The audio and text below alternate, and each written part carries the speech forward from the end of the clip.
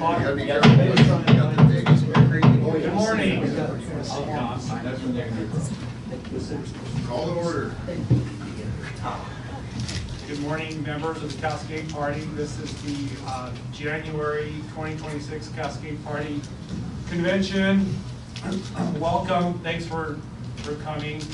We're going to start with just introductions around the room. And I'm Chris Novoselic. I'm from Waukegan County, so if you just say your name and where you're from, and we'll kind of leave it from that. So, Hi, I'm Johan Peters, District 364. Hi, I'm Paul Nee, Pacific County, Clifton Beach on the peninsula. David Townsend, Gig Harbor. Chair went down. Gig Harbor, I'm on the board from 3-6 as well. Nice to see everybody. Allison Townsend, I'm from Pierce County. Dawn Townsend. Same county, same district. Kelly Wright from Snohomish County, and I'm a board member for the first and second. I'm Tom Moe. I'm from Olympia, Thurston County. Sandra King, Kelso, Washington. I'm Pila Terry, King County. Hello, Devin Doyle, King County. Good to see you all. Familiar faces. I'm Eric Reisica from Seattle, District 7-9, board member and treasurer. Jeff Kelly, Snohomish County, Maverick. Gary Dyer, Bradenton, Kitsap County. I'm Brandon Glazer, Redmond, King County. Megan Blackburn, friend, Waukegan County. And I'm Marjorie Work, I'm the board secretary, and I'm from Snohomish County. Oh, Mary Hanson, I'm from Snohomish County. My husband will be in here. well, welcome everybody. So we're going to work through our convention. We've got from 9 to 3 o'clock. We have a lunch break at noon. And Margie O'Rourke, she's our secretary. And so we're going to work through the agenda.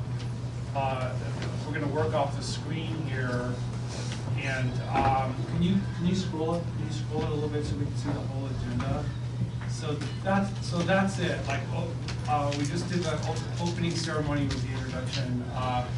There's the adoption of the standing rules. So welcome, come on in. Hey, good to see you. Good to see you. So the standing rules are we're going to run the meeting by Robert's Rules of Order. So if that's okay with everybody by acclamation.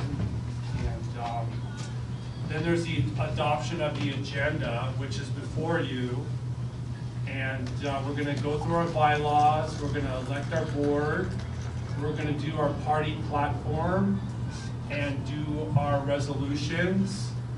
Do some new business, and then the traditional good of the order. Are there any additions or any comments on the agenda as it's presented before you?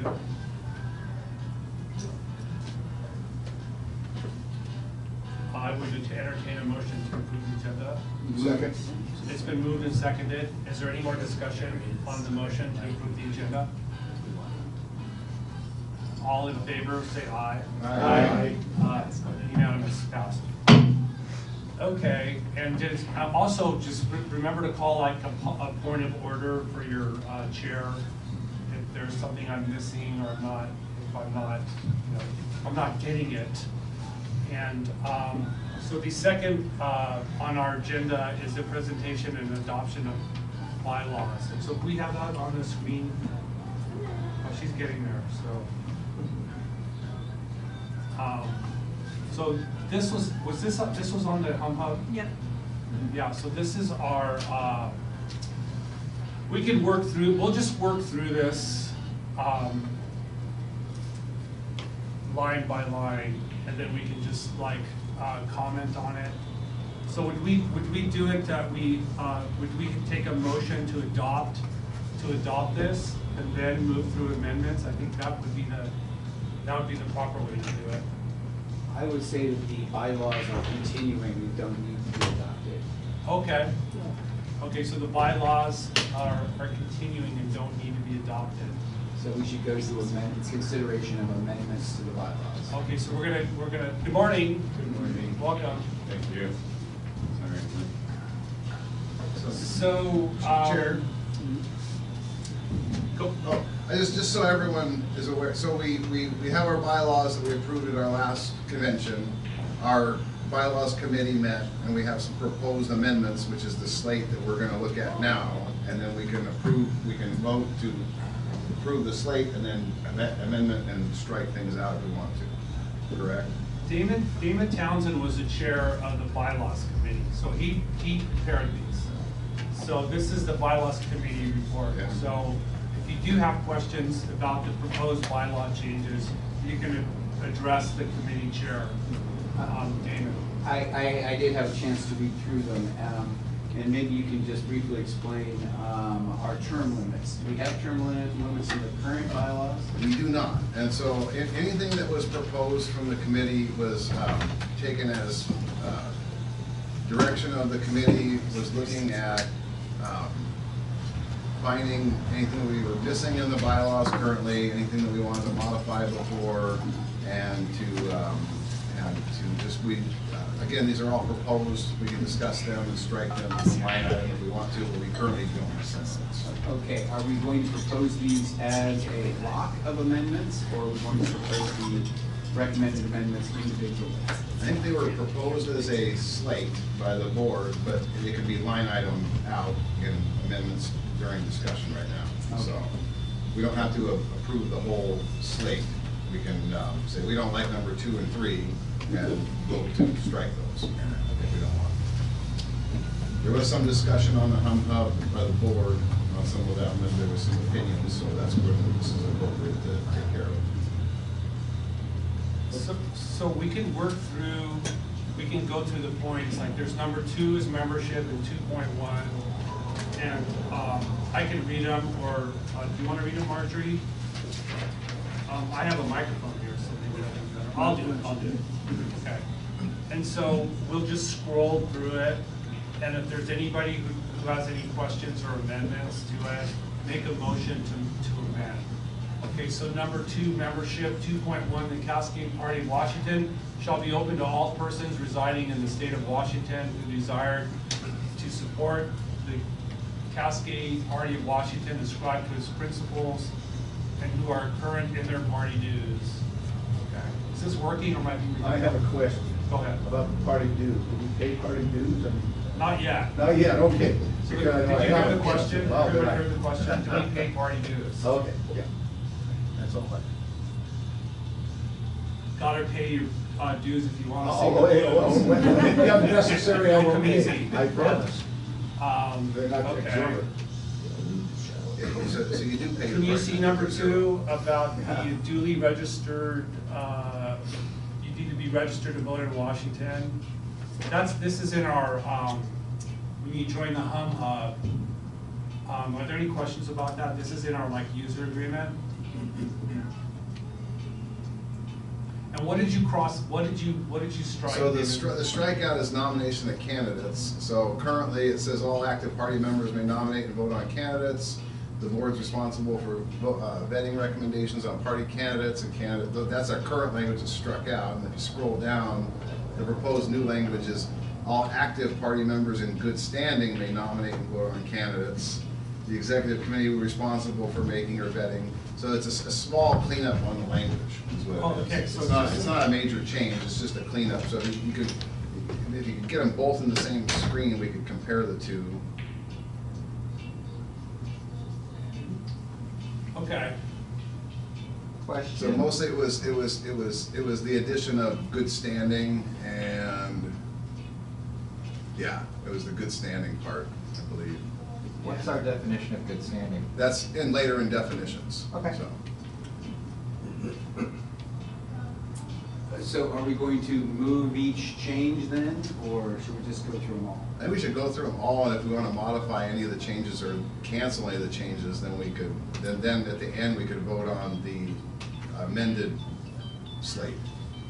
Okay, so we just did 2.3. Yeah. So is 2.3 clear? This is good with folks? So we could keep moving. Madam Secretary, 2.4. And see, this is new language, so the membership waiting period is new language. We currently don't have this language at all. What it is this was a recommendation from the committee to add a waiting period so that we don't have an influx of people on the day of the convention who could do a voting. You have to be at least in 90 days as a member before standing as elected for a board. Well, we can waive that with the executive committee with a 3/4 vote. So if we have somebody who joins late, we can still waive that. So it's just it was language by the committee to stop a massive influx of people coming in the day of a convention or something and Hostile takeover. Hostile takeover. Yeah. So that was why that was added. Question. So some of us maybe haven't been meet the standard of 90 days as of today. Our current laws don't have any. I know, but if we adopt this, does this become? For next year. Okay. Yeah. Yeah, the bylaws always go into effect at the end of the convention. Yeah. Okay. So this will be for next year's convention. Thank you. We do appreciate the new members that have come in, and we recognize that this is growing. So I think under circumstances, welcome all relatively new members at this point. Appreciate your attendance. Yeah, and that's what we have. That's why we have the escape clause of the 3/4 vote of the executive committee. So if we do have a large interest group come in, and we can waive that 90-day requirement. So we have it gives an incentive for people to join earlier, and it also gives a way to allow people to still participate. So. Okay, so everybody's good with 2.4. 2.5. Damon. This is another new section. This is just to give everybody, peace of mind. We already state in the Hum Hub that we don't share your information. We're not selling your stuff. The Hum Hub's a private social media platform that's on a private server owned and maintained by the Cascade Party or paid for by the Cascade Party. But this is just explicit in the bylaw that we will do the best to protect our party's data and your personal information. We're not going to sell you to advertisers Yeah. or mailing lists. Okay, that's 2.5. We can continue. And so here's the current language is each member of the executive committee hold office, and this was just adding in term limits. This is one that had some discussion. This was just a proposal by the committee. If anybody has any discussion and doesn't want term limits, this is a good point because there was some discussion of that. I'll speak against term limits. As we sort of did our introductions, we didn't really say much about ourselves, but in my daytime job, I work for a public employees union, and we have 270 locals. That requires officers being elected to each of those locals. Some of them are really small. And they get to write their own bylaws, and they do have to be approved by the international. We tell them never put in term limits, because you can find yourself in a situation where you have a qualified person who's really the only one who's willing to do it, who is essentially blocked from carrying on the job because of term limits. If we were in a room with 1,000 people, I would absolutely want term limits. But I think the reality of the size of our organization, this is a luxury we cannot afford at this time. Just speak on that too. I agree with what he says. I'm thinking, I've seen this in a lot of smaller organizations. It seems like even in local elections, that how many people are really willing to run for office in a small organization? So it's like, well, if they're a term limit, well, they have to be done. And who wants to really replace them at this point in time? But it's still kind of small at this point in time. and so if I remember our procedure right, we were going to move to amend. So I moved to strike this term limit language. Again, this was just thrown out Okay, there so by it the was committee. moved. It was moved. So Second. Moved and second to strike number 3.1. Is that what it is? Strike the additions and modifications to section 3.1. Okay, so it's been moved and seconded to strike number 3.1, the term limits. Is there any discussion? Move for the question. Oh, there is a question. There is a question. I think we should have,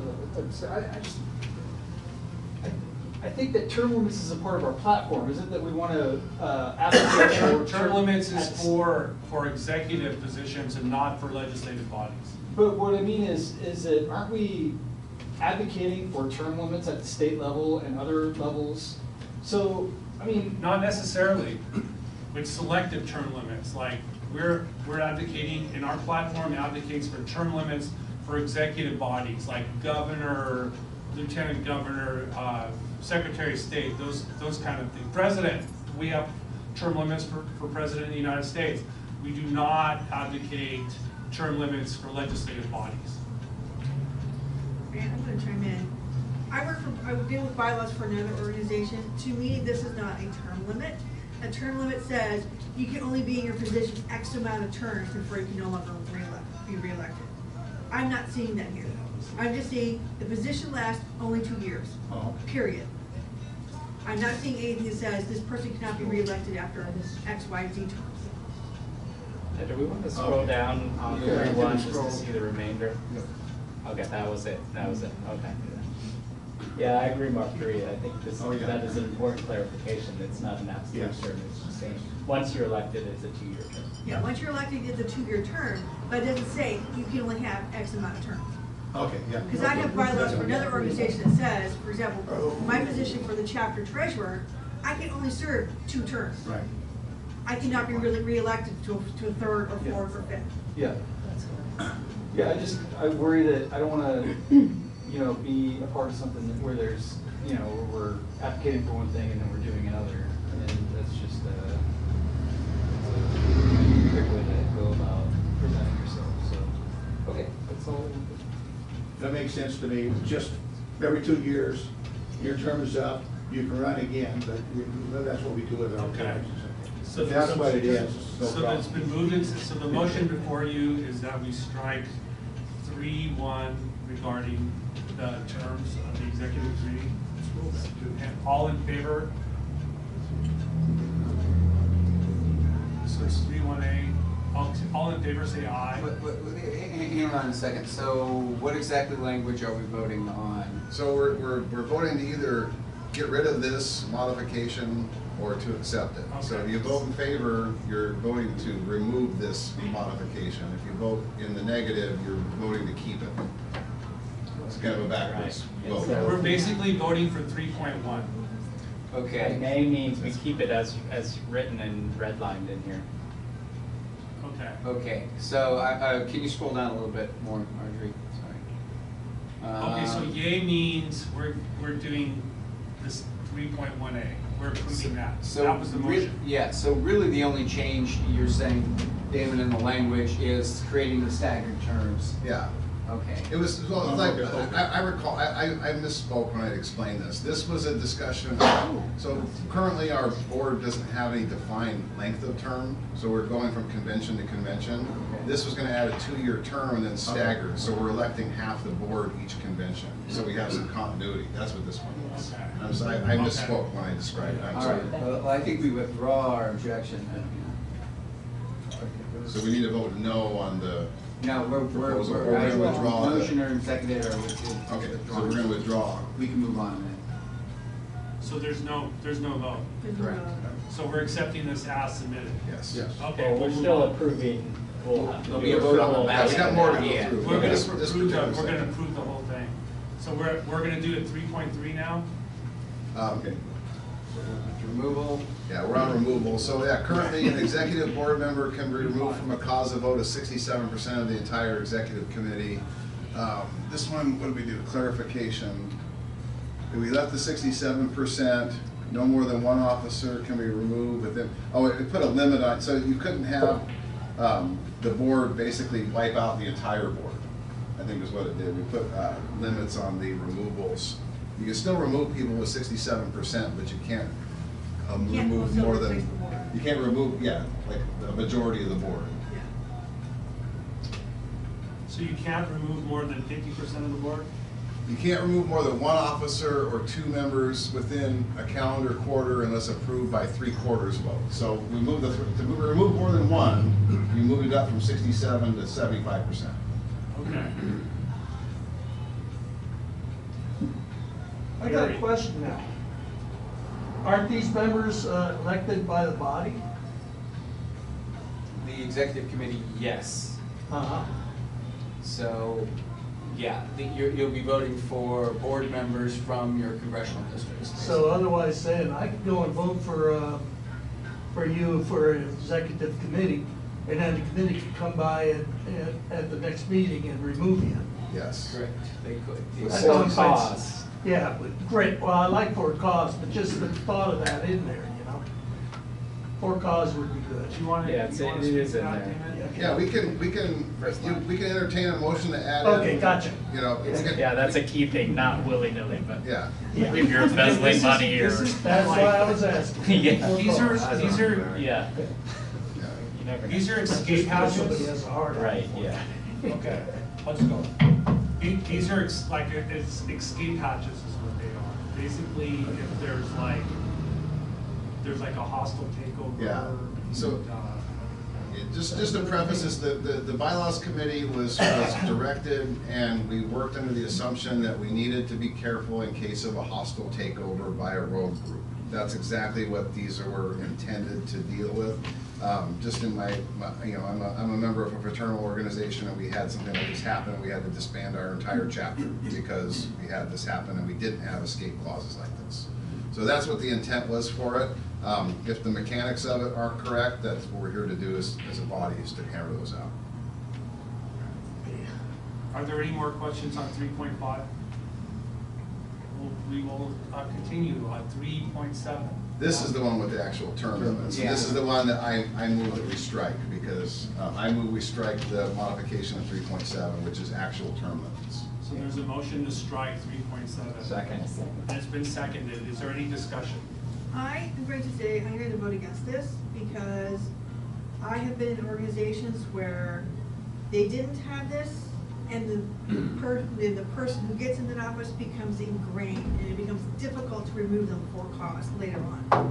I agree with that. It's definitely a problem for some organizations, but the opposite problem is what happens if we do have someone who can do the job, everyone wants to have them continue to do it, but they're blocked by this language. Remember, we still don't have a full board, so it's not like there's fierce And you can vote competition. later on to waive this, because I have seen it happen where the chapter or the organization voted to waive the term limits for a particular position because they didn't have anyone who was qualified, other than the person currently occupying it, to run for it. Felix?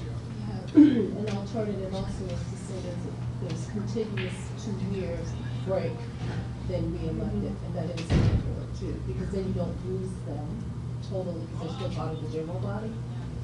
But maybe you want to then insert someone with a skill set, and then, so you can consider that as well. So you're suggesting that it really be a prohibition on more than 2 consecutive terms? Correct. And to read the language. That's what it says, consecutive. Okay. Because in our bylaws, we're very clear, you may serve whatever consecutive years. Mhm. You may then no longer serve for 1 complete year. And per the election, you may then serve again. I mean, it's pretty prescriptive. And Wait, Mary had her hand up. Well, I was just wondering, the fact that we vote people in, isn't that gonna, be the way that we get somebody out even if you didn't have to anymore? Since we're small right now, it might not be a good thing. Jeff? I propose that 2 consecutive terms isn't long enough. I think it should be 3. I propose to make it 3 instead of 2. That's an amendment to the motion. I propose to make an amendment to the motion and change it to 3. I don't like the idea of not having term limits. I think it sends a bad message that If we're he's not making a practicing move, what we we're have to preaching. second it before he speaks to it. That's a friendly amendment. Okay. Yeah, it's throwing it out there. And I think that it's important that we are cross-training each other and that we're talking to each other and that we're a strong enough body or a strong enough organization where we can teach each other how to take care of roles. And that we do have people that can step into this. I mean, if we don't have somebody who could step into the role of secretary or, you know, just somebody who's a part of the, you know, of the day-to-days or whatever, then we're not strong, and that doesn't speak very well for us. So, you know, we should be cross-training each other and having people that can perform multiple functions. So I don't, but 2 does seem too short. I think. Well, the motion before the body is to strike 3.7 term limits. Is there any more discussion?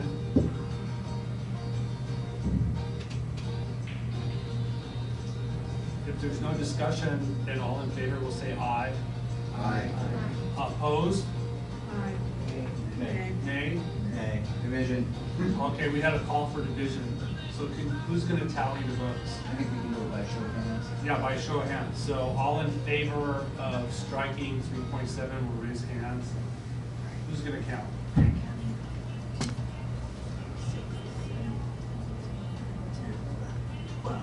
I count 12. Okay, and nay hands up, please. Okay, motion carries. If I might sort of speak to the concerns, I do think that maybe 3 would be appropriate. So let's consider that for a future bylaws change before we even get to 3 terms. But your point's well taken. You're from Snohomish County? We have 3-term term limits for our county council in Snohomish County. Yeah, I would agree with you, Kelly. I think this is aspirational for us to put in, hopefully in a future convention. So we're gonna do 5 convention and meetings. So this is new language. So all public meetings and conventions of the party shall be live streamed and recorded, and an annual report of financial summaries, membership data will be published to the membership. So, yeah. So this is kind of brings us in alignment with other political organizations, is that we want to be accessible. So to whatever possible practical, we're going to try to live stream any public meetings for the membership. Like this convention, we're recording it today, so. Okay, we can move on. If there's any discussion about it, yeah. I don't think, yeah, so 5.7 election audit. This is again, new language, again, trying to bring us in alignment with best practices for elections. As a former election supervisor, I like the idea of election audits if requested. So if we want a audit of any election, like we're gonna have an election today, this allows for the membership to request one. Is there any comments on this? Just speaking to that, I mean, even as we're pragmatically, we just did a vote, how are we realistically gonna audit this, given, you know, procedures we just have in place? Well, so for example, we just had a vote, our vote was recorded, so an audit would be a review of the recording to make sure that the tally was correct. I mean, there's multiple ways to do an elections audit. So how it's done would be probably done by the executive committee, would determine the methodology of the audit. Okay, So. fair. Yeah, I just wanted to be pragmatic based on how we're actually operating. Yeah, we're also later gonna vote for our board on paper ballots, or are we gonna do it on the hump like we talked? I don't We're think. gonna do hum right there. We'd have to gather all the votes, so we'll have to have some time to put that. Oh, we didn't set it up. We haven't set it up. So for a good example, we're gonna have an election later today for our board members, and whichever methodology we use for the election, we'll have some method of auditing if we wanted to do it that way, so. Okay, is there any questions on 5.7 election audit? Let's move to 7. So our current bylaws amendments, state bylaws can only be amended by the following processes, and this is some modifications. So bylaws can only be amended by the following processes: a supermajority for structural changes. So currently we're amending our bylaws at our convention, and so this allows us for opportunities to amend the bylaws using a very high standard in between sections. So if anybody wants to, I don't want to read the whole thing. That's the intent of this. Okay, and then the 7.2 was the emergency rules? Emergency rules, you know, again, we didn't have any emergency provisions in our current bylaws, so if we had an emergency, suppose there was an earthquake and the committee couldn't meet, or we had a misfortune of if we couldn't get a quorum of the board because of medical, or, you know, you always have possible emergency situations, so this was gonna allow for special rules with a very limited window, unlike we had with our special emergency rules with our government, so. Okay, and then, are there any questions on 7.2? So we'll continue, we'll scroll. And here's when somebody asks about what's the definition of good standing. So a member in good standing means a member who is current on dues, if any, which we don't currently have, but we wanted to leave that in there in case we have some sort of dues, and not under disciplinary action. So that's what a definition of good standing is. So if somebody had that question. Member means an individual accepted by the party and current on dues. Currently our membership is driven by membership in the Hum Hub, with the signing a user agreement, your picture and your county under your title. That gives you membership in the party. Executive committee just means the governing body that's described in section 3. So that's just the executive board that you're going to be electing later. So that was just the clarification of definitions. Are there any questions on these definitions? I'd like to make a comment. I know there's relatively new members, and one of the questions is naturally is if dues were enacted at a convention for the future years, what are we talking about here? I mean, I think in prior discussions, we talked about dues being as low as like $5 a month, so you're talking $60 a year as one potential proposal. So making it accessible and not exorbitant. So I just wanted to make sure people didn't feel that they were pushed out. If that became. No, I'm just throwing it out for the sake of clarity. I don't think we have any proposals to implement dues at this convention. Correct, but I mean, in the future state, at least to know what the discussion was. Yeah, this came up at the last convention is it came up and we added this to the bylaws at the last convention, the term dues. They were in the last one, but we never implemented dues. The intent was, in case we do need to have dues, mostly because, again, this was a safety valve type of thing. There's no barrier to entry, and you could flood the market with a whole bunch of people, and there's no financial consequences or anything. You could have a hostile takeover of the party. So that was the intent, was maybe we're going to have dues, maybe we're not. Most likely we're not going to have any dues. And if we do, they would always be small or de minimis was the intent. The intent was to show, membership, that you had some sort of, some skin in the game with the party. But we don't have any dues right now, and I don't think there's a proposal to add. So Marjorie, what were the amendments to the bylaws? The only amendment to the bylaws was to strike section 3.7 about, I have it in there. The term limit. The term limit. Yeah. Okay, so we need to approve our the bylaw report of the committee, and with we're striking 3.7. Is that the proper way to move this to?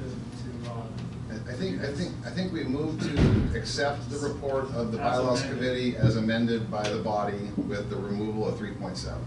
Okay, so the motion before you is to accept the report of the committee as amended, and that, to make it clear, we're removing 3.7 from the report. So is there any more discussion?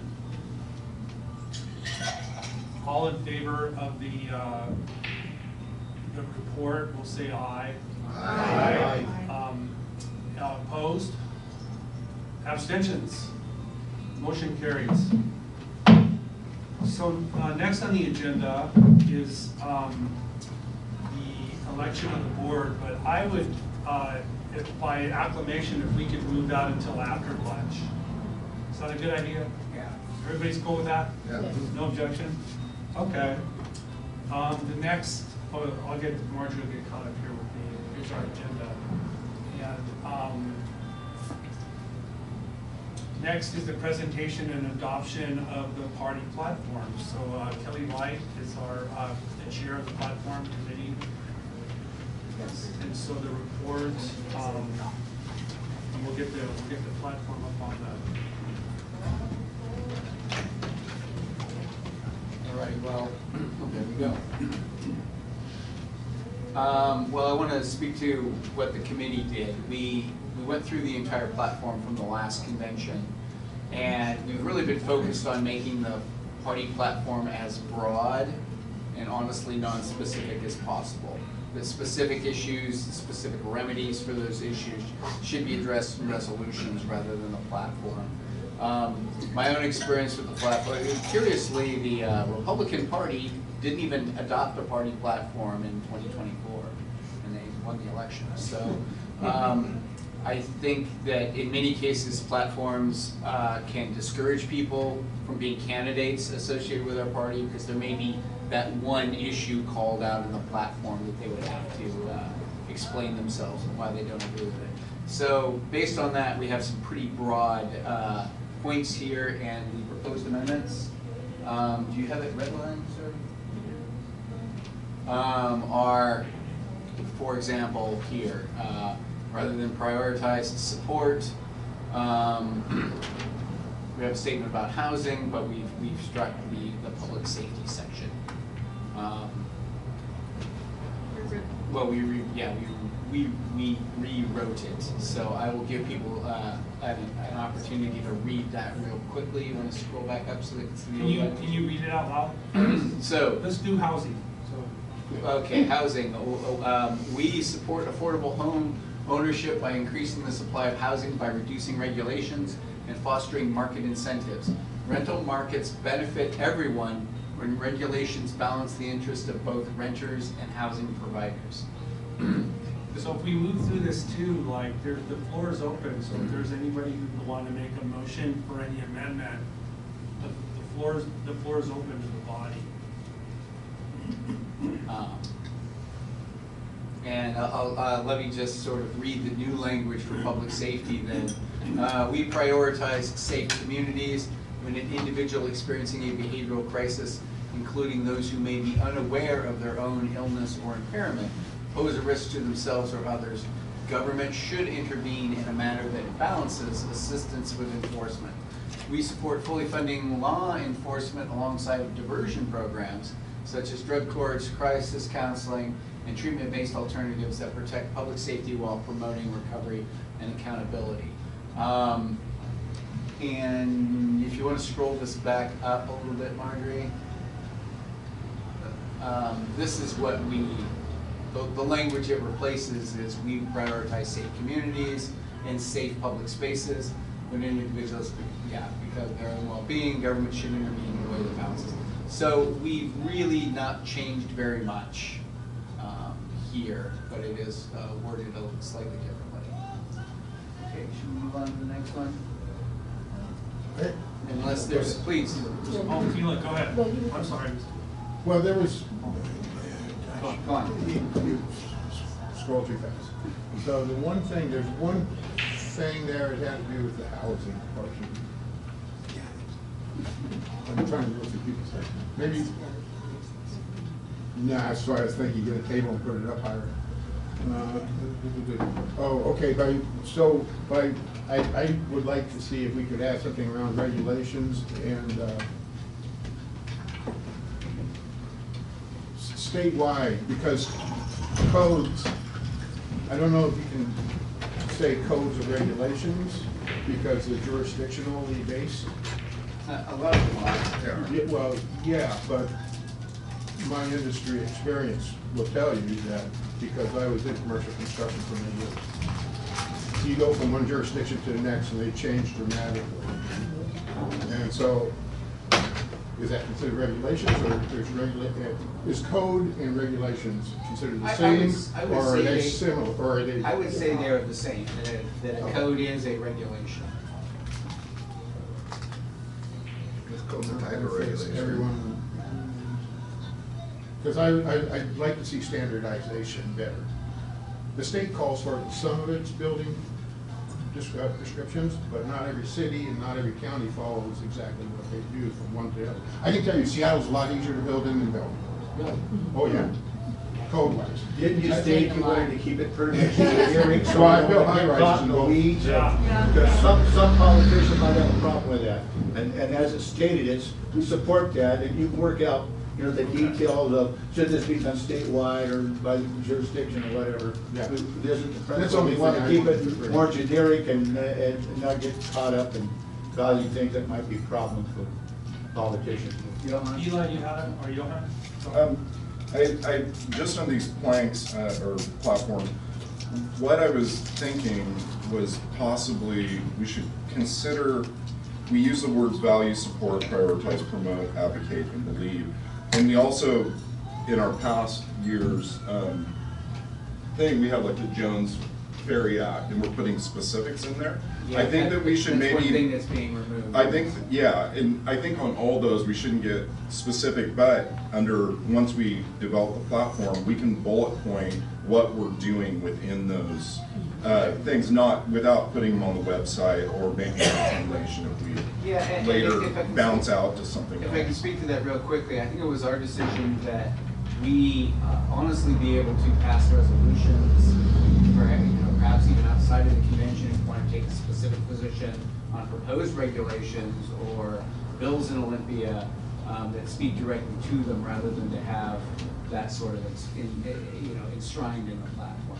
So we really want to keep our specifics to the resolutions. Yeah, because, yeah, that was exactly what I was getting at, so thank you. Eli? And my question is more exploratory. I mean, the change gets a little bit further down in the funnel when we talk about safe communities, right? Safe communities can be against gun violence, it can be against anything that's not safe in our community. And I know that we're in politically and socially a crisis with regard to behavioral issues. So is it the intention that we're focusing here because we assume we're going to create some resolutions regarding behavioral crisis? Because that's very specific. If we're saying that this is supposed to be pretty wide, I'm questioning why we are then saying behavioral crisis is really a priority for us as opposed to any other threats to public safety. Point well taken. And I mean, I am firm that less is more when it comes to the platform. So It's do you? just a thought, I mean, you know. That's So very is that the specific. whole body, is there more language below? Sarah? Okay, that's it then, Or did Sarah, it goes on to the it goes on next to the next page. Sarah, page. go ahead, Sarah. Well, let's Go a go little to bit the, further down. yeah. Go ahead, Sarah. I appreciate the comment about specificity. I was wondering the same thing. Why are we talking because drugs? But one thing, prioritizing paying for staffing is maybe for, I just put it to the group, is that, do you also consider that too specific to be in your public safety, prioritize staffing of law enforcement? Sarah, I would offer that you would make probably the body of a great resolution. Okay. there's more below. Megan, go ahead. Could we scroll down a Yeah, little there's bit? another section of that paragraph. Ah. There we go, funding. See, we- There it is. Sorry. Okay, never mind then. Yeah. So that, I think if I'm understanding what you're saying, that it states, we prioritize safe communities, period. And then it starts getting specific after that. Do we just leave it as we prioritize safe communities? Period? I guess you're asking why do we get specific in the next two sentences after that? Just for It the record. sounds like people want to strike, does people want to strike language? Is that what we want to do? I think that, excuse me, I think that, like I said, we value, support, prioritize, promote, and advocate, and believe. Those are words that we've used throughout the thing, but when we get into the specific policies, I think that's a breakout from the actual platform that we should really ponder, bullet pointing those specific things, because I think it's a great roadmap for what we're doing, and then we can kind of look at it in a way that isn't merged into a blanket statement of, dam versus, I think drug courts, crisis counseling, I think both sides of the world like that idea. Yeah, so I think that's something that we can live with. Mark. It's just striking the specific part about someone who's in crisis, but leaving the funding part. So we prioritize safe communities and then go to the part that says we support fully funding. Could we start wordsmithing, Marjorie? Do you mind doing that? You want to put that in there? Should we? Go ahead and leave it. So We need like a have, move, somebody to move. and then put it in a new. Strike through. Alright. So Yeah, go ahead. I think Go we're ahead. not at the wordsmithing point yet. I think there's still an unanswered question on the really good point that was raised just now about when we say we prioritize safe communities, that's a broad statement. And when we go to get specific around behavioral crisis, the implication is that that is the primary cause of unsafe communities. Whereas the point I heard, which was very valid, is that it's a multifaceted issue. There's other issues that cause unsafe communities. Guns was the example that was raised. So I think we have a question around scope here and like what's implicit in the actual platform. So I think we need to align as a group on that before we start wordsmithing. Yeah, I think with the crisis wording, is that sort of addressing this idea of commitment as far as mental health and committing people to mental health facilities out on the street, people who are actually having a crisis? Is that what that is sort of intended to address? This sort of debate that's been happening recently in the state with people feeling that that's something that we should start doing more of?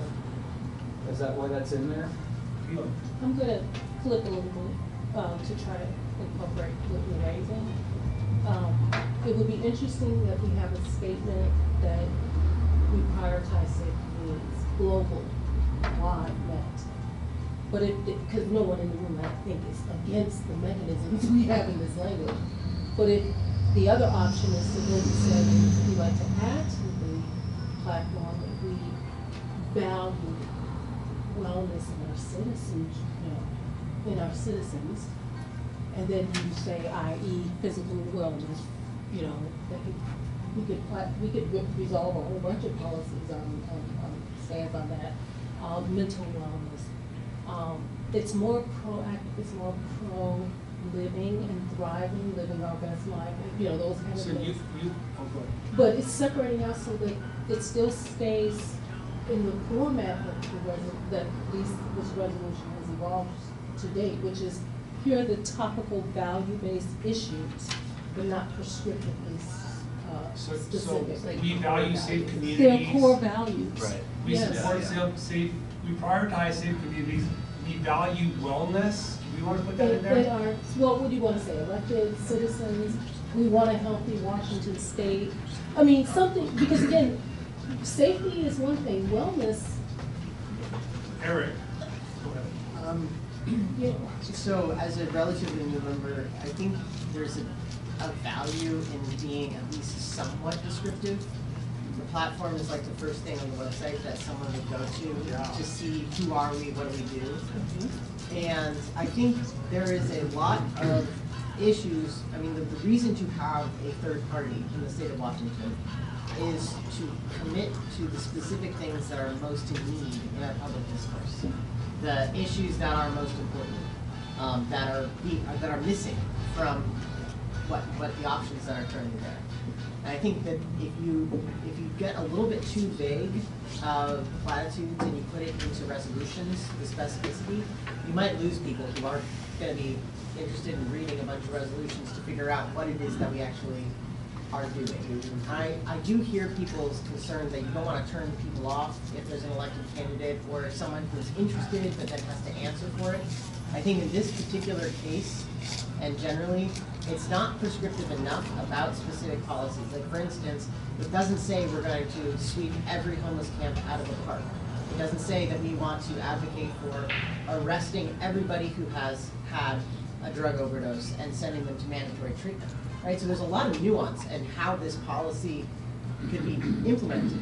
But this, so I do think it is vague enough to where it wouldn't cause someone issue in an electoral candidacy or someone who would be interested in joining. But we do want to be honest and upfront with what our big positions are. That's what people are going to be attracted to the Cascade Party to even see. David. So I had a proposed, some proposed language that we prioritize safe communities, keep that, and practical solutions. The party will evaluate best practices and where appropriate, advance them through formal resolutions on specific policy areas to promote public safety, accountability, and community well-being. Not loving that just because. Go ahead, Tom. I was thinking this earlier, but it's building upon what the gentleman in the corner of his face said, well, now I can see it, is that first, when I commented earlier, we don't want to get too specific, but we can overgeneralize too.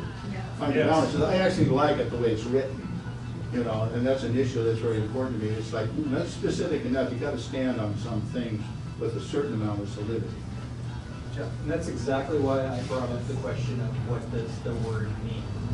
Because, you know, I have actually had that debate with people in Everett who were asking about, who were trying to push to just have police officers taking people off the streets. And I'm like, well, what does that look like? You know, and so, so having language that, where we know, you know, exactly what we're advocating for, and that's not too specific, but where we can build upon it or expand in public forum, that's kind of where I was going with, just kind of wondering, what do we mean by that? So we need to work on this language then, right? So, go ahead, Sarah. But I agree, we need to be. Wherever you go with this, Yeah. I would just like to plug that we prioritize safe communities and support fully funding law enforcement, period. I'm just gonna say, I understand the conversation around specificity versus general, and the funding part is usually what creates the fights. And behavioral crisis workers too, because that balances the enforcement aspect to the mental health side also. And listening to these comments and having read some of the postings and things like that, and hearing about how the platform should be a little more generic, I agree a lot with what Eric said about how you gotta say something on the platform, and I would like to say it would also be nice if it's succinct, because I've noticed a lot of the writing seems to be very broad and long-winded and a lot of reading. And if you want to catch somebody's attention, you can't have these big long-winded things. You want to be succinct so they can get an idea. But I think what Eric was trying to say partly, or what I got from what he was saying, is that you tell what your party basically wants without going into the detail of how are we gonna do it. Here's what, okay, this is where this discussion is right now. Do we have this broad platform, or do we just be more succinct, right? So if we wanna be more succinct, is that okay with folks? Like, what, so we need to parse the words, so do we wanna keep this the way it was? Do we wanna remove those, on the second paragraph, remove those strikeouts? Or do we wanna fix it? Does anybody have any language? I think we heard from Sarah, I'm sorry, I forgot her name. Marion. And him as well. Eric. I heard kind of a combination of succinct language.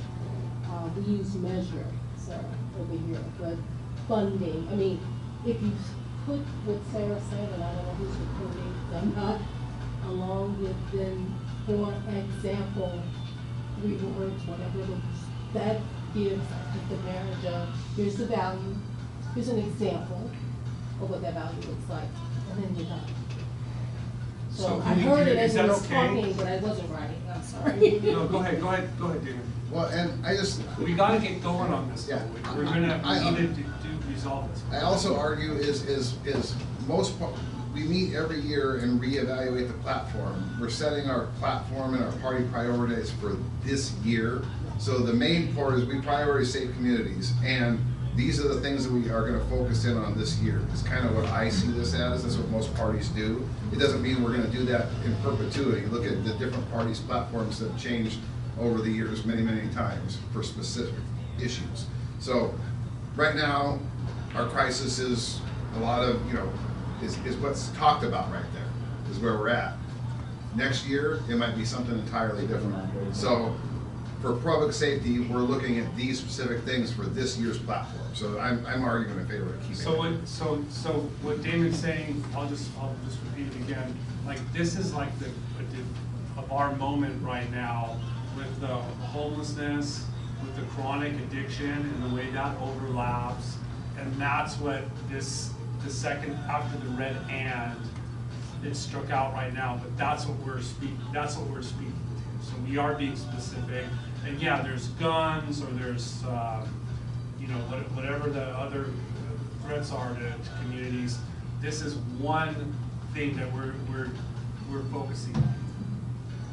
So do we leave the striking section or not? That's my question. So the secretary asked, do we leave it, or do we? Can I make a motion? Yes. Yes? I believe that we keep it as it is. Okay, there's a motion to keep this language as it is. Second. That's been moved and seconded. Is there any discussion? But we had a lot of discussion about, like, we want to be specific, but so maybe we could keep, go ahead. Well, I just want to say one thing. Personally, I think the platform is one of the most important things you can be clear on. And so I think if we don't do anything else, this platform is the one thing we really should make sure we get right. Okay. As somebody that has these conversations out and about, I think being specific, and this might sound a little weird, being specific on the spirit as opposed to specific on the letter. Yeah, yeah. Okay. Mm-hmm. Now, when you made the motion, you want that whole paragraph, or you just wanted that second sentence and the hyphen, right? You just wanted to keep that? Well, you scratched out stuff, that's out, and this is what is in now. That was scratched out, but then the strikeout was. The whole second sentence was struck out. Right. Do I keep that or not? We prioritize our safe community. What you drew a Your line motion through was just to out, keep it as is. and then what you put in there, we prioritize safe. What is not got a line through it is what I. Could we get a read on what the exact terminology would be instead of like saying this in, this out? Can we just read it out, please? Okay, as it's been amended, this is how it reads. We prioritize safe communities. We support fully funding law enforcement alongside diversion programs such as drug courts, crisis counseling, and treatment-based alternatives that protect public safety while promoting recovery and accountability. That's the motion, Tom? Yes. That's fine. Okay, it's been moved and seconded. Is there any more comments, discussion? I'd just like to say that Devin had done the UW state prosecutor, UW psychiatry department that did this. And what the problem is the ITA laws haven't caught up to the current crisis because of landmark civil rights in both Florida and Wisconsin, I believe. So I believe that keeping the ITA, or to start going into this ITA thing, and hopefully, federally we look at this again, because those laws are really prohibitive to helping people that we see every day. I see it in Vancouver, Portland, and Seattle. So I would recommend, at least from my end, that we keep that, because that's the direction. We got to be dynamic and everything. So that's my thoughts. Thank you for listening. Is there any more comments? So the motion before you is that paragraph, what you see right there, with that strikeout, that's gonna go, okay? So about the behavioral crisis stuff. So basically, we support fully funding law enforcement alongside diversion programs such as drug courts, crisis counseling, and treatment-based alternatives that protect public safety while promoting recovery and accountability. Does everybody understand the motion? Yes. Okay, all in favor say aye. Aye. Opposed? Any abstentions? There's one opposition? Yep. Okay, abstentions? Motion carries. Accountable governance. Do you have any, Chair Kelly and the? There was just a slight edit here under accountable government. I will go ahead and read the whole thing. We support proportional representation at all levels of government. That is a strong statement of our values. We support our state redistricting commission process from partisan attacks. Also very specific and very relevant right now. We support public disclosure on campaign advertising in federal elections. We support fair elections without government interference or favoritism.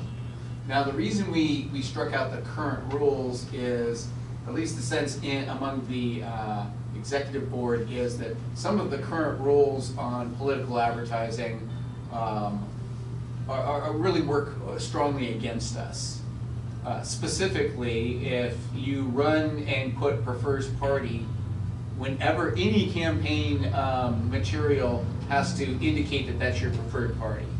So if someone wanted to run, if they put prefers Democrat, but we're supporting them, any material that we put out, so Joe prefers Democrat, rather than we can just say vote for Joe, he's who we think supports our values. So we don't really support the current state rules on campaign finance disclosure. But we would like to see these rules go to the stronger disclosure rules for federal elections. So that's explaining those changes. Is there something else? We support a merit system for judges. We just struck a constitutional amendment there. No point in specifically addressing what kind of remedy or how we would get to that system. We didn't think was necessary. So those are the amendments. Well, the only thing I would move is that we change from just federal elections to all elections. So there's a motion to move and amend. So just remember the word federal. Yeah, just remove federal, just because I want to see disclosure in state elections as well. I'll second that. It's been moved and seconded that we remove the word federal. Federal. And so basically, we're saying, okay. In all the elections. All elections. Instead of, And should we vote on this amendment now, or is this part of the report? Yes, vote on Is there the any amendment. discussion? It's been moved and seconded. Is there any discussion on this amendment? Everybody understands the amendment? Go ahead. I have a question about another part of it, or? No, we're gonna vote on the motion now. So all in favor of putting removing federal and inserting all elections, say aye. Aye. Opposed? Motion carries. Okay. Now consider the current amendment now to the accountable government. Is there something else you wanted to? The sentence, we support our state redistricting commission process from partisan attacks, sounds like there's a word or two missing in there, or is that, it protects us from partisan attacks? Yeah, I Well, would say. Yeah, that's not. I believe originally it was written because our state redistricting commission essentially was thrown out by the court, and what many of us consider a partisan attack. But I think the readability. Yeah, I don't disagree with the statement, I'm just saying it sounds like it's Oh, yeah. not correct English, and that. Yeah, the English Okay, is. English majors out there? Yes. Give me We a support show. protecting, we support protecting, we support buffering, I mean, there's a missing. Is that a motion that we amended the report? I would like to amend, I want to come up with the right wording first. to- Yeah. Yeah. Is that a second? Are you saying it's not clear? Yeah, We it's, need to have, we need a motion. We need the language, Yeah. I'm working it. Yeah. I move to change that second sentence. Is it seconded? Wait, Damon, you have Oh, words. well, he No, it's moved to moved and, amend wait, it. no, and no, then no. Seconded? It's moved and seconded. Yeah, and Okay, this now is it's discussion. I suggest we change the language to, we support our state redistricting commission process and will defend it from partisan attacks. Or saying the same thing. Well, it makes it proper English. Right, Say no, it no, again. no, but we. I say, we support our state redistricting commission process comma, and will protect it from partisan attacks. So we're adding a comma and will protect it from. Does that sound good to the body? Or and protection Well, it gives us an action word that we are gonna act, if there is a partisan attack on the redistricting process, our party will put resources into stopping that. How about we support a nonpartisan And Mark, you state made the motion. You wanted a Oh, comment. I like that one. I like this word. There you go. Yeah, Yeah, what was that? that was even subject. That was really good. We say it out loud prior again. We support we support a nonpartisan state redistricting commission. Yeah, that's good. I like that. I like that's good. That's Our not our state- current Our system. system is It's not. bipartisan. No. And so we need to Okay. be a major party in 2028 to get 5% in the presidential election. And then that gives us the privilege to be on the redistricting commission. So that's something to think about, but it's a bipartisan. Go ahead. Okay, wordsmithing, we support protecting our state redistricting commission process from partisan attacks. I think that's the intention. again. I like that. Yeah. Let's do that. Okay, so The actions That's amongst clear. ourselves. so that's I the think we amendment. do the attacks. Okay, we support protecting our state redistricting commission process from partisan attacks. Perfect. Is there, go ahead. We do have also suggestions I that the think- word attack. But the one that, the one, I'm sorry, your name again? Brandon. Brandon, I thought that his wording was more clear. I think having the phrase partisan attacks is, Well, let's, what do you got? What do you got? what did do you you propose? said something. I was more, mine was more about removing the attacks and basically saying that we support more of a nonpartisan redistricting. But Chris, you brought up a fantastic point that I was unaware of, which kind of changed the way I was thinking about it as well. What about, instead of attack, brinksmanship or something like that? Yeah, I think it's the word attack. Or That's- something without attack, like partisan. How about just, how about partisanship? Oh, I like that. There you go. Partisanship. Yeah. Yeah. Okay. Okay, so we strike attacks. And so we support protecting our state redistricting commission process from partisanship. That's it. Yeah. Okay. Yeah. And, Is there any more discussion? well, just as a point of information about the platform and how we should have resolutions to address specific issues, the current bill in Olympia to change our redistricting commission, by the way, removes that language, so it's the two largest parties, not. Oh, they see us coming. Yeah. I'll take that as a compliment. It also essentially allows them to throw out What's the bill to number? basically respond I'll to comment on Texas. it when I get it. No, Yeah. seriously, what's the bill? I, Do you know I, the- I don't know. I lobbied the commission to be the non-voting chair, and I got 2 votes, but I didn't get it. But, okay, is there any more discussion on this amendment? Since there's no more discussion, all in favor will say aye. Aye. Opposed, nay. Are there any abstentions? Motion carries. Okay, who's hungry? Agriculture. Wait a second, we're going back, we're gonna go back. Does everybody understand the rest of the, everybody's okay with it? Merit system, the term limits for executive elected positions? Question, why did we strike, I think we need a constitutional amendment for the judges. Potentially, but there could be another proposal, and it just seemed a little too specific as to the action that we would. Well, because it's in the Constitution, we have to elect them, so that you can't change that through legislation. It has to be an amendment. And so we're basically saying we You don't want would, judges. you would think the black and white language of the Constitution would certainly be supported by the courts. I have a tax bill I will send you. Yeah, but what you, what, So, just to again, be- that's how you do it versus just what we support. Right. Just to be clear, we're saying that we don't support elected judges. We don't support electing judges. We think the judges should be appointed through a merit system. I know, I don't want to throw this discussion off into the deep end, and I know this is specifically referencing the state Supreme Court, where the statewide judges are elected, but we have elected judges across localities and municipalities across the state. I'm wondering, is there any appetite to make this broader, so it's not prescriptive to this governor versus Senate thing? Whereas judges be appointed by executives with confirmation from the respective legislative body. So instead, it's the governor versus the Senate, and then in the King County, it'd be by the county executive, and then the county council, and then the state.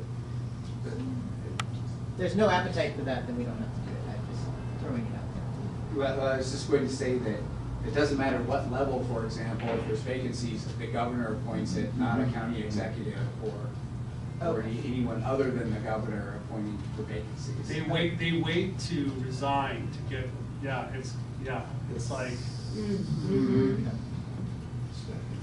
Okay, is there any more questions about accountable governance? Let's move on to agriculture. Okay, we support advancing farming at all levels. We encourage policy to foster Washington family farms. We thought that believing food is a common good was just a little too self-obvious to put there. But agriculture is a complicated issue, so diving into it any more deeply was going to immediately create problems. So that was the purpose of that. Any other questions? Did you guys discuss foreign ownership of agricultural lands? There was definitely a concern about sort of agribusiness and the consolidation of farming into industry, whether it was foreign owned or domestic or publicly traded, but that's why we have encouraging family farms. If there are no questions on that, I will go ahead and move on to environment. Yes. Go ahead. Are we gonna move to vote on it? On the strikeout? If no one moves to amend it, I think we'll take it all. We'll take it in the final report. Okay, environment. We are a party of conservation and preservation. We support state acquiring land from willing sellers to benefit the public trust. We support restoring local ecosystems to benefit our natural environment and resources. Word choice there, I guess, or it was considered redundant to say aid and benefit. Any questions on that? Or move on to energy. Once again, you could spend a lot of time talking about energy options. Yes. We support current energy independence and market-driven solutions to meet our energy needs. We believe maintaining current hydropower dams is key to low-cost energy independence. That is fairly specific for this platform. Any questions on that? I have a question going back to the environment. Okay. Chris, so what you guys have going on up at Grays River, that's not state funding that's acquiring that land though, is it? Oh, the Upper Grays River Yeah, Community yeah. Forest? I'm wondering if we're being too finite saying It's a public state. development authority, right, a PDA is what it is. I was just wondering by using the word state, if we're being too finite. Because there are organizations and counties and stuff that look to acquire. Oh, that's a good point. That's a good point. There could be, because part of that PDA is a Columbia Land Trust, which is a private group. So you're moving to strike the word state. Is there a second? Second. It's been moved and seconded that we strike the word state. Is there How any about discussion? the state? The state. The state. The state. We support Thank you. acquiring. Yes. Done? Yeah, we Okay, it's support been moved and acquiring. seconded that we strike the words the state. Is there any discussion?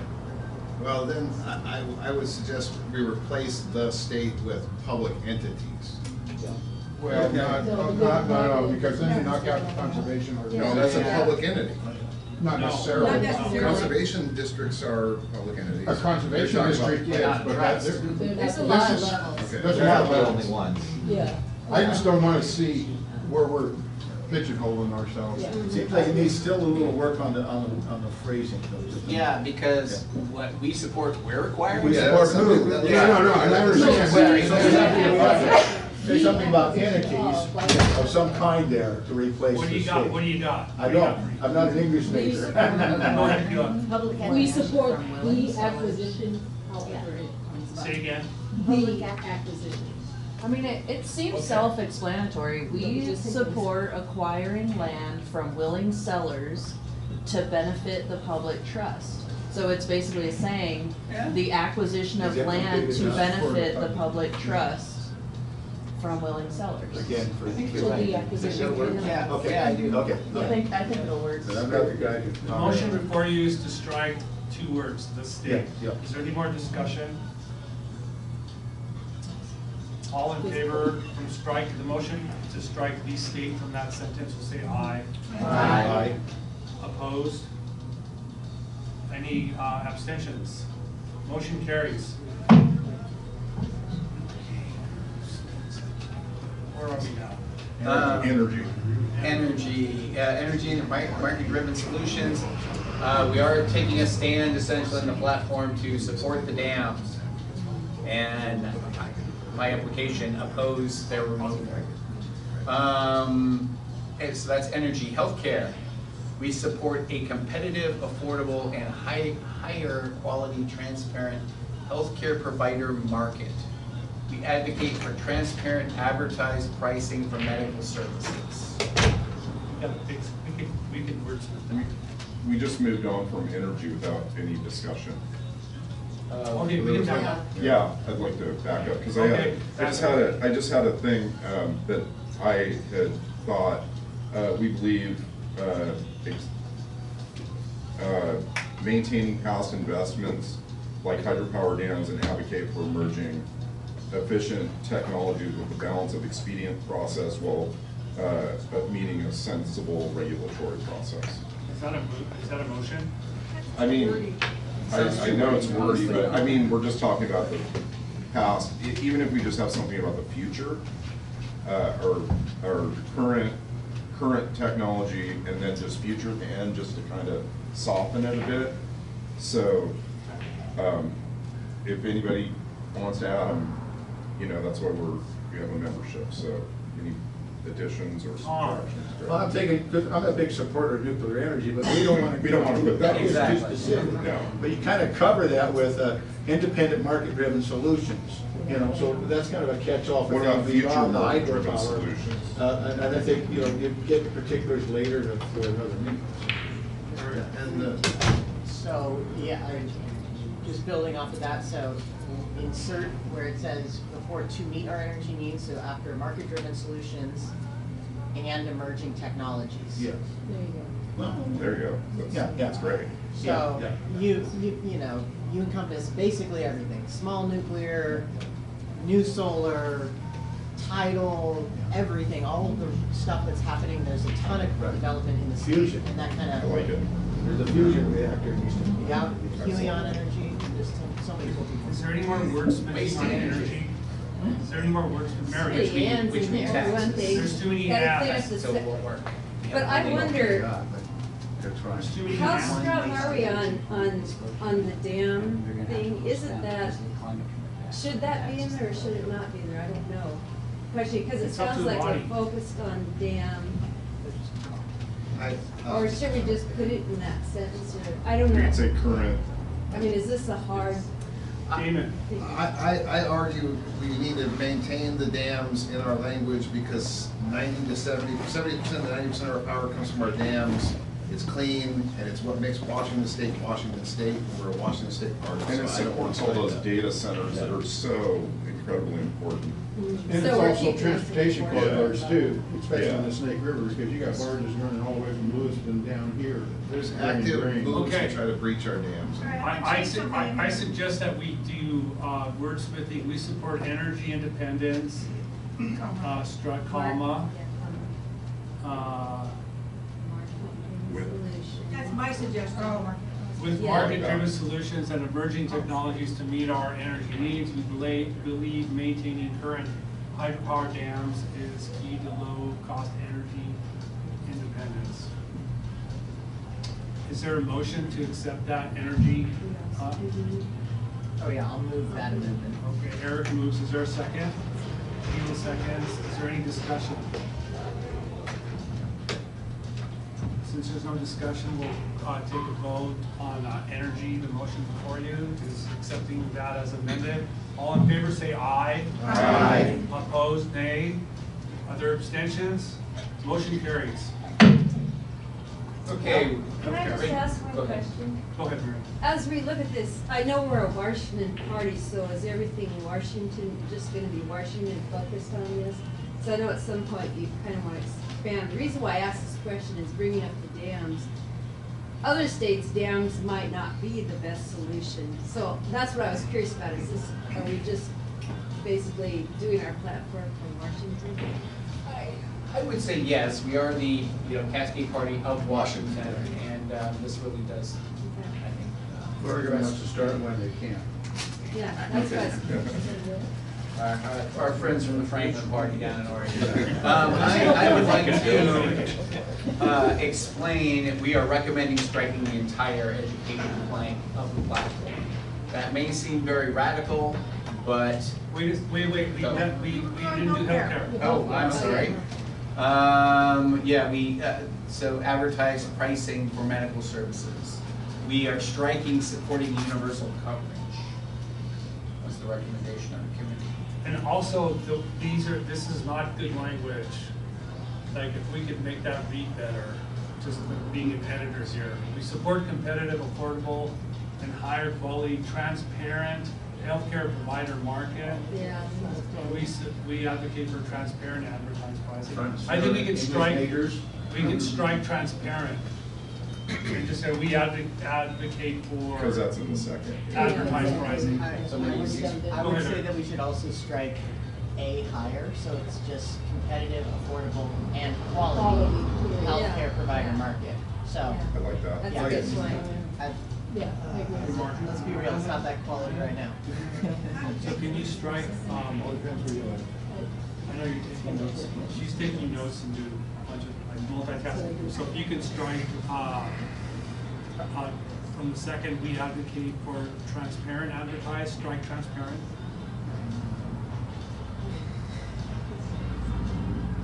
Eric, what was your suggestion? I just said A, take out A higher, so it's just said. Oh, you got that, Yeah, all yeah, right. it's already been. We support a competitive, affordable, and quality healthcare provider market. We advocate for advertised pricing for medical services. So I actually would want to reverse that. Yeah. Get rid of advertising, leave transparent in. We advocate for transparent pricing in medical services. Yeah. I agree with that. Because just advertising seems like then you could get collusion. Well, when we say advertise, that means you need to tell every doctor they got to put a menu board up. Yeah, but if I'm sorry, I'll see recognition. No, go ahead. That actually is the issue, that currently there is federal law that they are supposed to be able essentially to disclose their prices, to advertise their prices, and they're not doing it. I think transparent means that it's advertised as publicly available, so I support getting rid of. Yeah, the only reason is I believe that it's specifically referred to in the law as advertised pricing, which is why I like the word, but I'm prepared to accept transparency. The will of the body. So your goal is to effectively align with the law in using advertising? Essentially, we want to see that law, we'd like to see that law actually enforced. Okay, that's fair. But I'm fine with transparent pricing. I don't know, I guess my opinion is if the goal is to enforce the law, then use the same language that the law is using. Which I believe is advertised pricing. Can I make a motion just to add a comma in keep those words? You can just add, we're wordsmithy, so Yeah. that's okay with everybody. Where does the comma go? Transparent, comma, Advertised pricing for medical services. Okay, can you read both sentences again, Kelly? We support a competitive, affordable, quality healthcare provider market. We advocate for transparent, advertised pricing for medical services. Should we take out the and after affordable? So I would, is there any more, well, I would entertain a motion to accept this. these amendments. Just a minute, I got somebody asking me something. Oh, because you didn't read the word "and," so should it Yes. be struck Well, out? should we need a comma after affordable to competitive, comma, affordable, comma, quality? Yes. Depends on how old you are.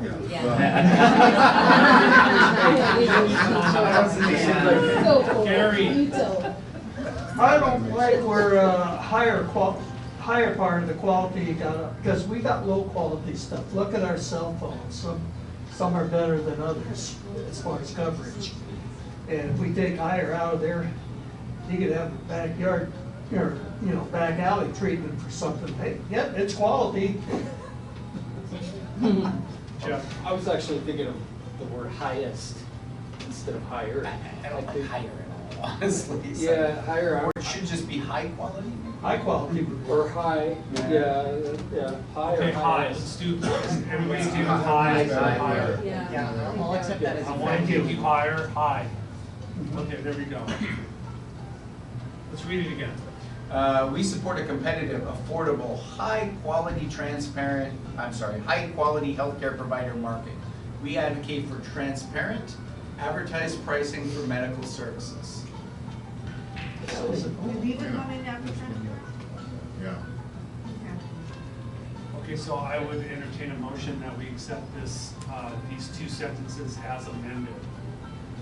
I move we accept these two sentences as amended. David moves, Paul seconds. Is there any discussion? Are we talking about the last strike and the reason why? We brought it up. We're discussing we're discussing the healthcare, so that's what do you got? What question do you have? Well, I guess I will ask the committee, what was the reason for striking? I mean, I can make guesses, but. Striking which? Oh, Universal health coverage. We felt that without sort of anything more than how you would get to universal coverage was a tough one. Really. It's, yeah, I can imagine it's polarizing, but long-term sustained, healthcare movement will likely need some movement back toward universal coverage. Whether, not saying single payer or anything, but the idea of universal, like that's.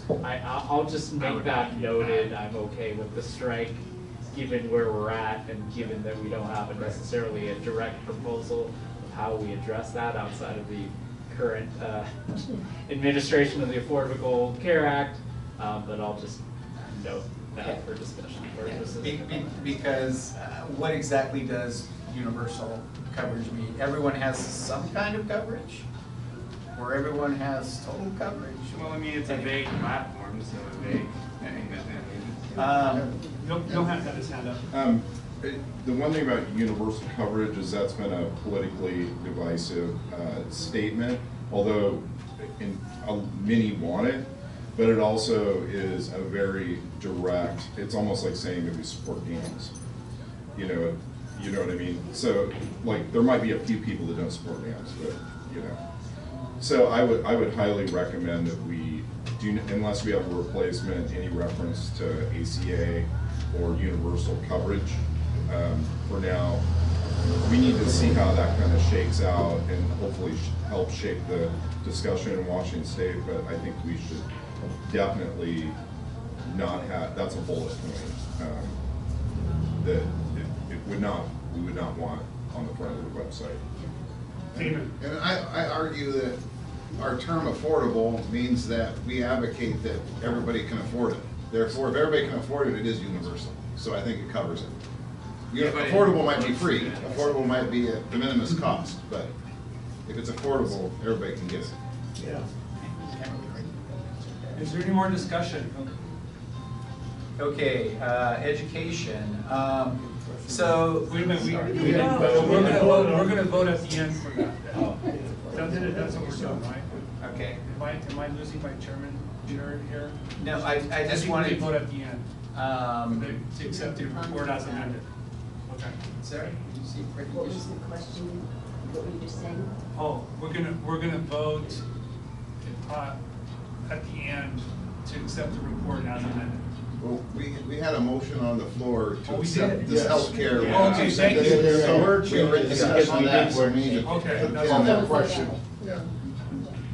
All right, is there any more discussion On On healthcare. healthcare? on healthcare? But the word changes. Yeah, so the motion before you is to accept these two sentences. All in favor, say aye. Aye. Opposed, nay. Nay. There's a nay, and is there any abstentions? Motion carries.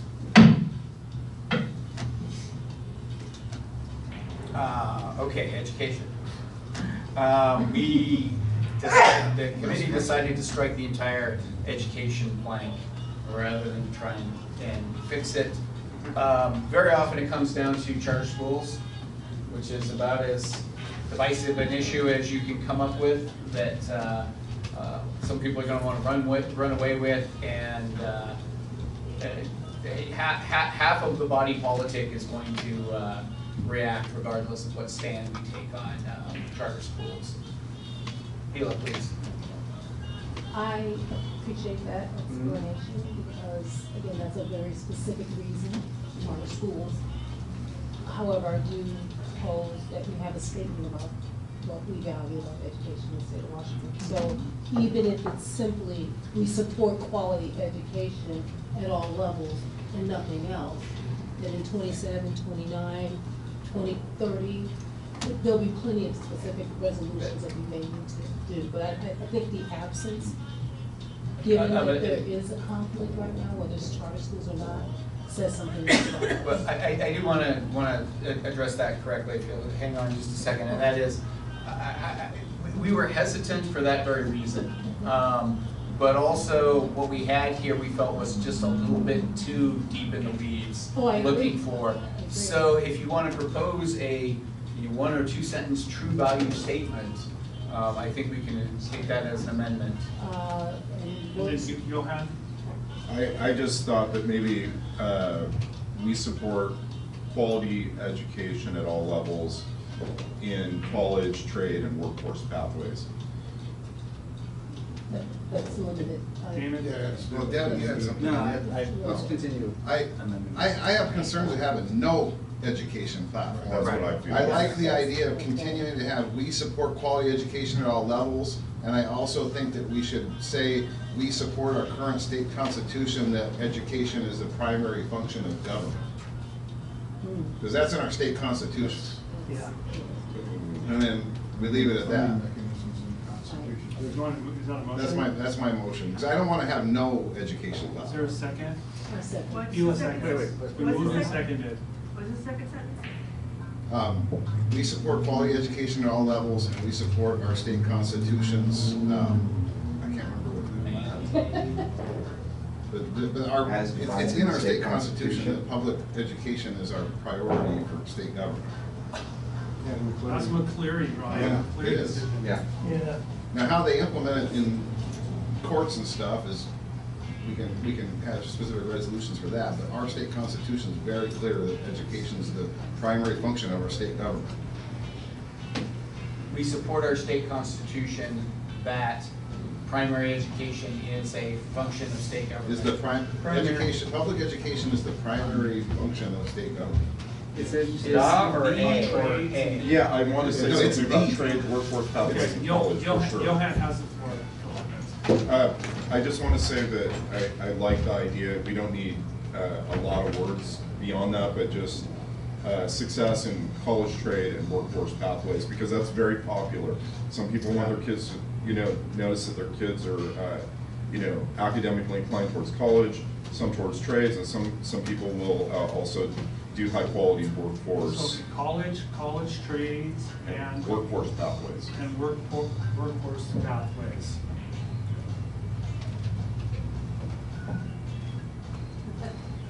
Sorry, that's all right. I'll walk up. It's the paramount duty, that's how it's listed in the Constitution. Yeah, the education is the paramount duty of our state. Education is the paramount I like duty. that. Can you put that in your? It's the paramount duty of the state to make ample provisions for the education of all children Thank you. residing within its borders without distinction or preference on account of race, color, caste, or sex. That's in the preamble. I think that's what you're quoting, right? That's our whole purpose of government. Also says Indians. But it says it's allowed paramount our duty, not state primary. constitution. True. That's the other one. Right. Okay, we support quality education at all levels. Okay, there needs to be a little bit of some fix there. That sentence needs to go a little better. Artificial intelligence is not like. We support quality education at all levels. Period. I mean, you can have including, Include, because right yes. now we have no primary education in that statement. Including, okay, including college trade and workforce pathways. We support our state constitution's mandate that education is the paramount duty of state government. So, okay, yeah. I'd struck the apostrophe and asked to make it constitutional mandate, state constitutional mandate. It's looking good. It's looking good. Any other? Go ahead, Mary. My question is, when we start okay, we say we support quality education at all levels, couldn't we just put a period there? Because then we're going into the weeds, it seems like to me, so the way this is written, are we saying that the government should pay for college, or government should be paying for trade school? I mean, that's what I'm asking. That's what it's saying, They're yes. doing that now, to paying for something to do a grade school. That's what that sentence is Yeah. saying. But go ahead. My son just works up at Port Angeles Paper Company, or Interfor, I'm sorry, and they trained him internally in a workforce pathway where he got a, journeyman, what do you call it? Union. Union did it. It was non-union, but it was basically a journeyman position that he was paid for through his company. But As a millwright. do we expect the government to pay for trade schools? I don't think we say that in there. Because we're saying and then we go into how they're, Is that for paramount. primary, is that for primary That's- education? We're Primary missing education? primary in that I don't know if primary. I'd say, there. I don't know if we just said it all. Mandate primary education, because the state doesn't pay for, Yes. doesn't pay for college, so primary education, up to, graduating from high school. Go ahead, Jeff. Yeah, that's why putting the at all levels before the secondary levels, does that mean we support like pre-K and those types of, If they're state funded. since, we kind of putting that before, maybe insinuates that we maybe support those, even before kindergarten. 'Cause- Go ahead, Mark. No, but people may ask that question. Does it make sense to reverse the order of those two sentences? Workforce, trade, college? Well, no, but we support our state constitutional mandate as the first sentence, and then we support quality education at all levels, Just leave it including down. college trade and workforce pathways. It might be a better look just to say workforce, trade, and college. Just like move that around a little bit. If I could suggest though that trade be plural, S trades, Trades, yeah. being that I was an instructor for many years. Do we want to There are many trades. put the second sentence first? Yeah. Is that okay with everybody? Yeah. Let's do that. Okay, we're gonna flip this around. I like that. Or Marjorie. Okay. Marjorie's gonna need this drink after this.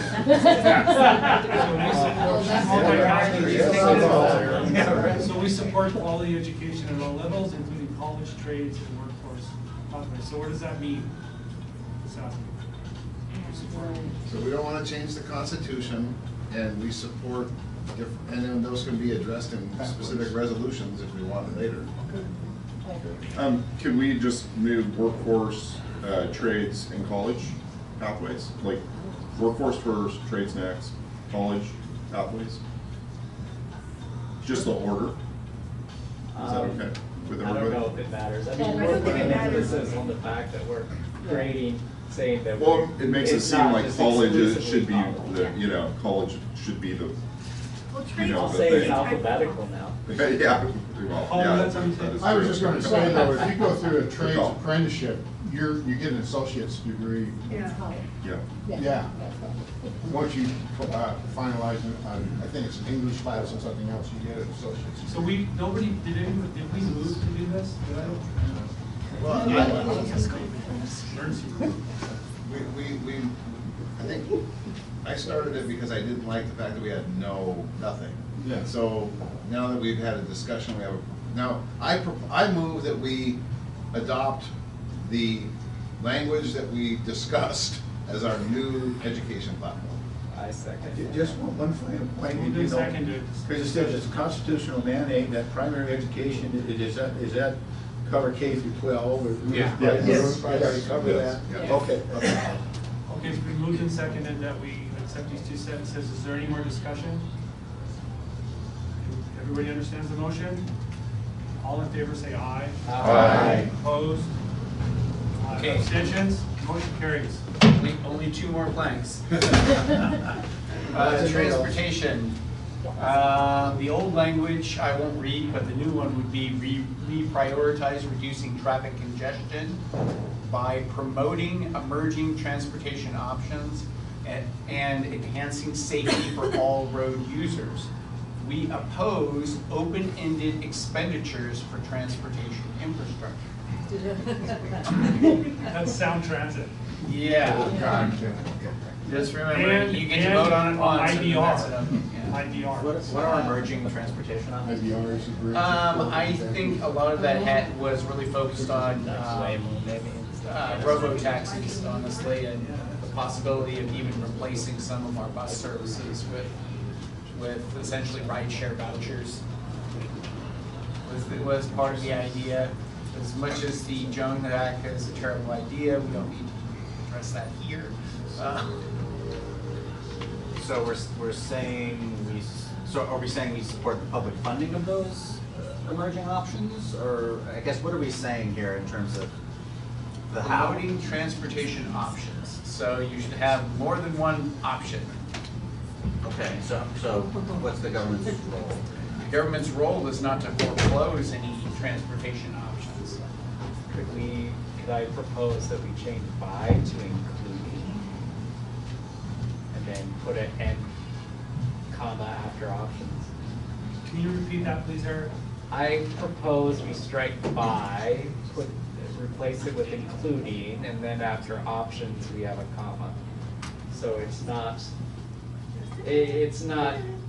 exclusive, it reads now like it's exclusively emerging transportation options. Can you guys raise it higher so we can read it back here? We can't see that. Do you want to do that? I mean, just scroll up a little We're bit so close to so being we done can now. actually see the part that we're voting on. Oh, there we go. Thank There you you. go. That's what she. And then after options, put a comma, Madam Secretary. Does that work? Yeah, Yeah, I thank can you. see that. Eric, go ahead. I would suggest switching emerging for efficient. Not to say that there's a lot of efficient stuff that works really well that is old technology. I mean, like, depending on where you're at, if you're in a dense city, sometimes buses are just the most efficient way for things for people to get around. If you're doing inner city travel, then yeah, maybe we need some more emerging stuff to get between Yakima and Seattle, or between Centralia and Vancouver, or whatever. But yeah, I think it doesn't have to be new. That's the only thing. And efficient means cost value for money. It'd be emerging and efficient. Yeah, that's what I was gonna say. David, go ahead. That's what I was gonna say, is we could have both, emerging and efficient options. I don't like the language about the open-ended public I think that could be rewritten. Let's go back up a little bit. Do we want to have both emerging and efficient? Yeah. Okay, that's better. So we're good with that. And removing, promoting. No, that's, Yeah, including emerging and efficient transportation options. Including promoting those things. Yes, because we already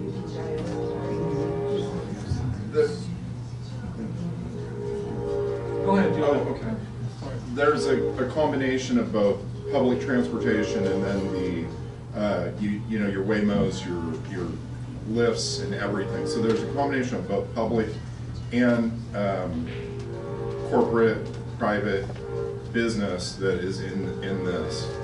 So, I think that we need to kind of cover both, and I think, you know, like ridership on transit, at least in Vancouver, is 5%. So, but it's also a very expensive investment, as we've seen on the IVR, $2 billion across the bridge, you know, to pump the rail into. We don't mention private or public here at all. We're just talking about Yeah. we promote transportation. It could be we promote a private option, we promote a public option. So then what are we Yeah, saying? yeah. Yeah, what are we saying? What are we saying? If that's the case, then what are we saying? Like, are we saying transportation is a public good that we should invest in, or we should remove obstacles so that there could be investment into these, whatever, like robo-taxis? Like, it's just not clear, like, what we're saying here. Like, yes, we don't want traffic, okay, good. Nobody So then wants what is the overall value that we're communicating here? It's not clear to me as written. Well, we prioritize reducing traffic congestion. So we state there's a problem that there's traffic congestion. So to solve traffic congestion, we promote emerging and efficient options. Yeah, but like, what it promote, what is, like, again, I'm spinning around, like, what are we saying is the general solution in promoting emerging and efficiencies? It's not really saying much, is it? 'Cause It's not, and yeah, you're right. There's no specificity here, but what we're. Well, it's not specificity, it's the specificity of the value, not the solution. But what are we not promoting? See, when we say traffic congestion, we're not saying we should get rid of all cars, right? Should we say ride share? Should we say that? No. I don't think it's about, I don't think it's about the solution. I think it's about. Devin, I think you had a point about the idea of removing obstacles. Right. Is this an investment in public good or removing of obstacles for private, you know, innovation? Yeah. I'm not quite sure. I can't answer that, like, fundamental question as we're here. Right, I think there's a possible. Well, then let's say that. Yeah. Like, I don't, but Yeah. saying we're against traffic and we want to promote efficient transportation, this is the mark in my view.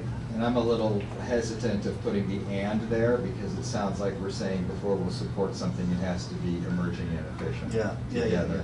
I'd probably break them into two different sentences myself. I mean, I'll say, sorry. So the only thing that I see here that may be missing is maintenance, maintaining.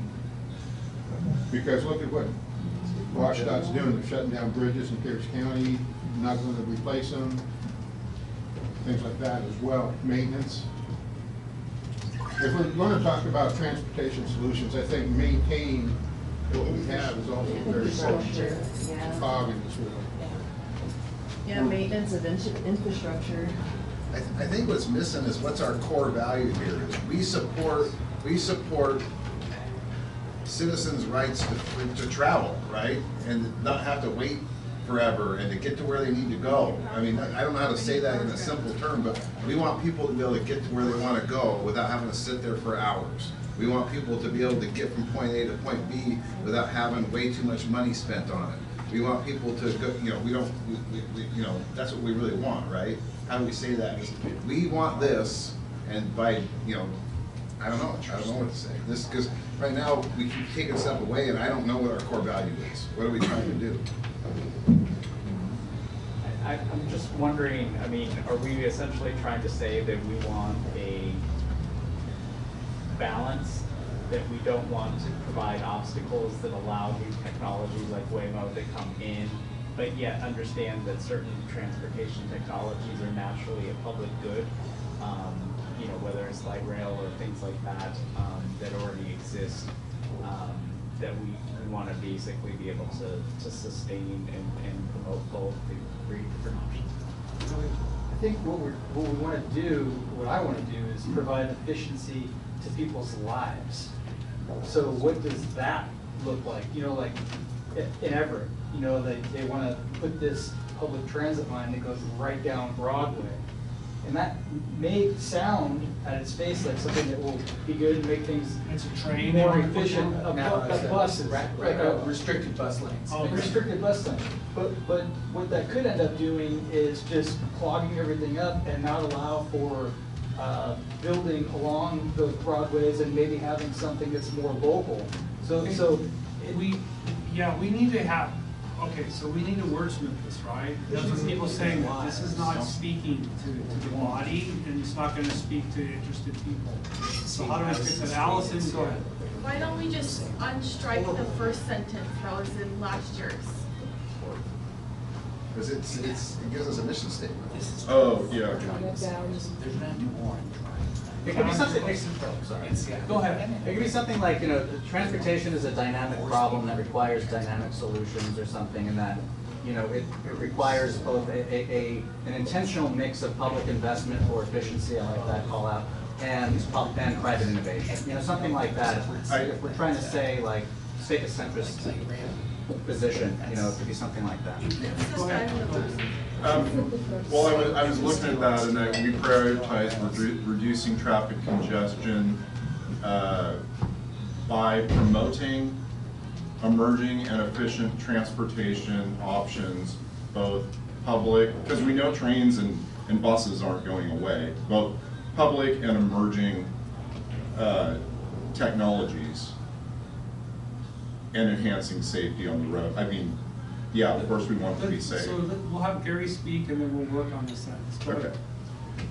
I think striking that whole part, including promoting emerging and efficient transportation options, should be struck, and then just put enhanced safety for all road users. Because that will, just saying it like that, will include that stuff anyhow. It won't say that we can only go by that. I drive a 1999 vehicle, Ford F-150. Okay, we gotta wordsmith this and wordsmith I this. got one sentence here. Go ahead. Well, transportation is such a big topic, we're trying to put too much into it. And so what is it we're really trying to say? I just shortened this up a bit. We prioritize choosing and maintaining efficient transportation options. We oppose open-ended public expenditures for transportation. What was the first sentence? We prioritize? Read it to Mary, I said, we prioritize choosing and maintaining efficient transportation options. Are you ready? We oppose open-ended public expenditures for transportation. I like that. Well, that's the language I wanted to modify when we went back to the other one is, I don't like the we oppose, I say we demand accountability for public expenditures. Right. I want that strong. Yeah. I don't want this wishy-washy, we oppose open-ended. We demand accountability for all public expenditures for transportation industry. That's good. Yeah, I like that. I just, For Marguerite. yeah. That's okay.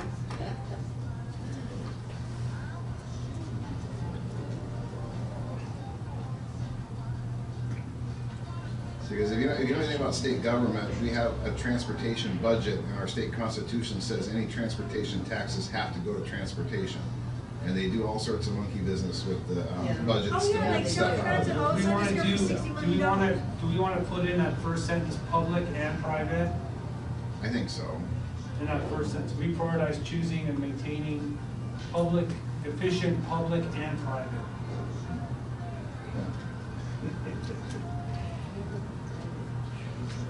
Yeah, I like that. That was one that I was thinking. We demand accountability for open-ended. Well, we demand accountability For public expenditures on transportation infrastructure. Take out the Because the open-ended, we don't need.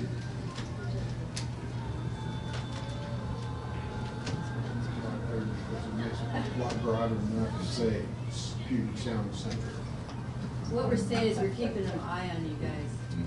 Yeah. Okay, so we don't wanna have anything about the open-ended, all right, which is that's code word for Sound Transit, and I just wanna add. Megan, go ahead. Dog whistles?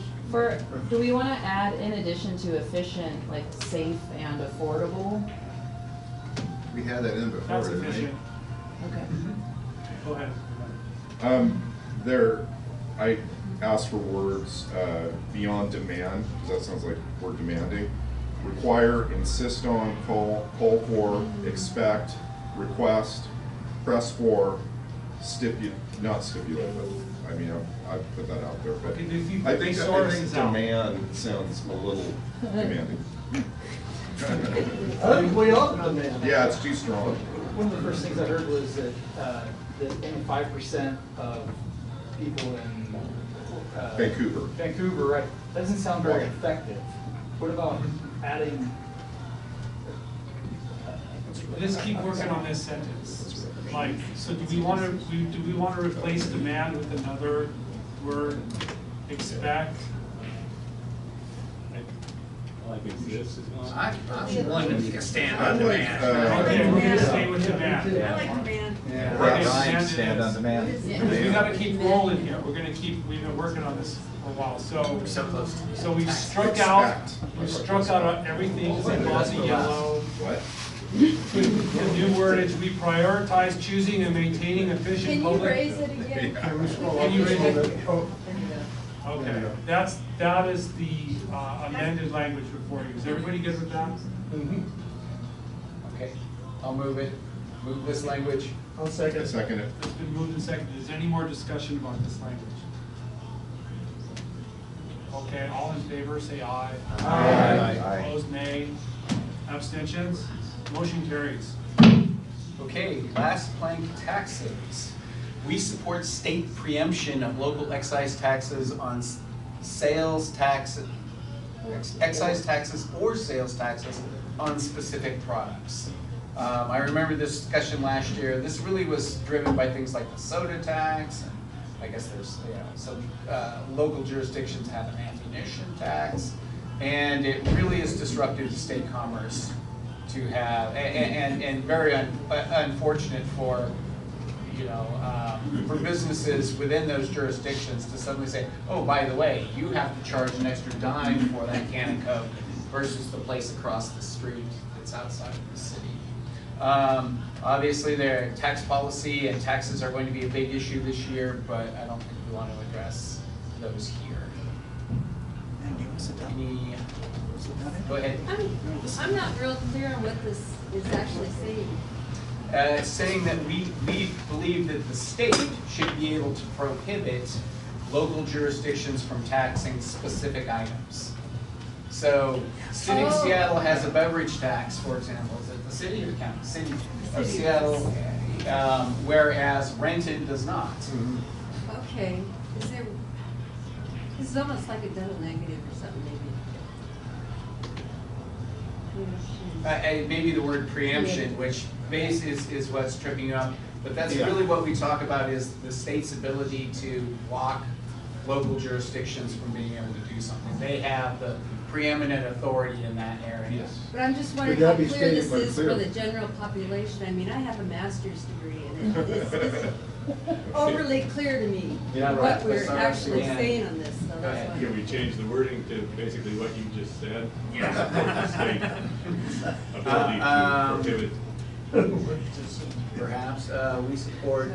But the state, But the it says- state can It tax. says preemption. No. Yeah, the Yeah. preemption, like you say, means that they can block essentially. Local governments. Right now, we support the state preemption, which says the state is in charge, but what we can do is flip it the other way and say, we don't support local jurisdictions being able to have, different taxes that, so you gotta be able to say it in reverse, then people can understand it better. I have an idea. I didn't say it right.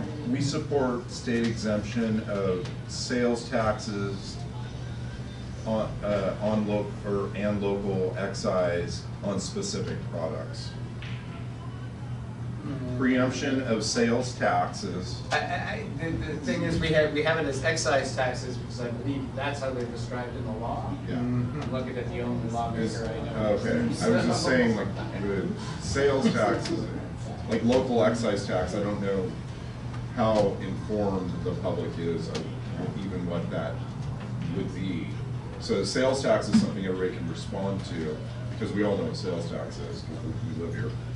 And, but local excise tax is, like on sugary products, stuff like that. So I was thinking like just the order. Yeah, Well, part of it, and it is an important legal distinction, because I believe an excise tax can be on a specific product, where sales taxes are on all products, except in the exemptions they start running into, things like food.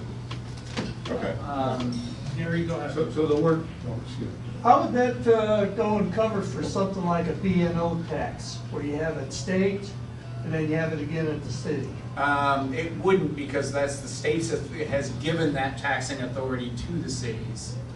The whole idea is that can they, if they're not specifically given the authority to, for example, add their bit of sales tax, can they just come up with a tax completely on their own for a specific product?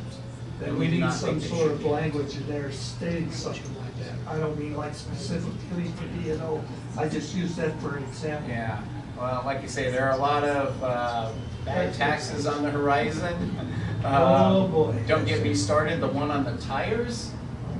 I know we need to move quickly, but I'm just gonna pontificate for 15 seconds. The problem is, there's a chemical in tires that kills salmon. There's no substitute for it. They have a law right now that says we're going to forbid them from doing that in 10 years. Well, that ought to make them, get them moving. But now we have to pay taxes on those tires, even though there's nothing we can do about the fact that they hurt the salmon. So $6 more for every tire. Let's do the, let's speak to this sentence here. Now, Do everybody understands what the goal is of this, right? Well, go ahead, Tom. I'm a high school dropout with a GED. And I looked up on my magic rectangle, I'm 74 years old, what the word preemption means, which pretty much means what you said, and it's a legal term. Yeah. So I'm good with it as it is, because what does that mean? The AI overview is blah, blah, blah, blah, I got that. So, I'm good with it as it is, because all the things you said pretty much is what that word preemption is. Honestly, the most we hear in the news of that word preemption involve gun laws in our state. Because we do have state preemption of gun laws. Okay, so, anyways.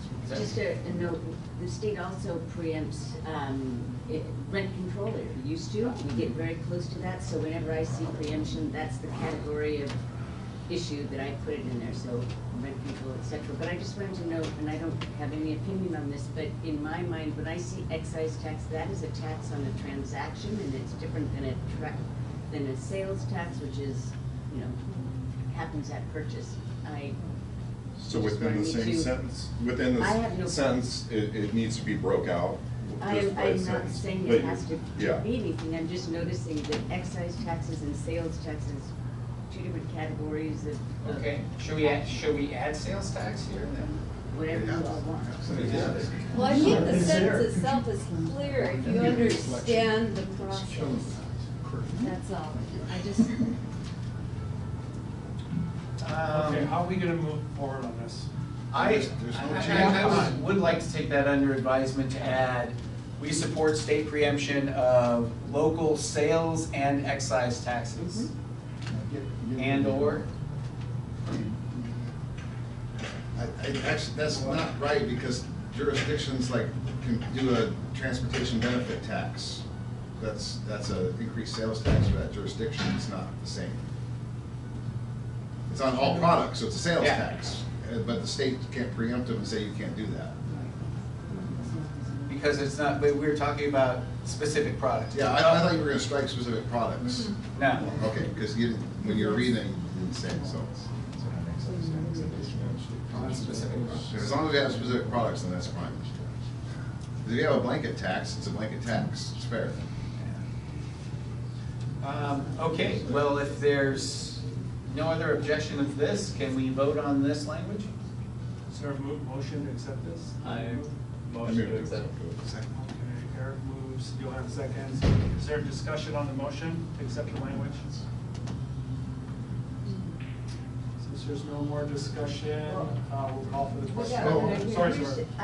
This is outsider devil's advocate. Can you please explain to me what does the Cascade Party want to do with, what are you saying about taxes if you were going to explain to an outsider?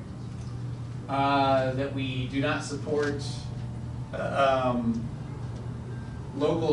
ability of local jurisdictions to tax specific products. Okay.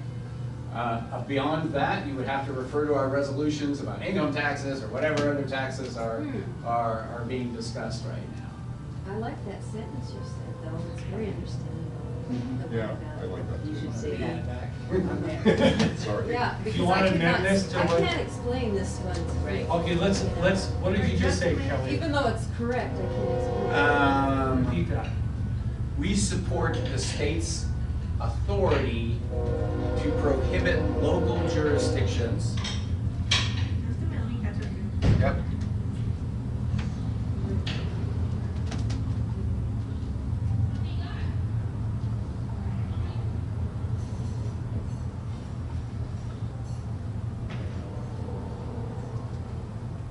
From levying local sales or excise taxes on any specific products. Product. Any specific products? Any specific product? Product. Okay. Doesn't need to be plural. Product. Does it need to be You're right, in there? you're right. Does any No, need to you're be right. in there? Just specific products? Is there any? No, you're right. Or Any doesn't need to be there. products? I get that. Any's redundant. Products. You think it should be products? I think it's, Products, okay. excise It's up taxes to- like are the way product that's based. Or on any specific. We're on this one. Sales taxes are broad, so if you're really looking at doing specific products, then you should be targeting the excise tax alone. But the concern was people don't really understand the difference between sales tax and excise tax, the average. You could have a little asterisk that then explains it later, right? But like, as it stands right now, like the way I would read this is saying, we support some excise taxes, but it depends on what the product is, Oh, I see what you're saying. right? So we would say something like, we support the excise tax on tobacco, but not on selling gold, buying and selling of gold. But the thing is, this is really all about the local preemption. Okay. So. But again, we We could say have- the local preemption against the excise tax. We're Yeah. not saying we support preemption against the sales tax at a local level. It just seems redundant and confusing when we put excise tax, which is specific to a product, and then we say some products. Well, an excise tax can be on services too, so that's why. So you don't have sale, like. Yeah, but the general piece of an excise tax is, like a sales tax is broad, and you had mentioned this, and an excise tax is targeted, right? And so it just, I worry about the, again, excise tax against specific products basically says, like, okay, how do we feel about the tobacco tax? Let's pose that question. The sales tax is on a transaction when you buy a good. An excise tax can be on a service as well, so that's why. Right, but the difference is, the sales tax is broader with No, carve no, out, no, no, it's it's the sales tax is broad against carve outs, excise taxes target very specific. You can have a That's all I'm sales saying. tax on a certain class of goods, it's not an excise tax. Okay. In some states, they do that, they don't do it here yet, but. All right, I'm gonna Go ask. ahead, Mary had something. No, I was gonna say what she wrote there, it's targeted products, that way we're not saying there's certain products we like better than others. Target is good, Because, yeah, people put the bullseye on, you know, like sugar or booze or whatever, you know, weed, whatever. No, I think excise tax is correct, but we want to enhance people's understanding essentially what we're going for here, which is not that these taxes on specific products are bad, it's that local jurisdictions should not be creating their own laws and their own taxes, unbalancing the commercial market throughout the state. That's a good point. Then that's, I would put that in there. That's good. I think Because we're that fall into a supposed to- resolution, then. Yeah, so, Yeah. are we okay, are we ready to vote on this language? Do we I- need the word That sales unbalances tax in the there, market at though? the end. No, we Okay. don't, but Okay, we but think it's that the it will help reward. people not have to figure out what an excise tax is. So targeted products make sense because people will see, oh, if a particular product is being targeted by a city, and the state has the authority to say, hell no. We could just put, we think the soda tax is stupid here, but I'm down. Okay. Right. Go ahead. Okay, targeted products in the city that, what was it, the word that you used, Kelly, that displaces state bound, That's gonna make it a little too wordy. but it is what we're, it is what the, you know, it's saying the policy more understandably. I understood it better when you said it that way, because I didn't even think of it that way until you said it. Because if one place, that's what, like in Washington, people go across the Rainier Bridge to buy cigarettes. You know? Go ahead. No, Marjorie added service, I just want to make sure we had services in there. Okay, so here, okay, let's do this. We're gonna actually take a break here. We're almost done. This is the We're almost last done. one. Okay, so here's the language before you. We support the state's authority to prohibit local jurisdictions from levying local sales or excise taxes on targeted products or services. That's been moved and seconded. Was there any comments from the floor? Last chance. Last comment?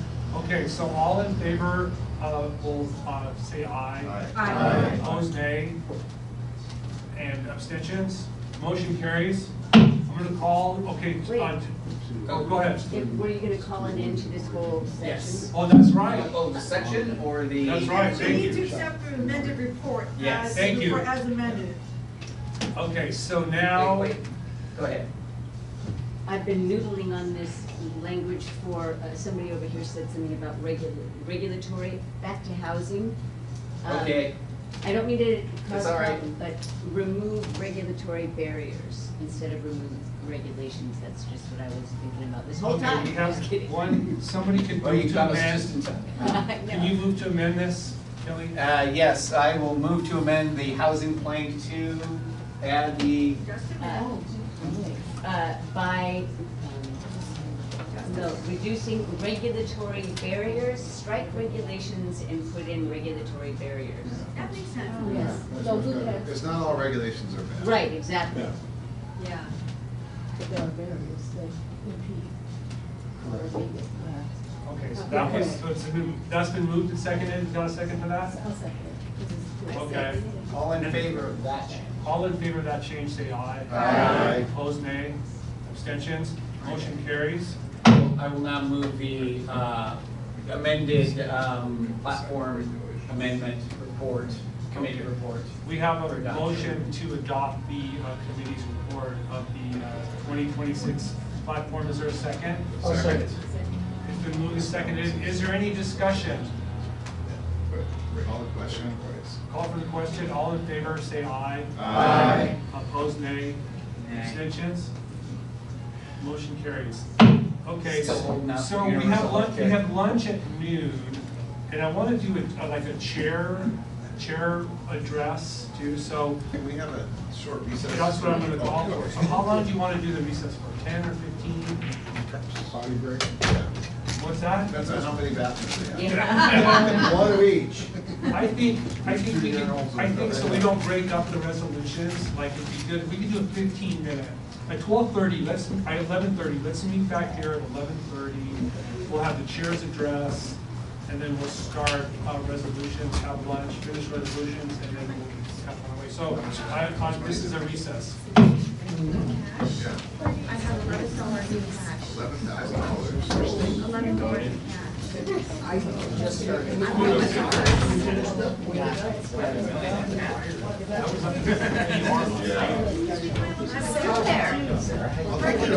That one in a box. Bit of a camp room compared to last. No, I've got 17 in a box. Oh, good.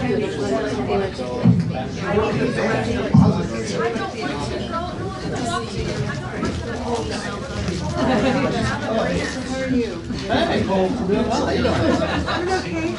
Okay, I'm Eric. I saw your. How long was the drive up here? Proceeding about. They're just a healthy snack. What are they? Aussie bars? They're full of healthy stuff. It tastes like a good one. And I've got more too, so eat all you want. It's not full of hay and twigs. Like dried fruit and seeds and nuts. and- Delicious and healthy. Whole grain. First time I've been through that. Oh, God, I've been through plastic all day and then tomorrow. I've lost Garbage can over there? A little bit of a glad you made it. You know, and I have to say, I did this last year. It was like, yeah, that Jones Act thing, that's my little issue. How did that get in there? Yeah. Well, that's part of the sauce. Maybe I'm getting to Seattle, right? I'm in Mercer Island. Yeah. I'm not going home. Oh, you're not? Yeah, I'm going to Portland. Okay. Like official. I was gonna ask Eric, I was gonna ask David. Cause I can go back. Yeah, no, I'm not going home. Okay. Right away, sorry. Eric, can I get a ride back with you?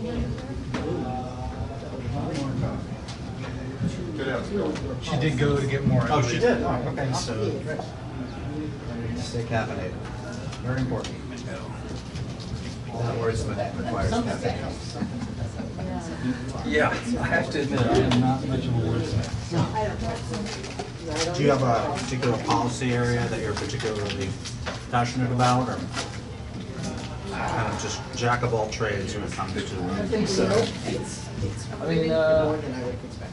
Anyway, so the thing is that I don't know, yeah, there's a few. I think growth is one. You're in healthcare, right?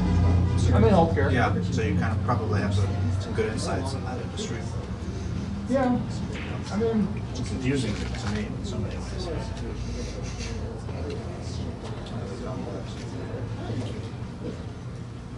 you know, I think it'd be better if people were able to get covered easier. I'm not for a single payer. Yeah. But, yeah. Yeah, it's very complex. I've kind of tried to have an educated and I have no idea, I just arrived a few minutes ago myself. I learn the more confusing it gets sometimes. I just joined really That's what AI is for, I guess. I know we're not doing it right here, because there aren't enough hospitals. Yeah, right. voice our concerns. Hospitals, so it tells me that we're not doing it right. I mean, I just, yeah, I walked in recently, but everybody was just busy. So I was telling me about Housing? Housing affordability. down that way, but far left. Energy, yeah, some of them are. And some aren't. So, And others. what about like the Growth Management Act? What do you think about that? I'm getting killed by all these, these drains. I would say more, it's, for me, it's more housing, and I've been going to a couple of, I was with Chris, we went to meet a couple of, I work for nonprofits. Basically, grow abundant source of water, so they're working to have development on it. That kind of started a fascination with that topic, which is also complex. So that one, It's kind of been my big thing, actually, so far since I started working in local politics and stuff, was a big development in Everett that they were trying to, or that we did end up passing, which was this huge new housing authority complex. And you know, we're just trying to kind of push it through in the name of housing, you know, and not thinking about some of the implications that go along with it, like the loss of the taxes and everything else that went into it. So, yeah. Is that where you're based? In Everett, yeah. Yeah. So it's this big thing called the Park District. we're trying to build this park district. Where's that supposed to be? The Delta neighborhood, that's in North Everett. Yeah, so when I'm in Everett, I go north and see all those nicer houses up there, kind of nice and switch to curves. Yeah, so that's probably the northwest neighborhood is what you're probably thinking of, and that's on the west side of Broadway. So my house, we're on 16th Street on the east side of Broadway, and that's the Delta neighborhood. The Delta neighborhood on the east side of Broadway. Same sort of end of North Everett. Kind of going to the northern end. Yeah, exactly. So we're kind of, and then the northwest neighborhood is on that west side of Broadway, on the same end. And they put in this. They're trying to put in this housing authority project on that east side of Broadway on the northern end. So there's a lot of resistance to that, I imagine. So not really. I wouldn't say there's a lot of resistance because there aren't a lot of people who are involved. And in fact, I would actually say that there's probably more push for it from like local politicians, community members who are active, and some of the people in actually in the neighborhood association, or the Delta neighborhood. At the time that this was happening, well, I moved back after it had already kind of started. So it was already in the planning commission. Like by the time I moved back, it was already in the planning commission phase. And as soon as I moved back, I met somebody. I got involved with the neighborhood association just by chance, and then kind of got involved with it. And then by the time where it was at the end of moving through the planning commission and it been put up for the city council, I had become chair of the neighborhood association, which I'm chair now. And that's kind of what we had issues with, was our former chair was advocating with the neighborhood association as chair to have it reworked because there just wasn't enough in it for the community. There was everything from the housing authority and not much for the community.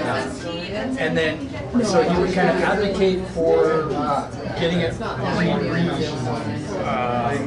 reorganized, replanned, and then kind of go behind us and push for it with the politicians and the housing authority and all these other people. So we had to get him out of there. We got it stopped. We were able to finally get it stopped. And it really was like 5 of us. I was going to say, how big is the association? Yeah, there was like 5 of us. So we were able to get it all reworked, and get a bunch of provisions put into it. Actually, we were the very first city, I'm pretty sure, that we were actually starting to get a pilot put in, which is the payment in lieu of taxes from the housing authority, because the housing authorities they don't pay taxes. So we got this thing put in called payment in lieu of taxes from the authority for this thing, which had never been done before. So the same percentage you would have got? No, I didn't. It's basically it was just like a like a goodwill type of thing. And it sets a precedent. You know, in my mind, like we're setting a precedent. Now they do this. You know, and if they have other big builds, you know, it set a precedent for them to pay those same sort of fees. So that's a cool idea. So I guess housing is kind of I'm passionate about it. I got some different ideas about what we need to do, though. I think for me, it's more about like growth in the whole state. Like I look at places like Wenatchee, Yakima, and like all these other places and go, why do they look like they did 30, 40 years ago? Like why are these not huge cities? You know? see what. Well, yeah, we don't, there's no jobs over there. Exactly. So, yeah. I don't know if we have a resolution coming up on housing. So they split. So we have the resolutions, I think that we're considered now. They're more specific, they kind of drill down on specific policy areas. We have one on housing, it sounds like.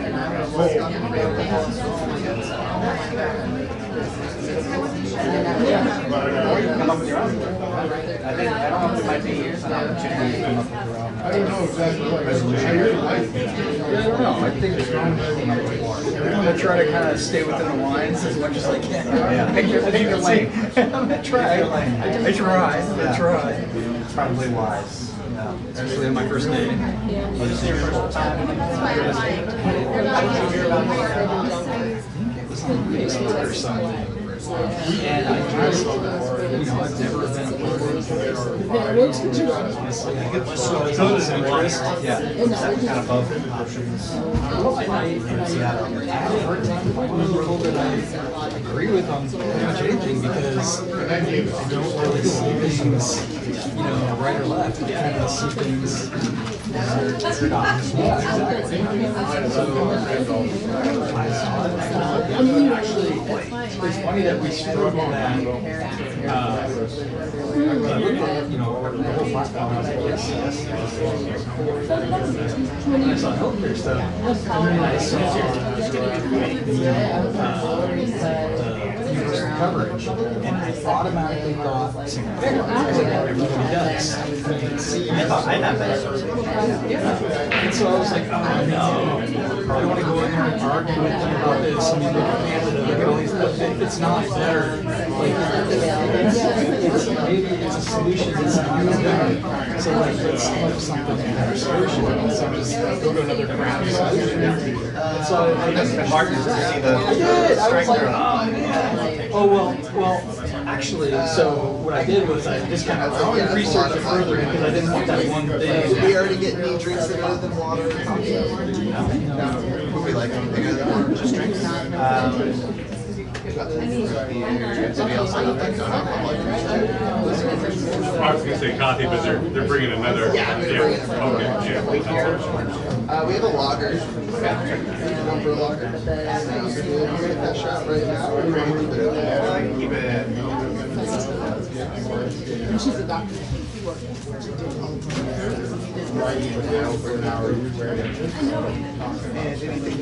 I'll probably have a beer with my wife.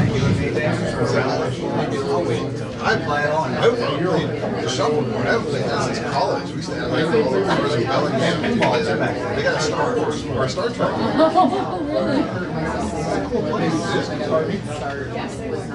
Did you see the urinal? Yeah, I smelled it too. It's the smell. I saw it and I smelled it. It's very authentic. Yeah. I had to take pictures of it. My brother's a plumber, and he Here we sends go, me. flipping out the camera in the bathroom. Well, I made sure nobody was in there. But he sends me pictures of some of these weird things he sees in Seattle and old cities and stuff. Like one time he brought in, it was like a lead flange. It was like huge. He's like, look at this thing. Or like, it's just amazing the old stuff. Like my dad, when he was at the phone company, he actually cut out a terminal that was installed in 1889. Yeah, this was the 80s. He pulled it out and kept it. It's like this old terminal on this building. It was still in use from 1889 to 1980. People are reinstalling their phones now. Oh yeah. Well, I work for a phone company. Yeah, some people still have regular phones, and most of our stuff's internet and fiber now. Yeah.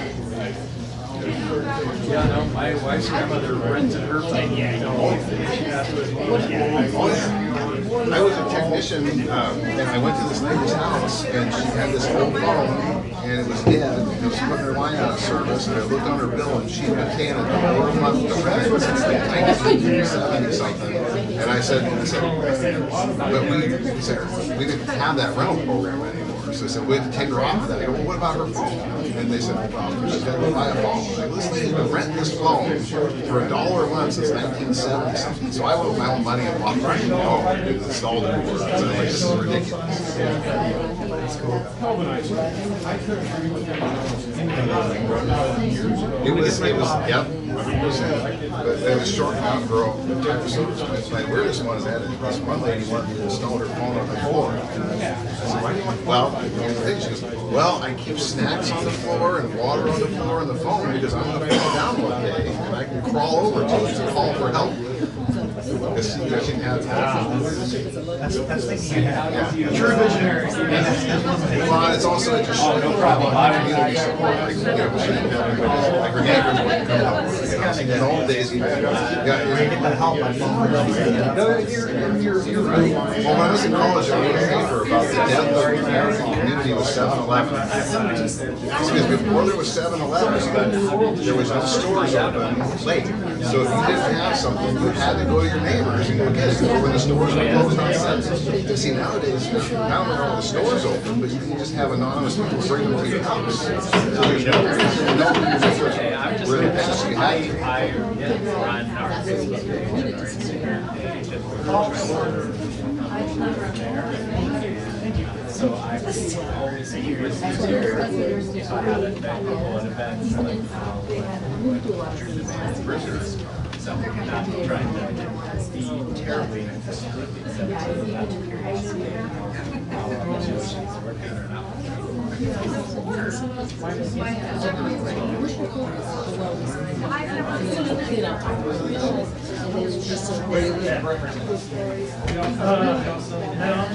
Down by the state.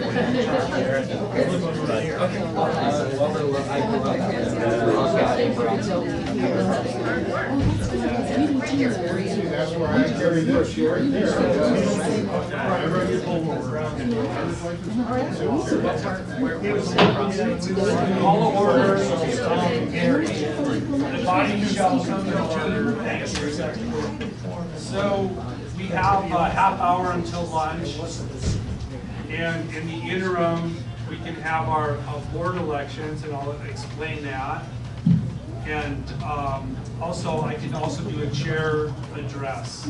That's good with the flow for how to fill up a half an hour here. So with our, I got a report on who our candidates are, and there are no contested elections. For District 1-2 is the candidates are Marjorie O'Rourke and Kelly Wright. For District 3 and 6, the candidates are Johan Peters and Damon Townsend. There are no candidates for District 4-5. District 7-9, Eric Reistica, Shane Ross. District 8-10 is Jesse James. And the 2 at-large seat is myself, Chris Novoselic, and an open seat for at-large. So that is the Those are the declared candidates. those are the declared candidates. So Or all current candidates. those are the Or current all candidates. So board basically, members. that's a way to say if anybody's interested in running for the board. What's the current count, Chris, of candidates? Well, we have. It's a vacancy in 4 and 5. There's a vacancy there. There's a vacancy in 8-10, and then there's a vacancy at large. Okay, so, and the board is comprised of how many members? 12. 12, so we have 9. 1, 2, 3, 4, 5, 6, 7, 8. 8, so we have 4 open positions. We have 4 open. But I believe you could nominate yourself now if you want. You can do it. So Yeah, I'd like to nominate myself for an at-large, but Okay. I think I'm in 1 and 2, and those positions are already filled, and I don't want to contest anybody. Okay. But I don't think we voted, it's fine. And your name? Thomas Kelly? Thomas Kelly. Oh, Thomas. No, I go by Jeff. Jeff, But okay. for anything, you know, official, it's my first name. Okay, so we'll add you to the roster. So Thomas Kelly has been added to the roster for the at-large position. Is there any more people who want to declare?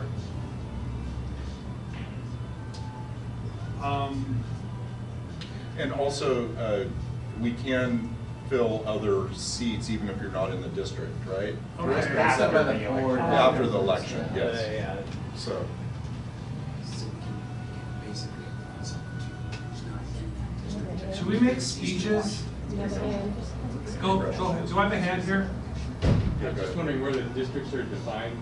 Okay, so the districts are, the election system is, okay, the districts we've combined, there's 10 congressional districts in Washington. So we've taken. So they're proportional. They're proportional, so we've taken the 10 districts and combined 2 districts to make 5 districts, right? I call them sectors. Or sectors, what you want to call them. And so basically, and the voting system is the top 2 vote getters are the winners. So the first and second place candidates get elected. Now,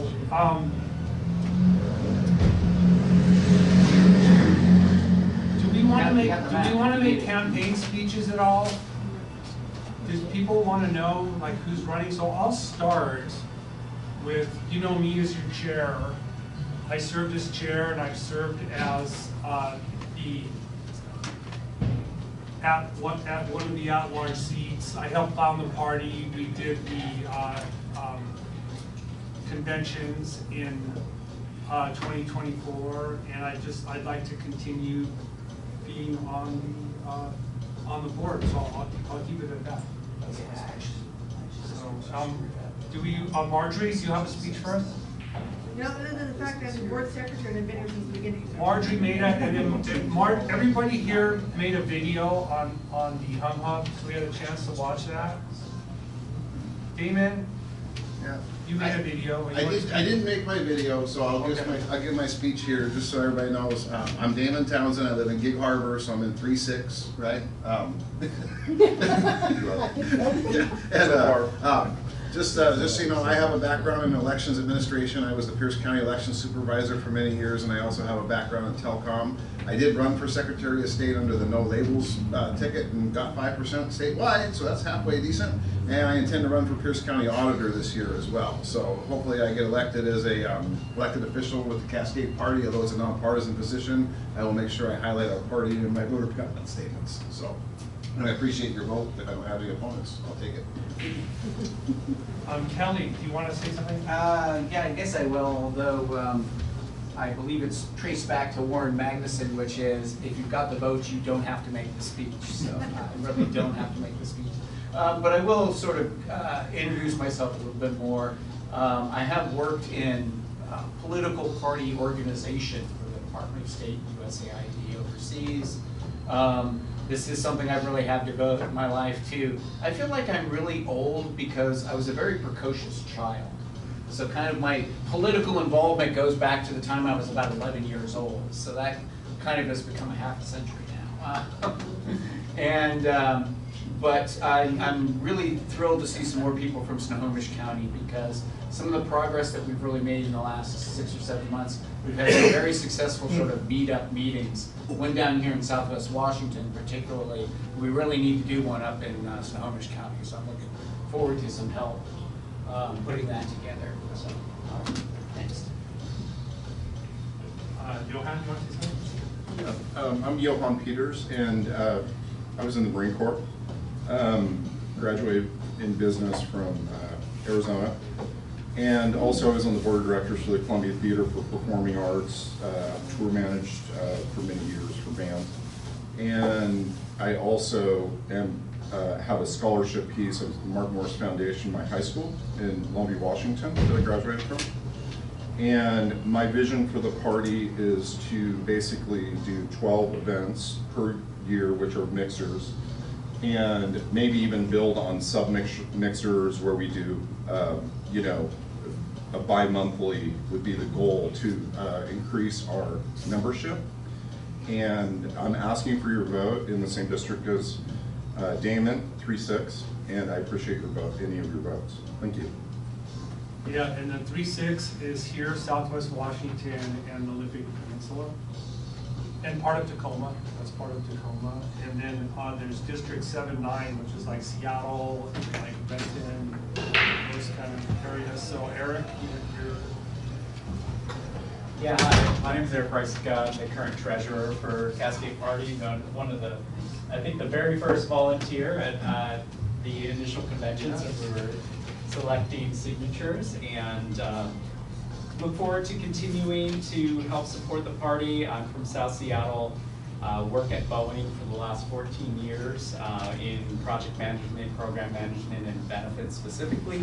Helped set up Venmo and PayPal, run all our bank accounts as treasurer, run our Facebook and Instagram social media presence. Those were net new in the last year, so continuing to look forward to supporting that infrastructure and continuing to grow things into the future. Thank you. Oh, I can speak to Shane in absentia because he's not here. So Shane Ross is the other declared candidate for 7 and 9. He joined the board last year, and he put out a video, if any of you want to view it, on HubHub. He's been really instrumental in growing things and bringing new voices into the party, so appreciate him being part of the slate in abstention. So just a quick little for him. There's District 810, thank you, Eric. District 810, which is like Olympia, Tacoma, here, right? Is this 810? It doesn't go this far down. This is 3-6. Oh, this is 3-6? Yeah. Okay, 810. Go ahead, Right, so I'm Jesse A. James. I've been with the party since before we were officially a party. I am the main reporter and writer for the social housing meetings at the summit. If you haven't seen any of those, check those out. I'm also, along with Damon, one of the only 2 board members to run for office last year to help promote the party. And if we were voting, I would ask for it. Instead, have a good day. And the other at-large seat, Thomas, your last name again? Kelly. Thomas Kelly. Yeah. Goes by Jeff. Hey everybody, yeah, a little sorry to goes by Jeff, one of those guys. Jeff Kelly, Thomas Jeff Kelly, from Marysville, Washington, grew up in Marysville. Live in Everett now. Was in the Army as a medic, and then I went into nursing. I'm an RN. Also the chair of the Delta Neighborhood Association in Everett. And in that association, we've been able to work with the city on things like the Park District, which is a huge thing we had going on there. And PUD, not getting our PUD lines to go straight through our neighborhoods and stuff like that. So worked on some things. So happy to find a centrist party. Just kind of always felt, I've never declared for any party in my entire life, and I've kind of wanted to find a home somewhere that can give my voice a little bit more oomph. And so I was just so happy to find this, and would love to get more involved and kind of grow. And so that's my objective, is to grow as a person and to grow as a voice. So I would very much appreciate your votes, and thank you very much. And so that is our slate, our class. Thanks, Jeff, for our 2026 officers. And there's really no point to do individual ballots. Let's call for additional nominations 3 times, and if there are none, That's right. we can elect all That's 3 right. unopposed candidates back. Okay, so should I go through district by district? No, just. So for the slate. Never call it the slate, please. Oh, what is it? It's a Just a class. But just ask if there are any further nominations. Are there any further nominations for the Cascade Party Board of Directors? Are there any further nominations? Are there any further nominations? Nominations are closed. Okay. I move, as there are no opposed races, that all of the members be elected by acclamation. Is there a second? I second that. Okay, it's been moved and seconded that if there are, what's your stake? Because there are no contested races, they will all be elected by acclamation. So we're going to vote by acclamation. Does everybody understand that? Okay, is there any discussion? Okay, all in favor of electing the Board of Directors for 2026 Cascade Party, say aye. Aye. Opposed? Abstentions? Motion carries. Congratulations. Well, what I'll do is, we're gonna have our lunch here in 15 minutes, so I could do the chair report, and then we could, it won't be, it's not too long of a speech. So the title of this address is From Break-In to Breakout. And last year was a break-in year. We tried to break into the state's political establishment. And the idea was to promote the special power that Cascade Party holds. This power was earned in 2024 when we jumped through the hoops to qualify as a state party. You know the story about our conventions, and I can tell you over lunch if you don't. That was a lot of work, and thanks for everybody who participated.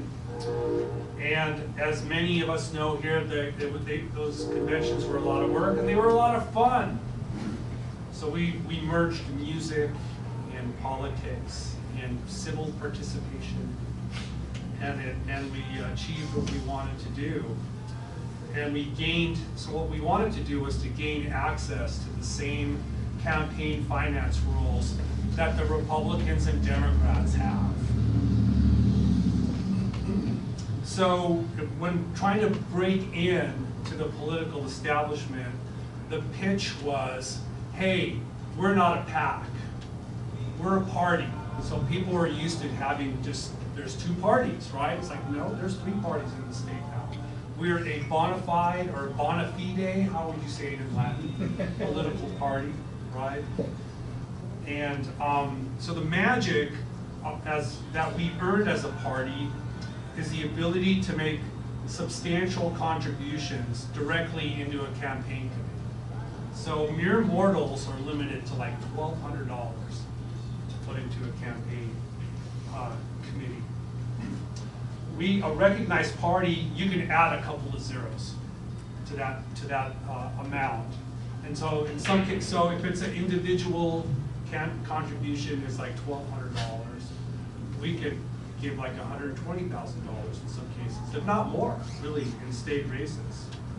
And so we gained access to those rules, and who invented those rules? The Republicans and Democrats. They did it to benefit themselves. So we recognized this power, and we took it. And so if you wanted to start a party in Washington State today, you couldn't do so until 2028. You'd have 90 days to have your fun conventions and meet people all over the state. It was a cool time, okay? So that's our power, and I pitched this to the advocacy community inside. It's like, hey, we have this power. But I also was very careful to say, and I'm careful now, is that like we're not a pass-through conduit. We're just not this like, I guess the best word is like a conduit. Like, hey, you could just run money through the party. It doesn't work like that. And so when I pitched Cascade Party, it was about our shared needs and values. And it was about being centrist, and it was about being moderate, and it was about being, not being anti-business, because we have a majority, a ruling party that's really like anti-business, and it's really caught in a lot of ideology. And so it was about teaming with the Cascade Party and for goals and a vision for the future. And then along the way, once you recognize the potential, what our goals are, what our vision is for the future, along the way, then we identify candidates that will align with us. So basically, this was a pitch for the Cascade Party to nominate a candidate. So I'll say it again, we are a political party, and we're meeting today because we're a political association. We are member-driven. We elect our leaders. We approve our bylaws, our platform, and as we'll do after lunch, we're going to pass our resolutions. Okay? So we're a member-driven group. We're a political party. And as far as I know, we're the only political party in the world that meets through our own social media, our hum-hum. So we don't track users, our members. We don't sell our members to advertisers. Our social media is empowering. And that's one of the innovations that we're doing, okay? So if you can compare us to a PAC, and so what is a PAC? A political action committee. And these are operations that are run by like maybe 1 or 2 people, right? And there's like a group, there's like, what is it, like 4 or 5 guys, and they run these PACs, and they have relationships with different advocacy groups, different lobbyists, if you want to call them, and insiders. They'll raise money, they'll raise like $500,000, $1 million. And then that's part of they get compensated, get a percentage, right? And so we're not a political action committee. And I try to express that to the advocacy community, and that we're a new type of animal, but it'll take time for insiders to adjust to our new game in town. And so the insiders need to come around. And I had a good pitch. It's just like, hey, we're not a PAC, and anyway, I gave that. I had a good pitch, but one real obstacle we face is that these interests who I approached, they're in Olympia right now, and they're advocating for their issues. They're advocating for their own members. These are trade groups. These were like realtors. They were building and construction, different rental housing providers, and so they're advocating for their own groups, and a lot of these groups are under attack by the Juggernaut, which is our state's ruling party. And then I heard, like, I'd go out to people like, well, why do you think we're not really gaining any traction? This is a pretty cool idea. We're this party, we have our power, right? Our campaign finance power. And people are like, well, I think there's people that want to piss off the Democrats, quote unquote. Sorry about that. There's that. And I know, like, we'd have meetings, Kelly and I would have meetings, and we would approach candidates and other people who are interested in the party, but hey, they got appointed to this commission, right? And then that's a plum, and that's at the pleasure of a United States senator, at the pleasure of the governor, or some county executive or whatever. So those are the kind of things when you're going up against a ruling party, ruling establishment. And those are the headwinds that we're doing. But that's part of like breaking in. And so at the same time, voters gave Democrats another good election in November. That was good for Washington State Democrats. And the ruling party are running against the president, and this is a potent driver. So I tell people that we're not the ruling party, but we're not MAGA either. So we need to find our own way. So we tried to break in the political scene in 2025. In 2026, I propose we break out. We make our own way. And this is why our platform and resolutions are important. Minor parties traditionally bring new issues into the campaign season. If some of these issues gain traction because we introduced them to the voting public, I will consider this a success in itself, right? Because they're ignoring things, or they're just sticking on their same old message of demonizing polarization. We're saying, hey, we've got this issue here. This speaks to voters, right? So we have some good and bold stances proposed today, and as we consider them, and if we choose to pass them, we will be genuine when advocating our needs and bold values to voters. So let's have more meetups and events spreading the word in 2026. We have a big state to cover. We're keeping the content on the summit going.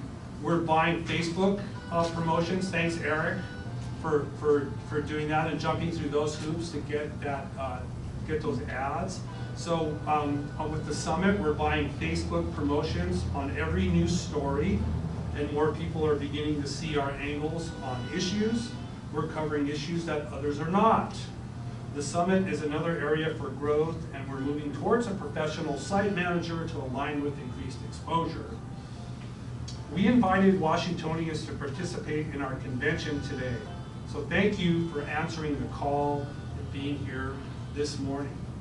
The issues we ratified today have legitimacy as the collective voice of the Cascade Party. We are a political party. We're not a pack. We are a group. We're a political association. So being bold can attract candidates and the voters who are looking for something new.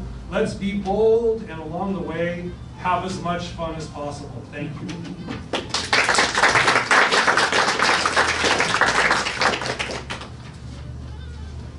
And we can have, if anybody has anything, we have 6 minutes until lunch. I have something that I kind of like people to talk about over lunch that we've been discussing for a while. We are a bona fide political party in Washington State, but we are not yet a bona fide party as far as the FEC is concerned for federal elections.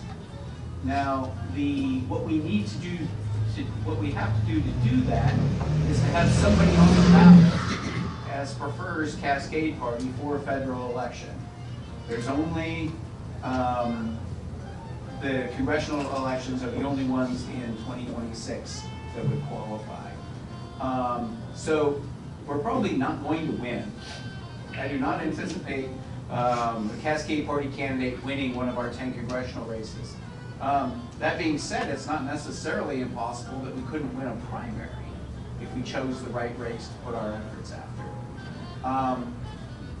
However, the downside is, even after we did this, there's going to be some legal expenses and things to get this federal recognition. I think it provides us some support with the state, who in some cases have really challenged our ability to operate as a political party with their rules. So that's something you can all kind of talk about over lunch. Should we make that a priority to run a federal candidate and pursue that federal recognition? I've run federally before. Yeah. Well, the 8th might be with me. I'm at 10. Sorry. But I'm not sure where I'll be in the state by that time, so I may be back in like 7 or 9 or something. Yeah. We've talked to one very serious candidate. Well, he's, I think, would be a serious candidate, Steve, who is considering running in the 8th. And I don't know if he's made a decision to do so or not, or if it would really be to his advantage to run prefers Cascade Party. That will be an interesting race. There are 2 very weak Republican candidates right now. That'd be challenging Kim Shire. And I don't think she won't be drawing Democratic opponents the way Gusenkamp is. So I'm sure she will be the top vote getter in the primary, but there may be an opening there, particularly if... Here's the third. This is the third? This is the third? She's third congressional. This is the third congressional. Third, yes. We're the third. Oh yeah, because John Braun is from around here. He's from Lewis County. Put it on the wall. Yeah. But it's just about money. When you run a federal campaign, it's about a lot of money. Yeah. There's some Those tape are right there. $1 million races regardless. I wish we had somebody up north, because Newhouse isn't running. Yeah. I heard Nikki Torres is jumping in. To that race? Wow. That's what I heard, yeah. But as a Wow. Republican. Absolutely.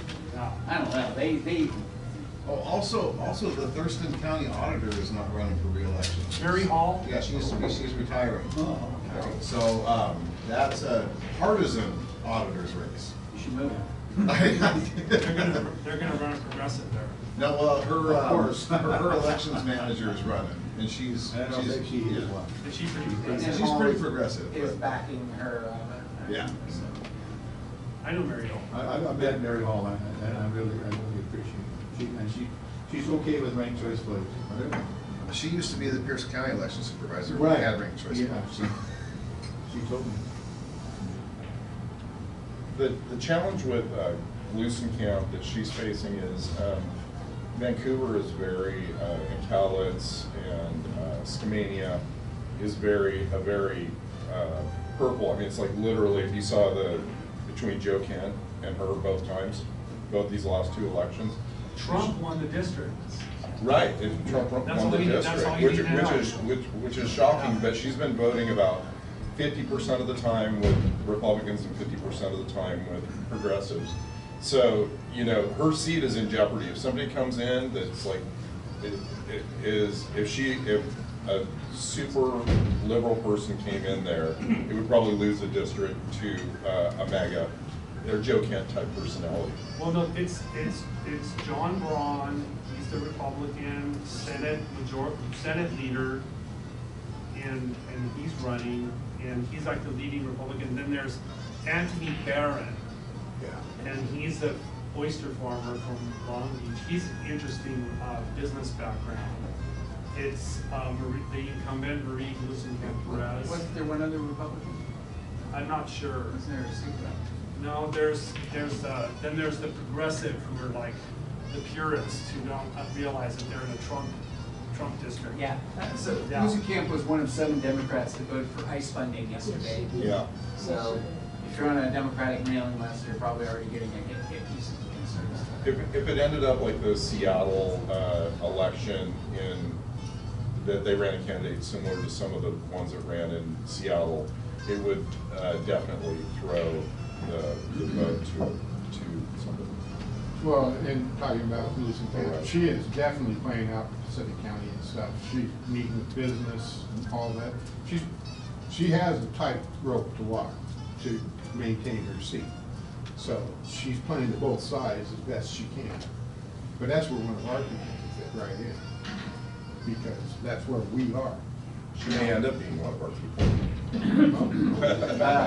You know, that being said, honestly, if we wanted to win the primary, filing someone against Jayapal might be the obvious. Some people at least run against her. She's so progressive, it's disgusting. Yeah, but the whole point is that too. That's just it. I think that you're more likely to be able to draw the second spot from an independent party than as a Republican, particularly as it's not going to be any kind of marquee race. It's just going to be a party file for a Republican. Who knows?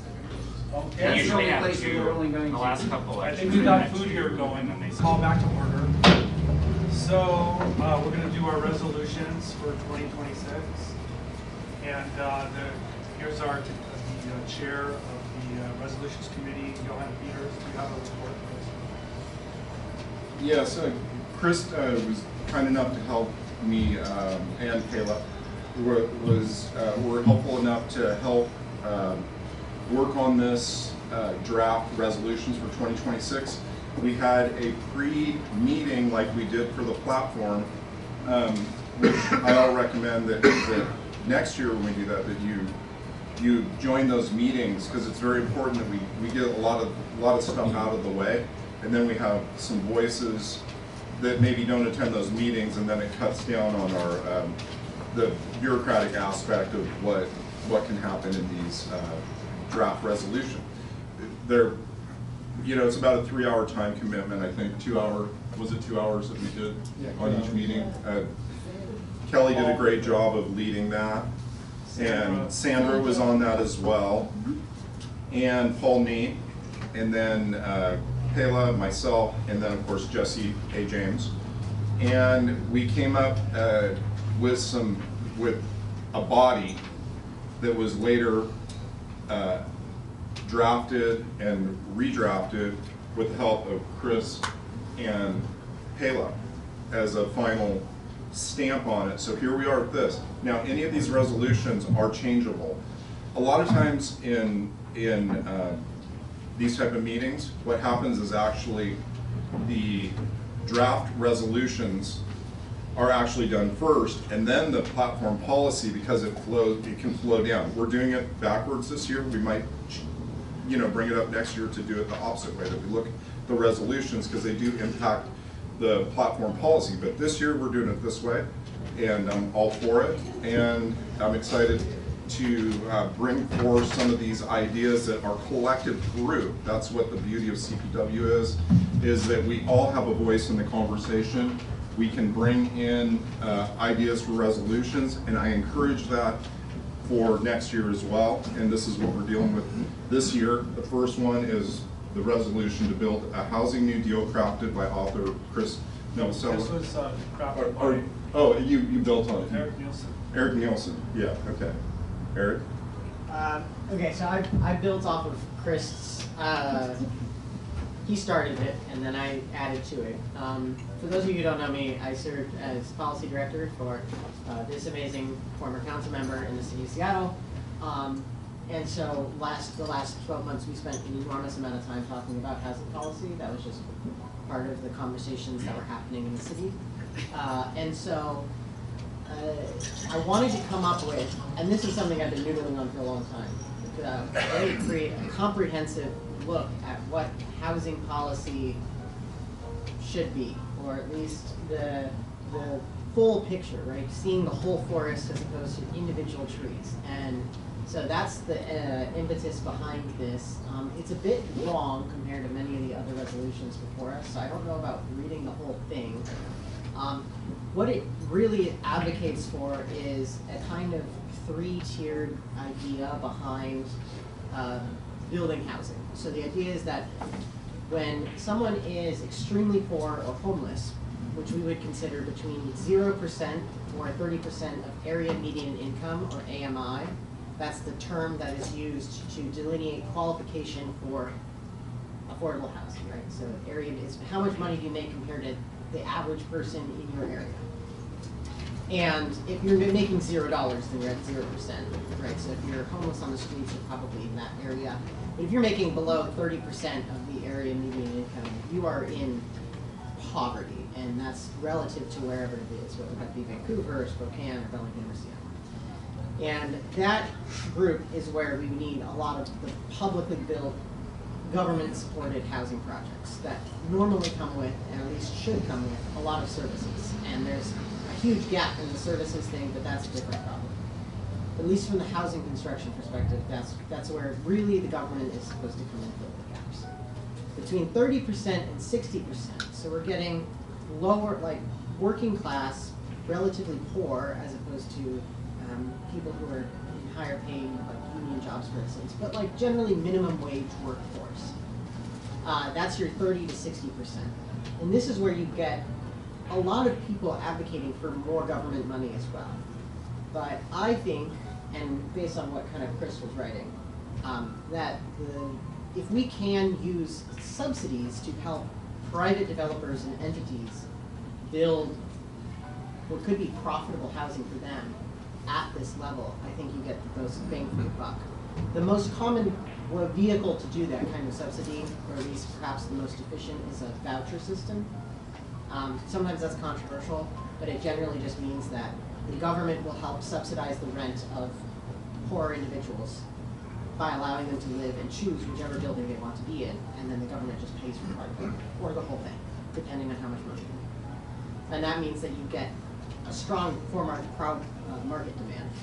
And then everything above 60%, 60 to 90, is where you really can just create tax breaks or small incentives for developers to just set aside units for that kind of below market rate rent.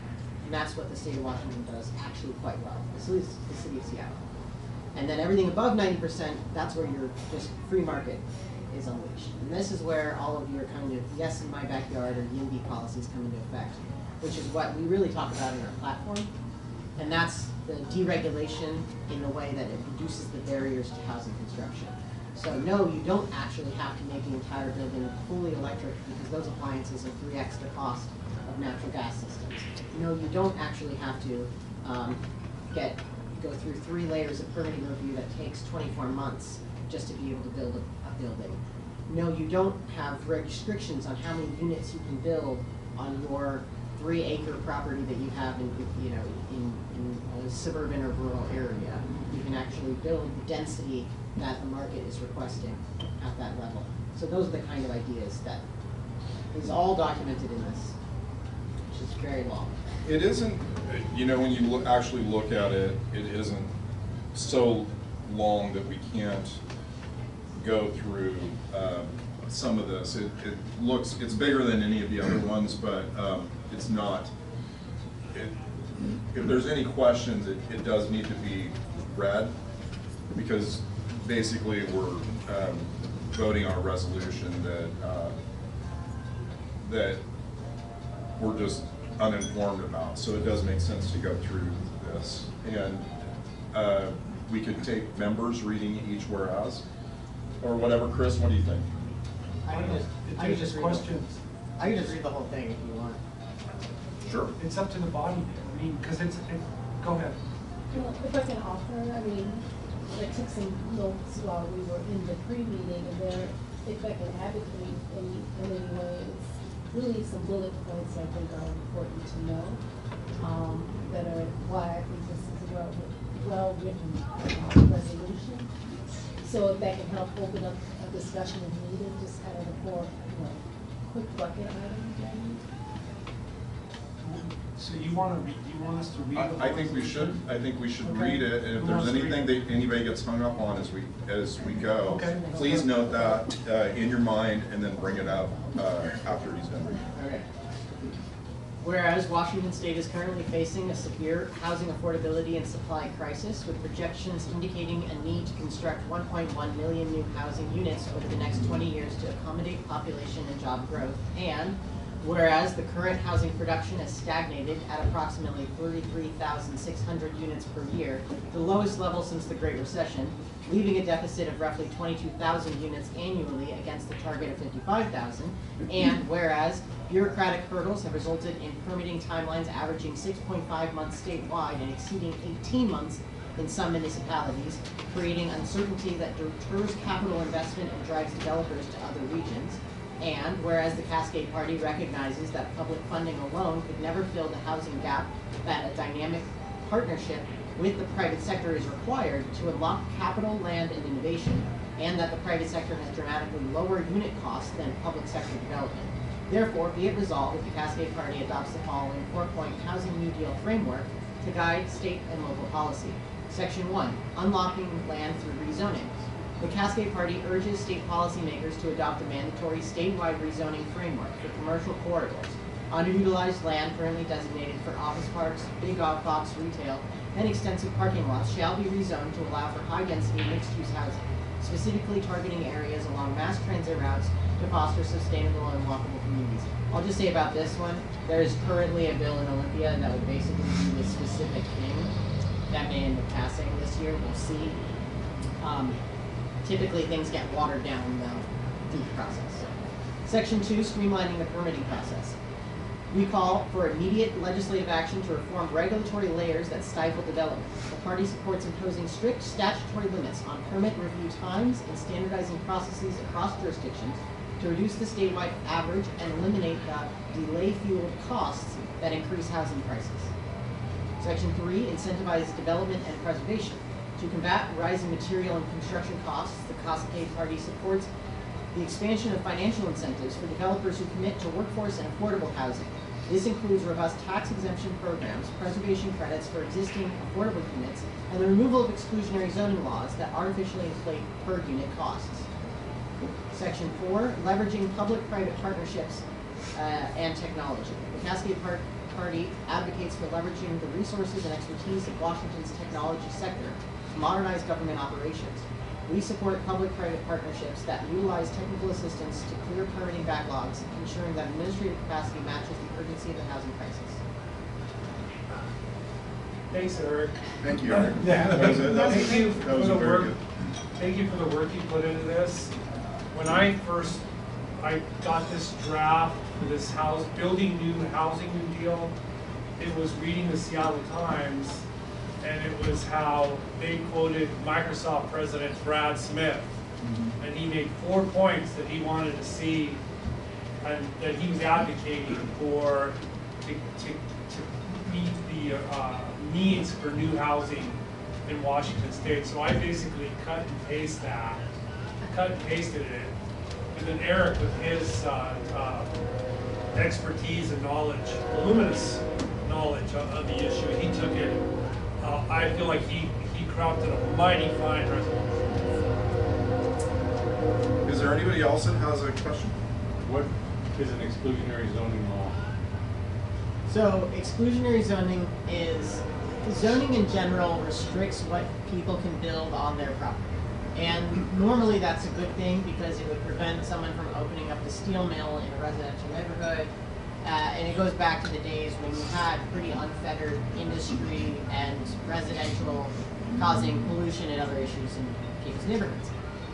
However, exclusionary zoning today is largely used to prevent the building of apartment buildings and high density within what we would consider single-family neighborhoods, which is the vast majority of the land in our cities. So in the city of Seattle, for instance, 78% of the land, out of the whole land of the city, is zoned for single-family zoning. But less than half the population actually lives in that 78% because the apartment buildings on Capitol Hill and Ballard and U District, if you're familiar, are so dense that they actually cover the other half of the population. And so the idea is that there's only so much land in those specific neighborhoods. And ultimately, if we're going to truly maximize housing construction and unlock potential, we have to eliminate the exclusions on where you can build apartment buildings. I'd like to thank you for that, and Sarah and both you in this like 12-month period that you've been working together have obviously fostered a lot of these conversations, so I appreciate that. Sarah, if you have anything to add, it's great, but if you don't, it's okay too. No, I would just also focus that a key part here is also permitting. That is a big, zoning and permitting are the two things that stop housing construction. And I'm just going to cite an example that I know of that, and remove myself from just, picking people to talk, but I want to talk about one thing that happened in Washington State with the Washington State Film Commission. Everybody knows that all the films go to Canada now. There was a time that we had Snow Falling on Cedar, Come See the Paradise, and Men of Honor filmed in Calpine, Washington. And that was in the early 2000s. That went away. That business went away because the state became too regulated and expensive, and Canada, with their with the difference of the currency exchange, also adapted, and they also set up huge film studios up there that were great. So you'll see a lot of stuff. You go, oh, that looks like Washington, it's Canada. So that's an example of what they're trying to achieve in this, is basically create an environment that fosters, like being the chief prosperity officer of this state, of Seattle, to get this through. So this 6.5 months of time that turns into 18 months isn't there, that we seize on the opportunity as soon as possible. So great job, everybody. I have a question. So I live, go ahead.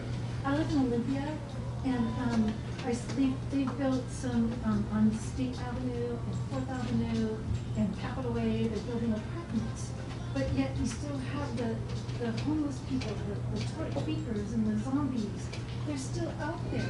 Is that what about that problem? Is that possible? I don't think That's treatment resistant people. But let's not. Yeah, that's out of the scope. scope of it. Let's do Paul. So the only thing I wanted to bring up is, we're right to the beginning of it. This is a very common faux pas I brought up to Johan the other day. Yeah. When you use Washington State, state is lowercase, not uppercase. Okay, so that's an amendment. Yep. Yeah, there we go. Okay, and this is a PDF, so you're not gonna be able to. Okay. Okay, well. And then we have one more. Just something to keep in mind though in the future. Yeah. If you guys have a question, and this may not really be the moment to do it, but just in regards to housing as an issue. So coming from Yale, the big controversy right now is over the city requiring to annex 9 different territories simultaneously, which has a lot of the surrounding Thurston County people really unhappy about it. And what's been revealed in that is that, one, the state somehow, for whatever reason, I guess the governor decrees that every city in the state must increase the population by a certain percentage by a certain amount of time. And so the city councils are using this as excuses that are passing off really sweetheart deals to developers to make sweeping changes as far as annexing surrounding territory in the county. So again, that's the alarm between urban and rural people. But that requirement seemed to be a little unfair, being how it was manipulated. The other thing I want to bring up is the other controversy is the Thurston County Development Council, or Economic Development Council. It turns out that they're a private corporation that all cities and counties actually go to for all their data, and they pretty much use that to sweep everyone else's complaints away. So somehow the idea of giving some sort of venue for a second opinion for residents to actually be able to appeal to challenging these things, zoning issues. If I may, what you're probably referring to is the Growth Management Act requirements. Yeah. So in 1994, 1996, thank you, Sarah, the state of Washington passed the Growth Management Act, which was pretty revolutionary across the country. And it did. It required cities and municipalities and counties to accommodate growth and plan for growth. Basically saying, you can't just throw your hands up and say, no, we don't want any new people. But it wasn't necessarily about population, it was about potential for new housing. It was always about capacity for construction. And in certain... It was also about saving farming. Yes, and that was the key point, was to keep the rural areas rural and increase density in cities and towns. And people have figured out over the years how to kind of get around it as much as they can to avoid building density in the center of their towns or their cities. Whether you're in Kirkland or in Camas, that's Oregon, Clapham. Camas? No, Camas is Washington. Camas is Washington, yeah, Camas. Like people will, when the legislators will try and avoid disruptive change or doing anything unpopular at the expense of probably doing something else unpopular. And so it sounds like it's happening in Yelm, and I'm not familiar. It sounds like this whole idea of expanding the city outwards is not in the intention of what Olympia probably wanted when they wrote the rules for how the Growth Management Act should be followed by towns. But Yelm is looking at the numbers saying we need to have a capacity increase of, say, 10,000 residents. Not that there will be 10,000, but instead of increasing the density within the town's limits that currently exist and allowing development of, say, 8 stories or 6 stories around the town, they're saying, well, it'd be easier if we sprawl it outwards around into what is currently farms and forest, which kind of defeats the purpose. Sounds like it defeats the purpose. So maybe we do add something to say we're not going to advocate for something, but I just wanted to address that. It's because we have 9 more resolutions. Yeah. Okay. We have 90 minutes left Okay. in our meeting, so. It's about the resolution at hand. I think what we're, and just procedurally, we're gonna go through these resolutions and adopt the whole report, if that's okay with folks. Okay, so I think we're gonna move on. Is there any glaring things any changes that anybody? There was only one thing I wanted to point out, and it had nothing to do with changing anything, but there was a line in there about using technological resources to speed up permit backlogs or something like that. One of the things that is a challenge in this state, in every jurisdiction, every municipality, is getting your permits processed in a timely manner. And we shouldn't just talk about using technology, we should talk about penalties for government for when they are not processing permits. Because only large corporations can sit on capital that's just not doing anything. If you're a smaller developer or a private person trying to develop and trying to wait for permits, you can't wait a year and a half. That's a good You're point. gonna go out of business. So I would like teeth in that, Okay. not just trying to encourage So it. you're recommending that we amend this? No, I'm just point of discussion. Okay, we can all. For future. Yeah. Yes, we should move forward. So forest practices rules, that was with Paul and Chris and Megan probably helped a little on that one too. So who would like to speak to that first? Well, I wrote the initial one, but we, with Chris, I got a little bit too far out of the weeds. We brought it back in to really get it right to what we think. Okay. See, what happened was this year, the Forest Practices Board, they had a close vote on Washington State, the rules were that you need to have a 50-foot buffer between a non-bearing fish stream of trees, shade buffer, you need on both sides of the stream, 50 feet. Perennial streams, these Perennial aren't year-round streams. They're These not are fish-bearing streams. winter-type water flows. Okay, so the Forest Practices Board voted to increase the buffer from 50 feet to 75. Okay. Now, there's another study where the science suggests a better variable width shade buffers. And so it's not just this blanket 75 feet where you look at the terrain, you look at the flora, and then you decide where the buffers make more sense, okay? And so why this is a problem is because timber counties, probably even here Lewis County, I know Grace Harbor County, Waukegan County, Pacific County, depend on an excise tax on timber sales. So there was a letter from the Pacific County Commission to the Forest Practices Board complaining about how they're going to how this affects their public funding. That this is going to affect transit. This is going to affect schools. This is going to affect fire districts. It's going to affect all kinds of services. And so basically, the de facto, the Forest Practices Board voted to cut these timber budgets and to also cut the independence of counties, because now these counties are going to have to go to Olympia with their hat in hand to fill their budget deficit. So what this resolution does is we want to see the Forestry Practices Board reverse the decision. We have an alternative. We have these variable width buffers that we say is better science than that. And that's the gist of this resolution. And your county is it's a shared partnership with Pacific and Waukegan, or is it Grays? Well, in Pacific County, we're stand to lose about $280 million just in excise tax. This is a county that's only occupied by 24,000 people. Think about 25 That's the feet of population every control. stream, non-fish bearing stream all over the state. 25 more feet as opposed to 50. Add on 25, and that's how much can't be timber that can't be harvested at all. It's like forever gone. We had the same situation where they wanted 100 feet of both sides of a gas pipeline, where we could never plant trees because of the fire hazard. So it's highly restricted.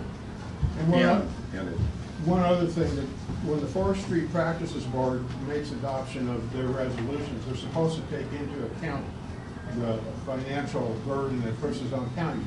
The thing is, it doesn't affect King County, it doesn't affect Pierce County, because within their rules and regulations, they already have those type of things built into it.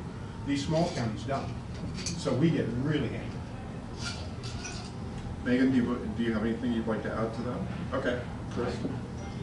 Well, and so that's that resolution. That's where we're going. So if anybody doesn't have an amendment, It's basically a variable setback as opposed to statewide 75 feet blanket. Yeah. What is the variable based on?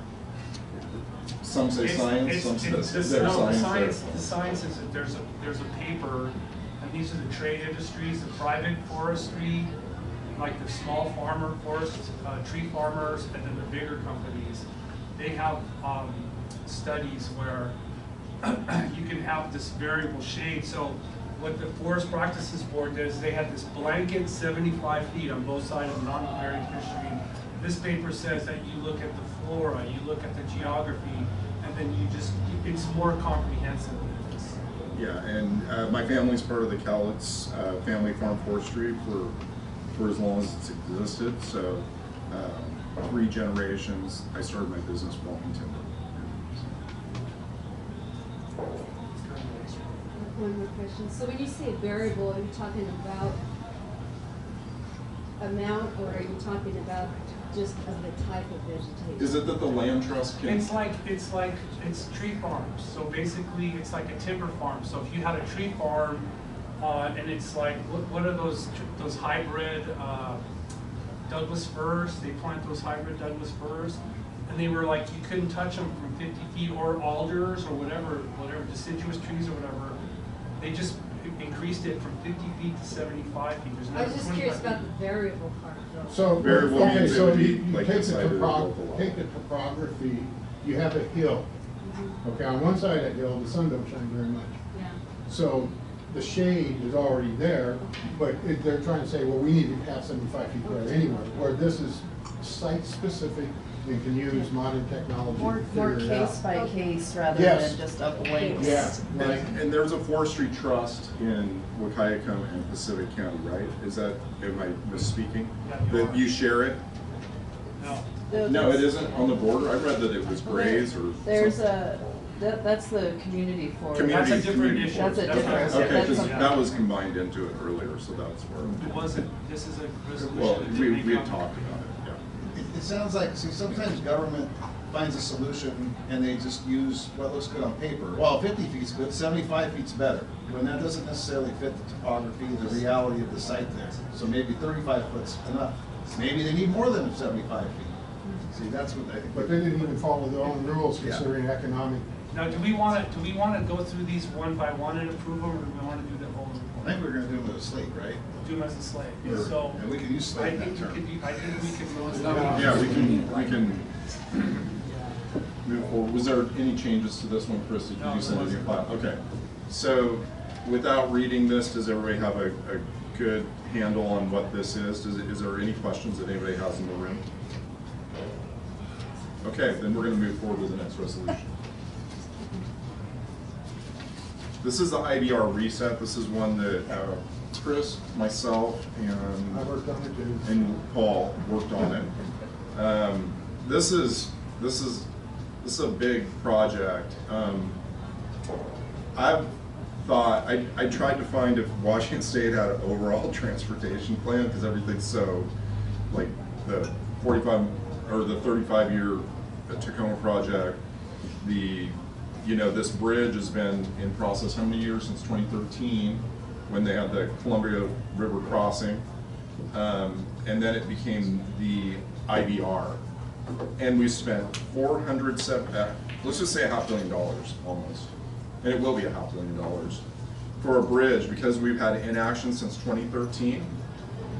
The problem is that the bureaucracy in getting public consensus on this, one of the biggest things has been putting a train over into Vancouver to Evergreen. And this is not just a bridge, this is a 5-mile interchange starting in Hazel Hill, Washington at SR 500, all the way to Portland Meadows, which some people in this room are familiar with.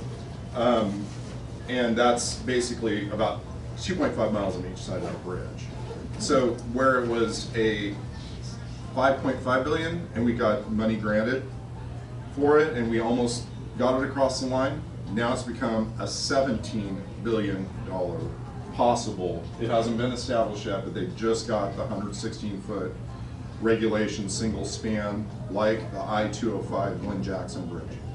So this is a big deal for us, and I think we have a great opportunity to say there's other alternatives to that bridge if we're going to go out of control with these committees that go on and on and on and on. So that's what, Paul and Chris, would you like to add anything to that? Yeah, I started paying attention to this issue. I always assumed that it was going to be a bridge between like just right south of Vancouver over into on the south side of the river. However, it's a 5-mile mega project, 2.5 miles north of the North Shore, 2.5 miles south. And there's this Interstate Joint Commission that are planning and managing the project. And in December, they were due to have the new cost estimates, and they didn't release them. And then there was like, for the Willamette Week, there was a reporter who found some documents, and they're claiming that the cost for this new mega project could be like $17 billion. And I find that most people aren't really paying attention to it. In Southwest Washington, they were like me, who would just assume that this was a new bridge. because those old bridges, you know, you can see how old they are, right? And it's like, no, this is this giant mega project, and there's all kinds of debate about putting light rail over it. That's $2.5 billion. So we could talk about this whole thing for the rest of the evening, into the evening. I mean, that's how it goes. So basically what this resolution says is just we want to reset, we just want a bridge. And we don't want to have this 5-mile long mega project. There's proposals for another bridge east of 205. So that's what this resolution is. It's saying, we're saying we want to reset, we want to start again. This is the 3rd time, okay? And then we just want a simple bridge. With that, no light rail. Yeah, and no light rail, because what the problem is Portland. This has been the holdup, and the project manager basically built the bridge across from Detroit to Windsor, and he actually got it across the line with 2 countries. But the difference, as Chris pointed out cleverly, was there was no rail. So this is the problem: is the rail is coming across, and that's $2 billion extra bucks. And Portland has C-Tran already taking people on their bus service that are highly flexible. Vancouver is. To Vancouver, C-Tran, Vancouver, to the Portland Expo Center where there is a light rail station. For one Siemens Mobility train, the engine, the electric engine, you could buy 5 of these eco buses, and they're completely flexible. And that's not including the big costs, is they want to put it basically almost all the way to Hazeldale and all the way plugged into the Expo Center. So that distance of the land acquisition and the permanent rail structure across there for 4 and 5% users, 5% on Max Light Rail, 4% in Vancouver. So our thought is that we want to kind of stick with either a complete reset, because we could have fixed the bridge seismically with the money that we spent just on investigating. It's in fact, it's $400 million just to fix the existing bridge the way it is, without doing a darn thing. And we could be building other bridges with all that other money and relieving congestion on that bridge. And anybody else? Paul, you worked heavily on it. And love to hear your. Okay. Because I don't want to. So basically, I saw what happened with RTA being interested. Yeah, the contractor I work for, we had some of that. It's a mess. So basically, we're trying to be a leader. We want to be leaders, and we're saying we oppose the 5-mile mega project. We want a new bridge, and it's time for a reset. Well, the other thing is federal funding is probably going to disappear here in the next we can talk about this. This is a complex project. Yeah. And it's a complex issue. Johan's written 3 articles on the summit about it.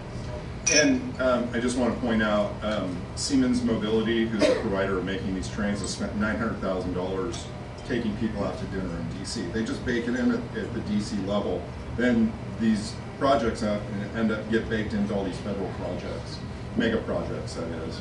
So you have to follow the money, but if you do, you'll quickly find out that they want to sell trains, tracks, maintenance, specialized workers, and things like that. So let's just reset it. Let's start the conversation over. We're not going to get Vancouver to agree on buses, and we're not going to get Portland to agree on rail at this point. And the only thing that we have decided that it's going to be 116 feet high and single span. That's all we know, and we're not sure about the outcome on the budget, but it's likely that it will be 13.6. Thank you, Chris. Thank you, Paul, for working on that. Okay. Okay. Let's move on. Yeah, the next one's immigration. This is one that Chris worked on with. I did this one. I can speak to it on the podium if that's okay. Yes. Yeah, the immigration is a hot topic now. The ICE protests. A lot of seems like, and so the first line is there's a current lack of leadership with immigration policy, and that is manifesting with all the protests and all the trouble. And there's an estimated 15 million undocumented immigrants. There's an estimated 2,400 deportations a day. So if you just do the math, it's take over 17 years and deport everybody just today, right? And I've been studying the amnesty in the 1980s. It was President Reagan who instituted that. And it's interesting how that went down, but that's a whole other story. But there is legislation, the Dignity Act of 2025, and there's a link to it right there. And it's basically, it's a form of amnesty and residency. And so what we're saying is that Congress and the administration use that Dignity Act of 2025 as the starting point for negotiations of some kind of residency for undocumented people, and just to kind of have be leaders on the issue.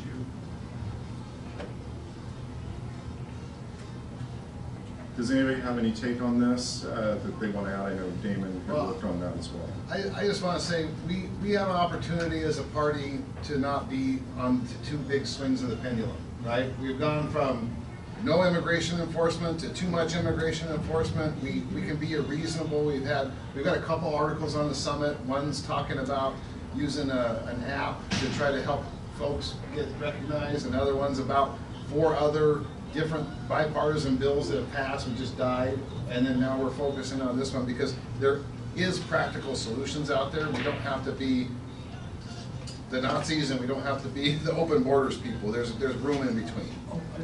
I actually posted this resolution on my Facebook page, and I got a strong reaction, and most of it, the reaction was, wow, there's a legislative solution to this. Where is everybody? This is long overdue. People realize, like, oh, we have a legislature and a Congress to resolve issues in a peaceful, collaborative way. Imagine that. So that's where we are with this. Okay, does anybody else have any questions on it? We can go on to the next resolution. Medical billing. Medical billing, okay, this is another one I did, is I reached out to this group, what are they called? It's this group that deals with like transparency in the healthcare providers. So it was like in Trump's first term, he signed a bill to where there needs to be transparency in medical billing, and we're not getting it. I don't know a lot about this issue, but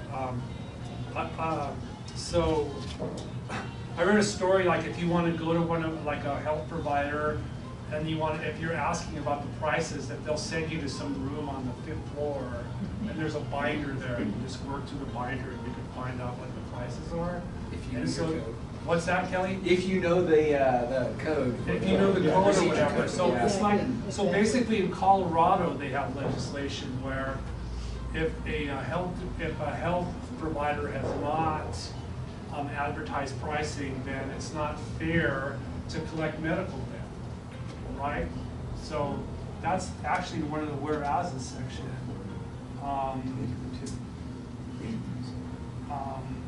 It's fundamentally unfair to subject patients to aggressive debt collection practices for charges that were not lawfully or transparently disclosed at the time of services were rendered.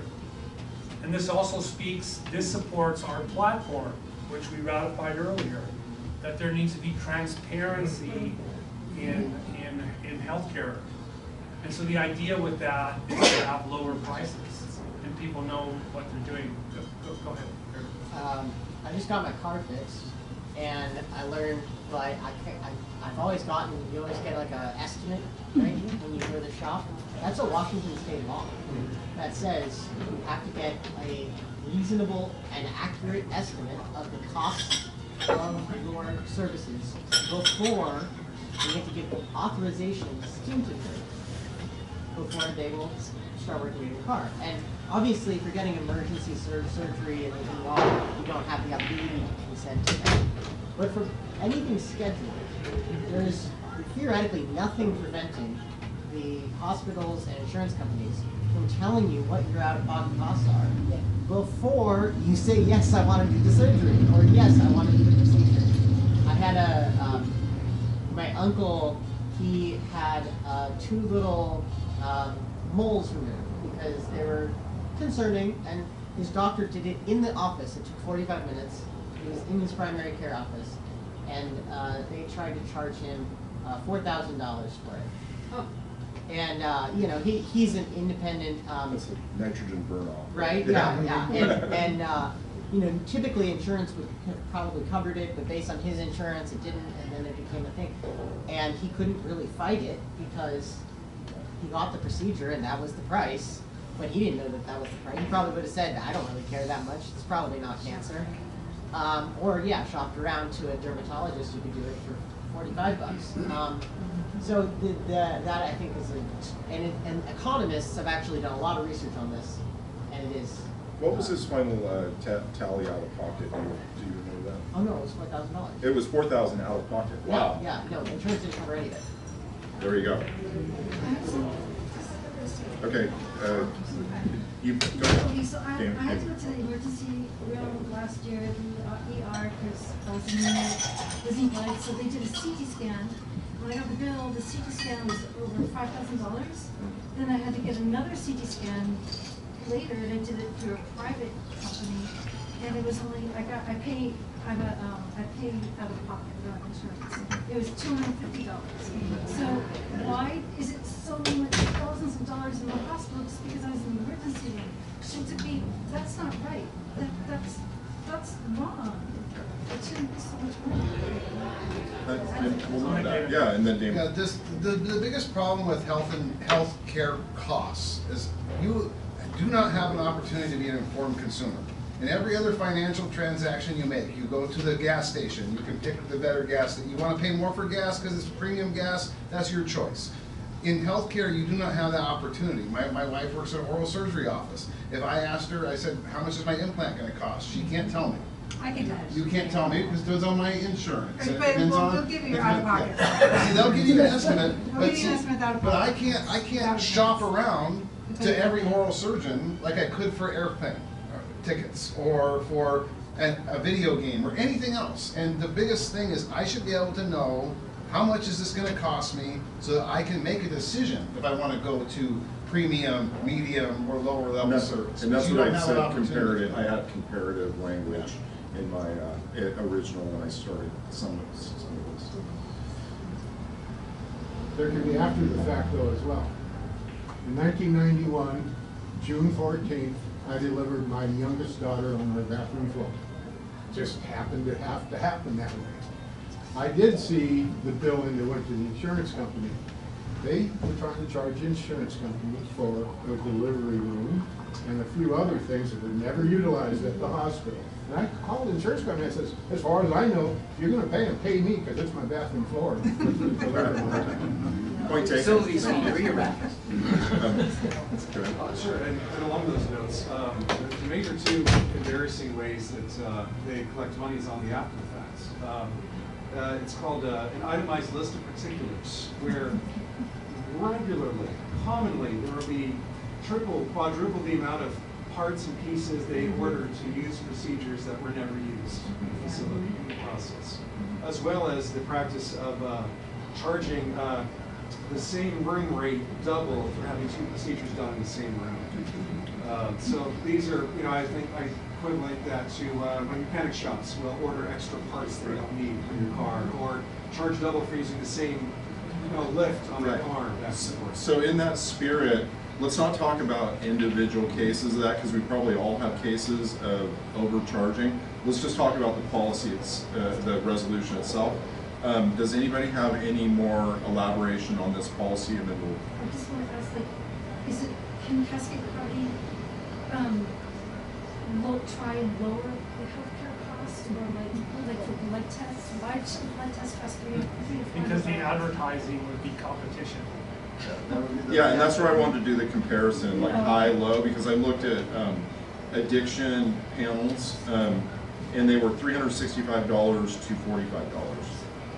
For a So blood test? for a 10 panel coat, fentanyl, meth, weed, everything. So yeah, the price varying was somewhat, but if they had a way to compare that, you could say, well, I want to get my panel at the $45 price. if you're required, like, you know, in child custody cases where you had involved in addictions and stuff like that, you gotta go get a test to prove that you're maintaining sobriety or something like that. That's, yeah. Okay, go ahead, One Sarah. final thing I wanted everybody to notice is that this is not trying to regulate or state a policy about medical pricing. It's basically, it appears to be about credit damage for failure to pay. So, I mean, that is, I think that is very responsible. We're talking about you can't harm the person for failure to pay. Right. So that is just. Right, you have your house tied into this, but when you have a devastating life illness, in Washington, It's credit, it's 2,000. You can only have $2,000 in your savings account during that time. Let's do Yeah. Peninsula So County. yeah. So let's go move on to Peninsula County, and Okay, yeah, I'll give everybody the penny history. Stand up. Oh, I didn't stand up. This is your baby. I'll give everybody the penny history lesson. If you're familiar with the peninsula portion of Pierce County, it's where Gig Harbor is and Fox Island. Through an accident in history, it's attached to Pierce County because back in the 1880s, it was easier to take a boat to Tacoma than it was to take a road to Port Orchard, so it's not part of Kitsap County. The part of that county has been neglected by Pierce County. Currently, it provides well over, we're not even represented by one county council member there. Part of our county council district goes into the city of Tacoma, and we're currently in Pierce County doing our charter review, and none of the representatives from the 7th Commissioners District, where it includes this area, has anybody from that side of the bridge. So it's all represented by North Tacoma. So another history, the last successful county formed in this state was in 1911. That was Pend Oreille County, which was formed out of Stevens County. It was, the Constitution has stipulations on how to create a county, but it's rather vague. It mentions that you need to get a petition of half the registered voters in the new county. You have to have some sort of enabling legislation, and then it can be signed by the governor and a new county can be created. There's been some multiple attempts to create new counties in the state. One of the most closely successful one was the attempt to make Cedar County out of the eastern north portion of King County. They managed to gather their signatures. They submitted them to Ralph Monroe as Secretary of State, and he promptly rejected them, said, I don't check signatures for this, which he was correct, because What did he say? he doesn't check those signatures. And he's actually correct.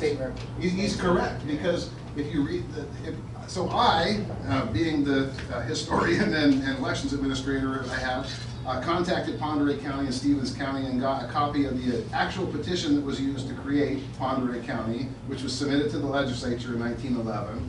I have it in form and function, and I have, I'm trying to gather those signatures now and work on a committee to do that, because I know if I do the exact same way that Pend Oreille County was formed, no matter what the makeup of the Supreme Court is, they'd have a hard time rejecting it. And so, I have a question. Yes. What about law enforcement and the Pierce County Sheriff? So that's one of the reasons it's driving this. The Pierce County, the Peninsula County portion of Pierce County provides well over 1/7 of the entire tax base for Pierce County. I compared the budget, the tax revenue, and everything. It's exactly in alignment with Island County, which is Woodby Island. Has the same tax revenue, would have the same number of road miles, and in Island County, they have 55 Sheriff's Department officers. We get 9 from Pierce County in the Peninsula side. We do not even have coverage overnight. So if there's a domestic violence call in Gig Harbor and somebody gets shot in Key Peninsula, there's nobody to respond. And so we are tired of it there. This Cascade Party supports local government, supports self-rule, supports the idea of reasonable, and so this is a resolution in support of my efforts to form Peninsula County, and this may, once it happens, start triggering some of this other, some other stuff, because if you look at any other state in the Union, the further west you go, counties get bigger and bigger and bigger. You go to the state of Iowa, has 110 counties. You go to the state of Texas, has 160 counties, one of which has 56 people in it. So some of our counties are just too big, too bloated. You have efficiencies of scale, but you have disinefficiencies of scale as well. And so there's a sweet spot. There's a sweet spot. We know in almost everything that we study in life that there's a sweet spot. You can get too big, you can be too small. Some of our counties are way too big in the state of Washington, some of them are way too small. We want to start it in Peninsula County, and the Cascade Party should support that. Thank you, Damon. That was really enlightening for me to know the difference between counties in Texas and here. Very enlightening. Thank you. Okay, so I move to, do we have one last one with the Regional Homeless Authority? What? This is his redone document. So there's 10, he's just sent me number 11. Oh, okay. There's 11. Okay. Okay, so that's what you were saying. Okay, This great. is 7. So this one, because we didn't have a chance to read it, what do you think? Chris? I read it. What, well, you read it. You Did want to read everybody it out else? loud, that's the question. Is it super long? Eric did this one. You wanna read Okay, it? I didn't know this was gonna be in there, but that's okay. This was almost, when we went over the committee, there was another one that we tabled, but this could have been broken into 2 individual resolutions. The accountability for King County Regional Homelessness Authority and what they should do to be accountable, and then there's the other side, which is just like scuttle the whole thing. Right, so we're kind of saying they should scuttle it, we should scuttle KCRHA, but if they don't, there should at least be accountability, right? Yeah, so Sarah can enlighten us because she was on the board of KCRHA for 4 years, 2 years, and saw firsthand just the absolute dysfunction and total mess. And it's one of those things where, you know, had the powers that be aligned, we probably could have gotten rid of it, but we couldn't at the time, so now it's an opportunity for Cascade Party to call for that. For those who don't know, KCRHA was an attempt, it's a 7-year-long attempt, to get the different municipalities and King County, within King County, to all collectively coordinate their efforts for homelessness. Because if we're going to be honest, if the population of homeless people in Mercer Island and Bellevue is 0, and the population in Seattle is 3,000, there's probably a few people who came from Bellevue and Mercer Island and ended up in Seattle. So shouldn't Bellevue and Mercer Island help pay for it? Only problem is 7 years on, and they don't pay for it. It's just the city of Seattle and King County as a whole. Now, of course, every taxpayer in all of King County pays into King County, so technically no one's getting off the hook. But Seattle as a city is subsidizing half of it. And so it doesn't, but the elected officials in Seattle only get 3 seats on the board out of 9. So they're paying for half of it. But then the cities who are not paying in get 3 seats of their own by governance, which means that there's very, very little accountability for the people of Seattle. And so budget being hundreds of millions of dollars every year. Do you remember what the case here, but is it 1.1 billion? It's like basically like $1 billion a year. Just an absurd amount of money. And homelessness is getting worse. So earlier when I talked about the tiered system of evidence, that's the section 2. It's a little wonky. And I apologize for getting the 2 mixed up when I mentioned area median income and the housing discussion. But this is because they are intertwined. And somebody asked, well, if we build enough affordable housing or just enough housing in general, will that solve homelessness? The answer is no. Homelessness is both a housing problem and a substance abuse, mental disorder, disability issue.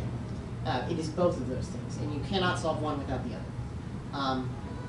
So this encompasses basically saying that the city of Seattle should take all their money back, King County should take all their money back, work in their own separate areas, and those monies should be entirely accountable to the taxpayer via audits.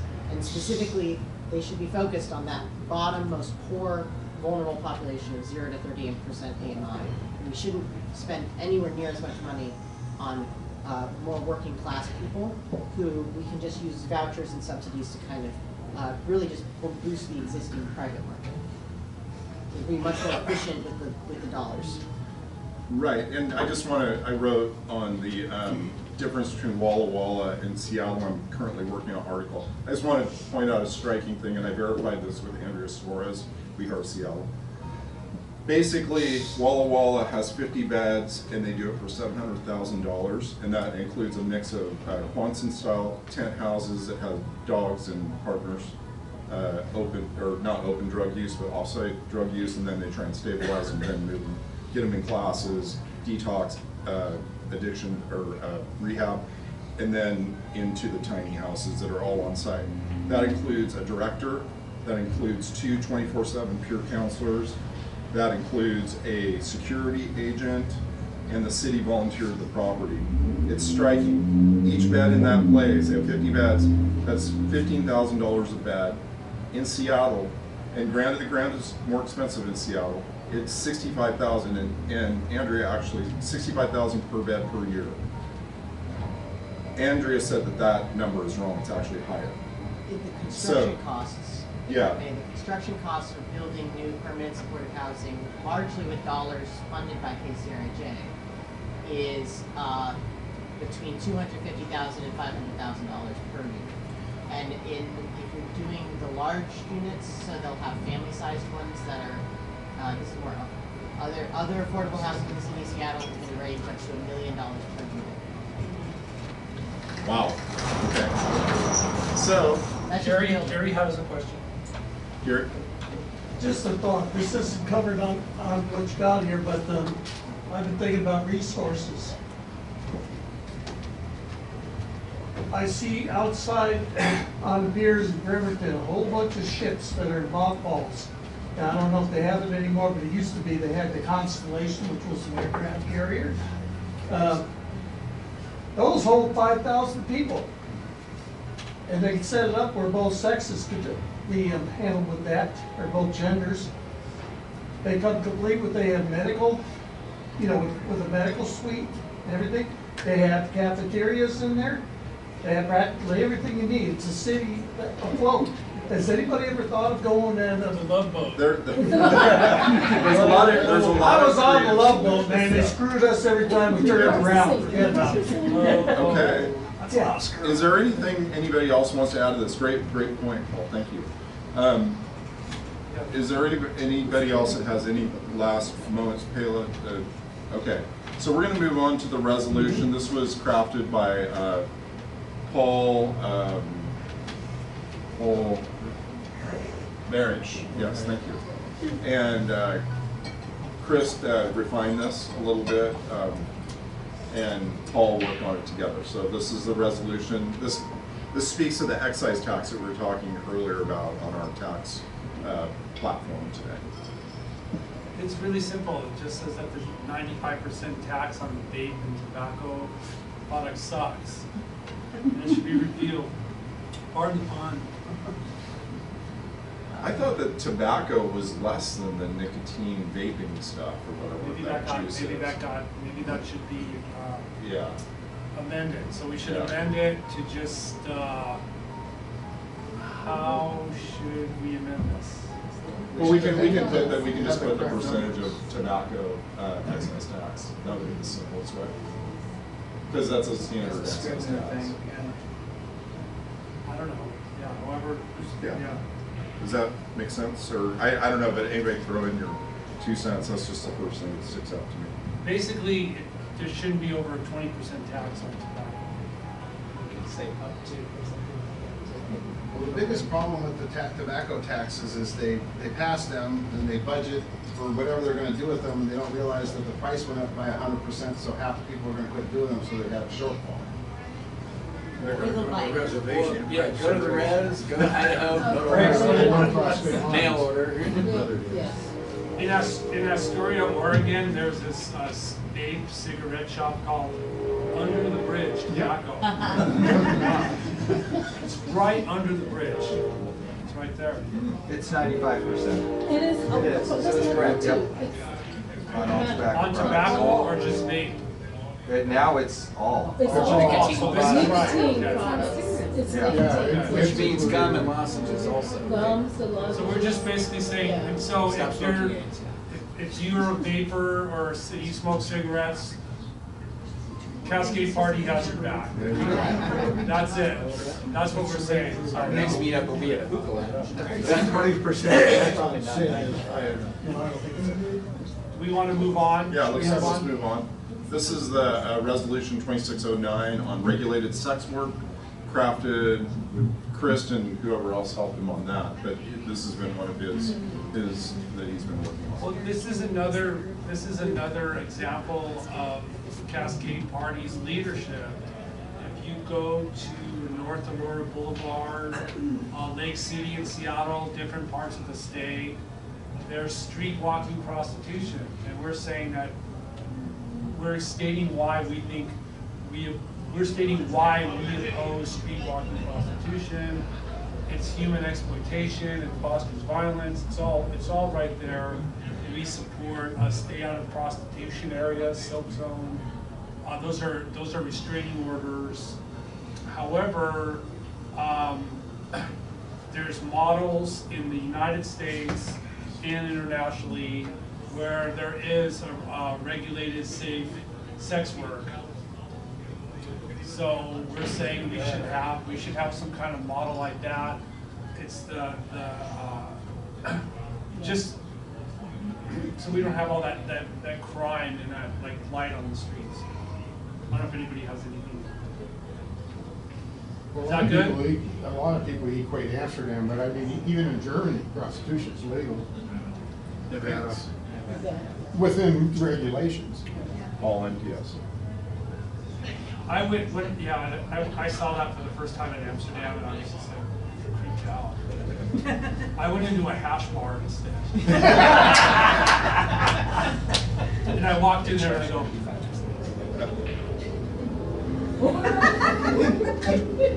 can I see the menu? And the guy goes, he just throws it on the ground. So you decided to hash it out instead. I was totally freaked out. I didn't do that. The other guys were in the other stuff. Anyway, this is like, that's my story. And I totally tear the podium apart. So, anyway, everybody's cool with that? Okay, sound transit debt. Stop selling more bonds. Yeah, basically that they can't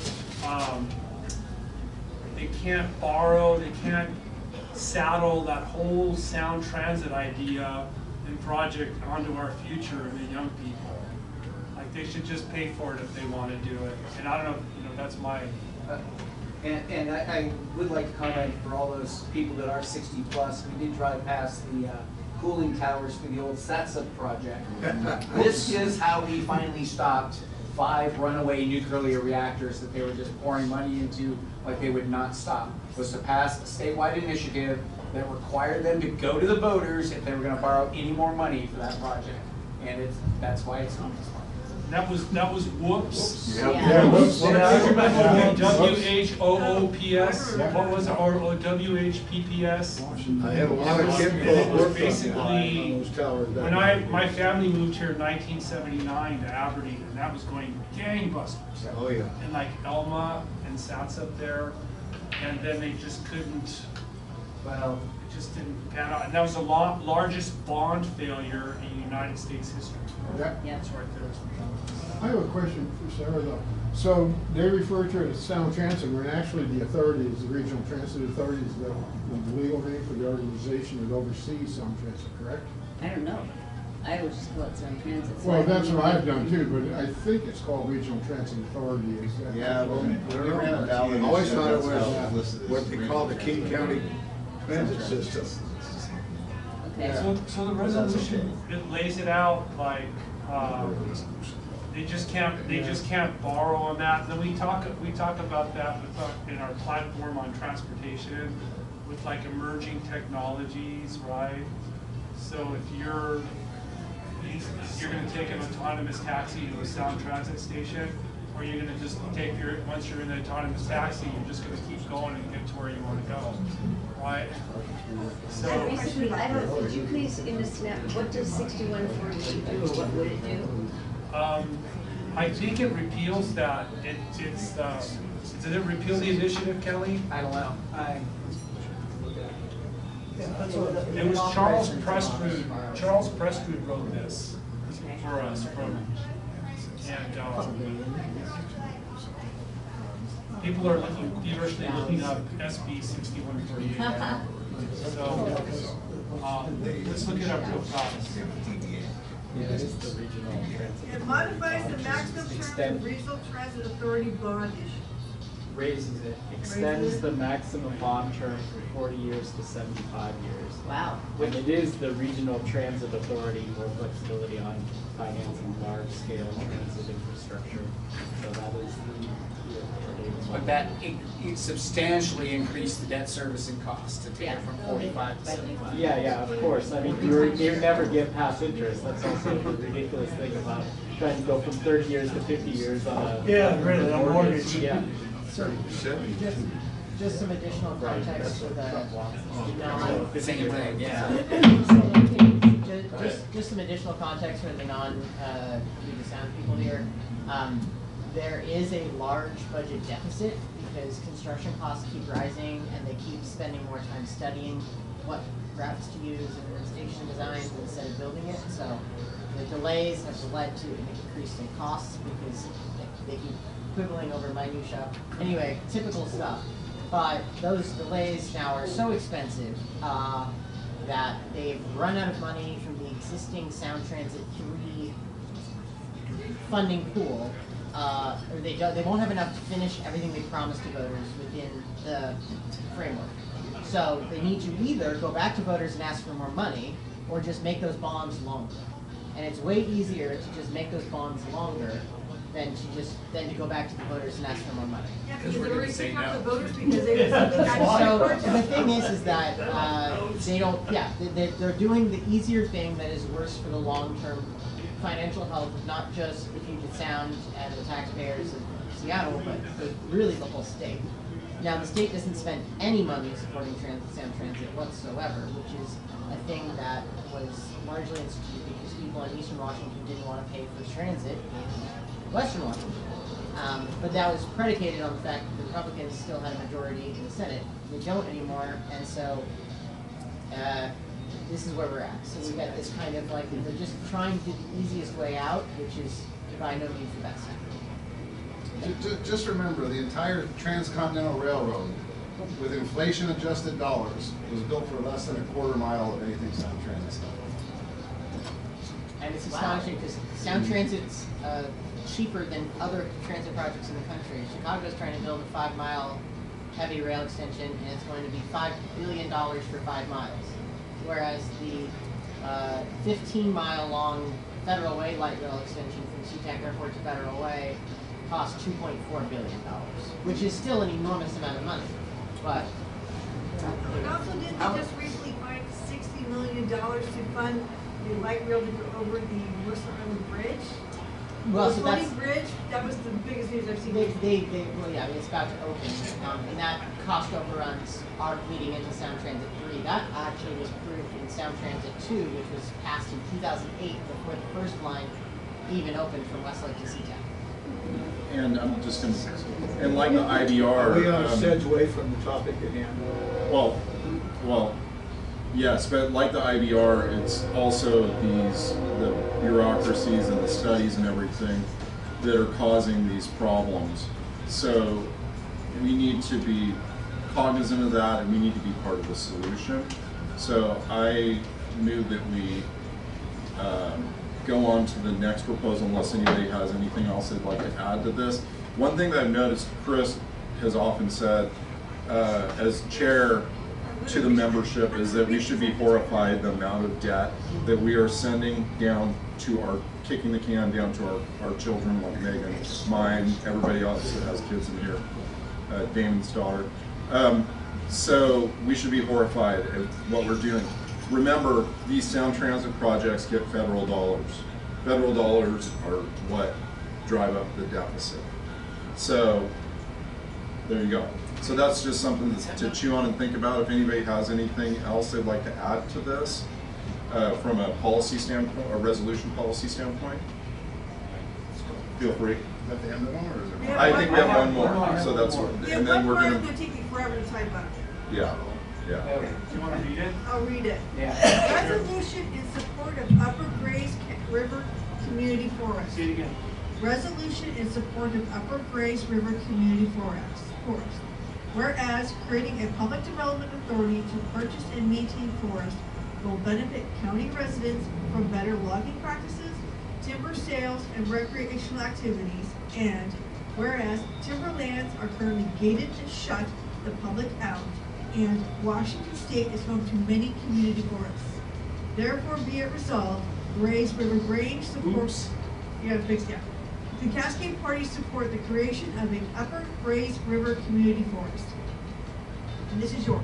This is my resolution. I somehow got lost in the shuffle. Sorry about that. So it's already been voted by, it's Waukegan County and Pacific County. They have an interlocal agreement to do a Upper Grays River Community Forest. It's a public development authority.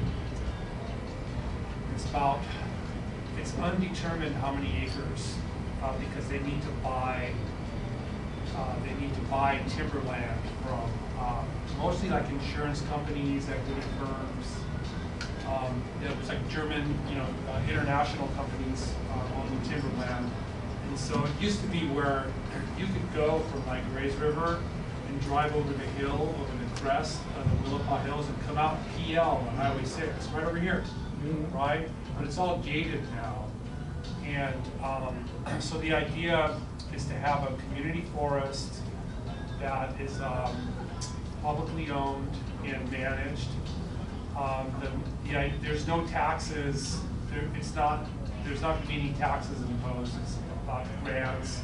And so, and the setup is there's going to be 6 members of the board of the community forest, 1 member each from the respective Pacific County and Waukegan County. Then those commissioners appoint 2 members from each county, people at law, just residents. And then there are 2 members from the Columbia Land Trust, which is a private group. They're really active on salmon habitat restoration on the lower Columbia River. So the idea is to have timber harvest. Like Megan, what are the harvest cycles now? 30 years? Well, yeah, the current cycles are around 30 and 40 years, which is too young.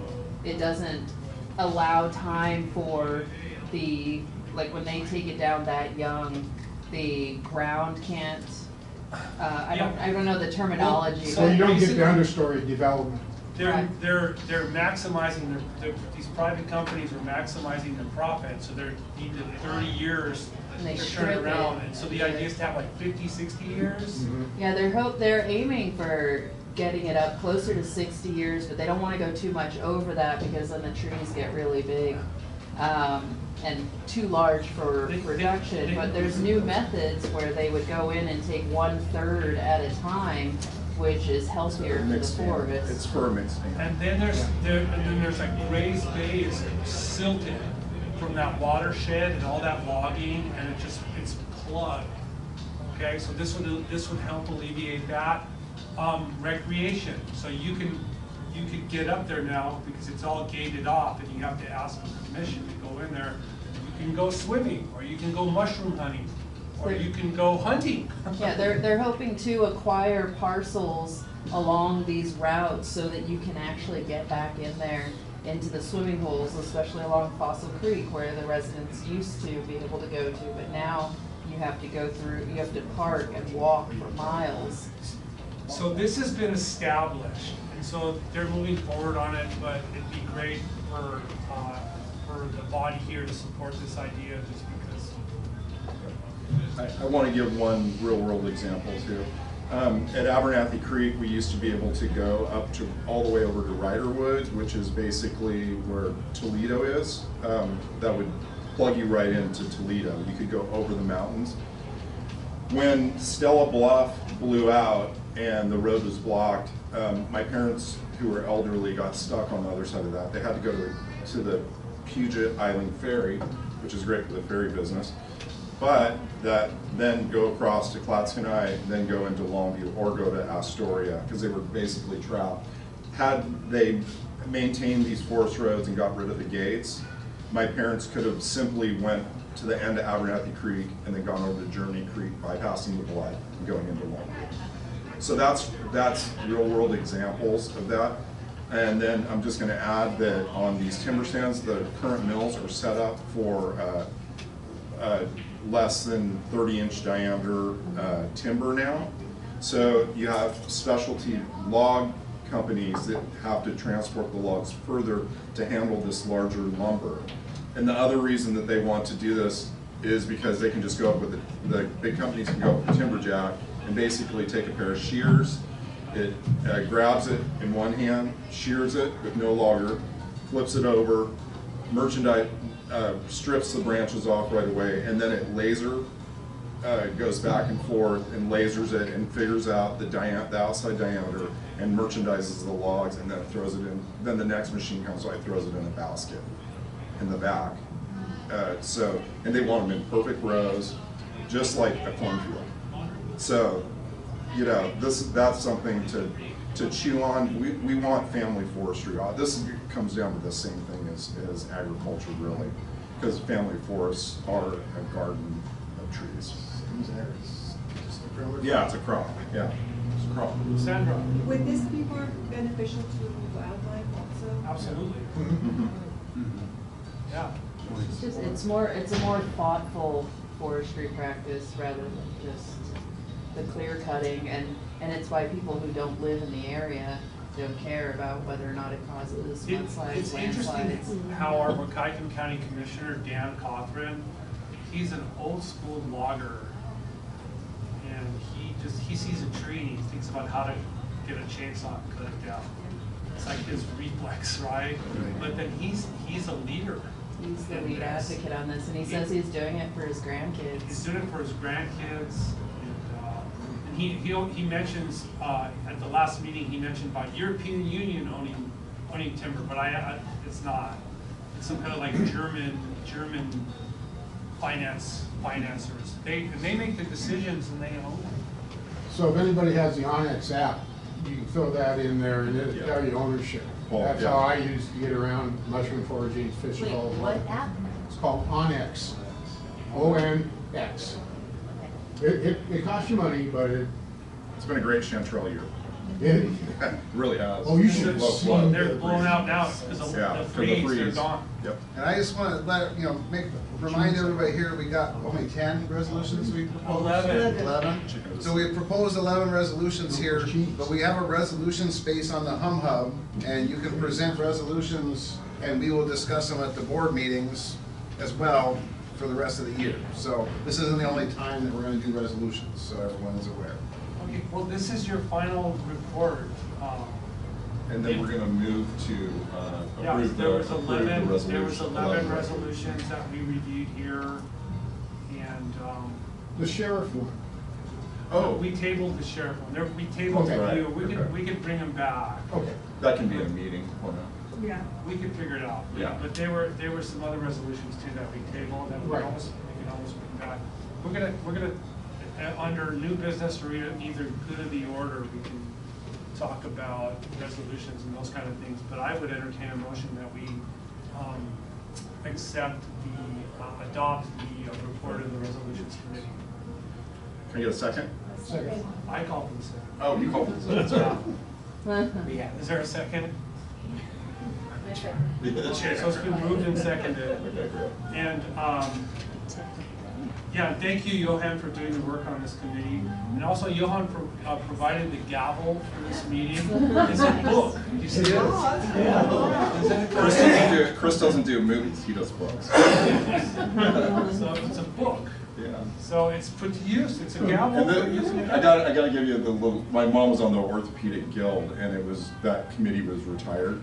And this gavel pounded for Duke Ellington, that they were gonna, you know, have him perform at the Red Lion in Kelso. You performed the Yeah, design Kelso? absolutely. I got the literature. That's so Oh. You're a full rock and roll, everybody. For the fun part. Okay, so, now, is there any discussion? And James too. Is there any discussion? All in favor of adopting the resolutions committee report, say aye. Aye. Opposed, nay. Abstentions, motion carries. Just for the record, I will be updating these documents and they will be posted on the Hub for everybody to read afterwards, probably sometime in February. Got a lot to update. Yeah, and we're gonna draft a press release for Monday. Or Andy was here. So now we have, is there any new business?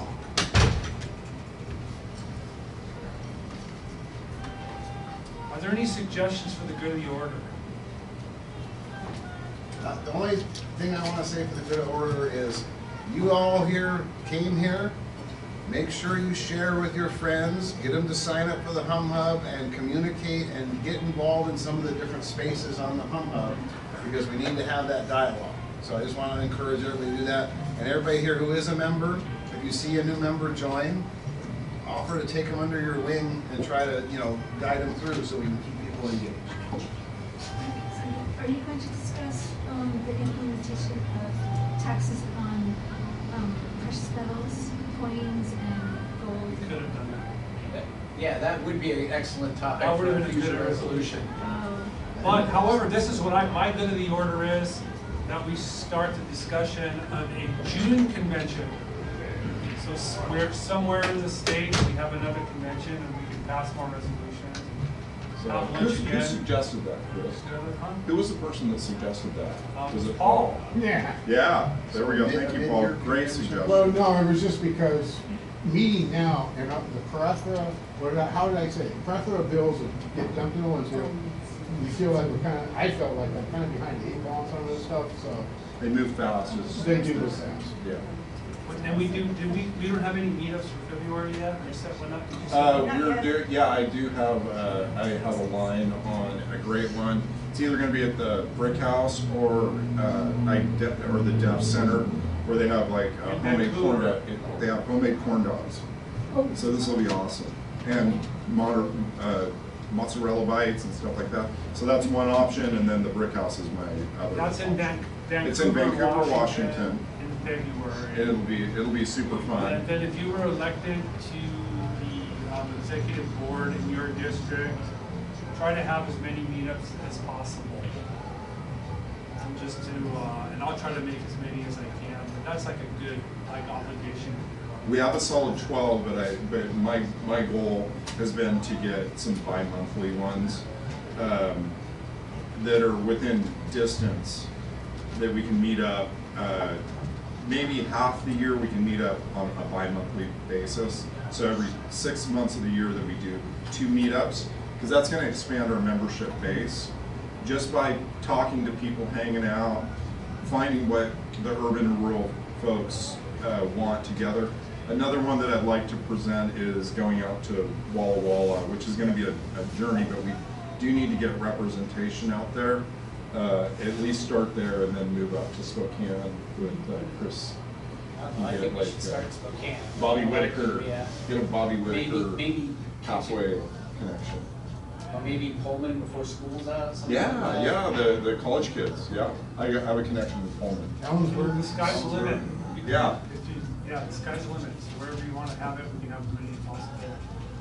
And we're going to just hit it now that we have our resolutions.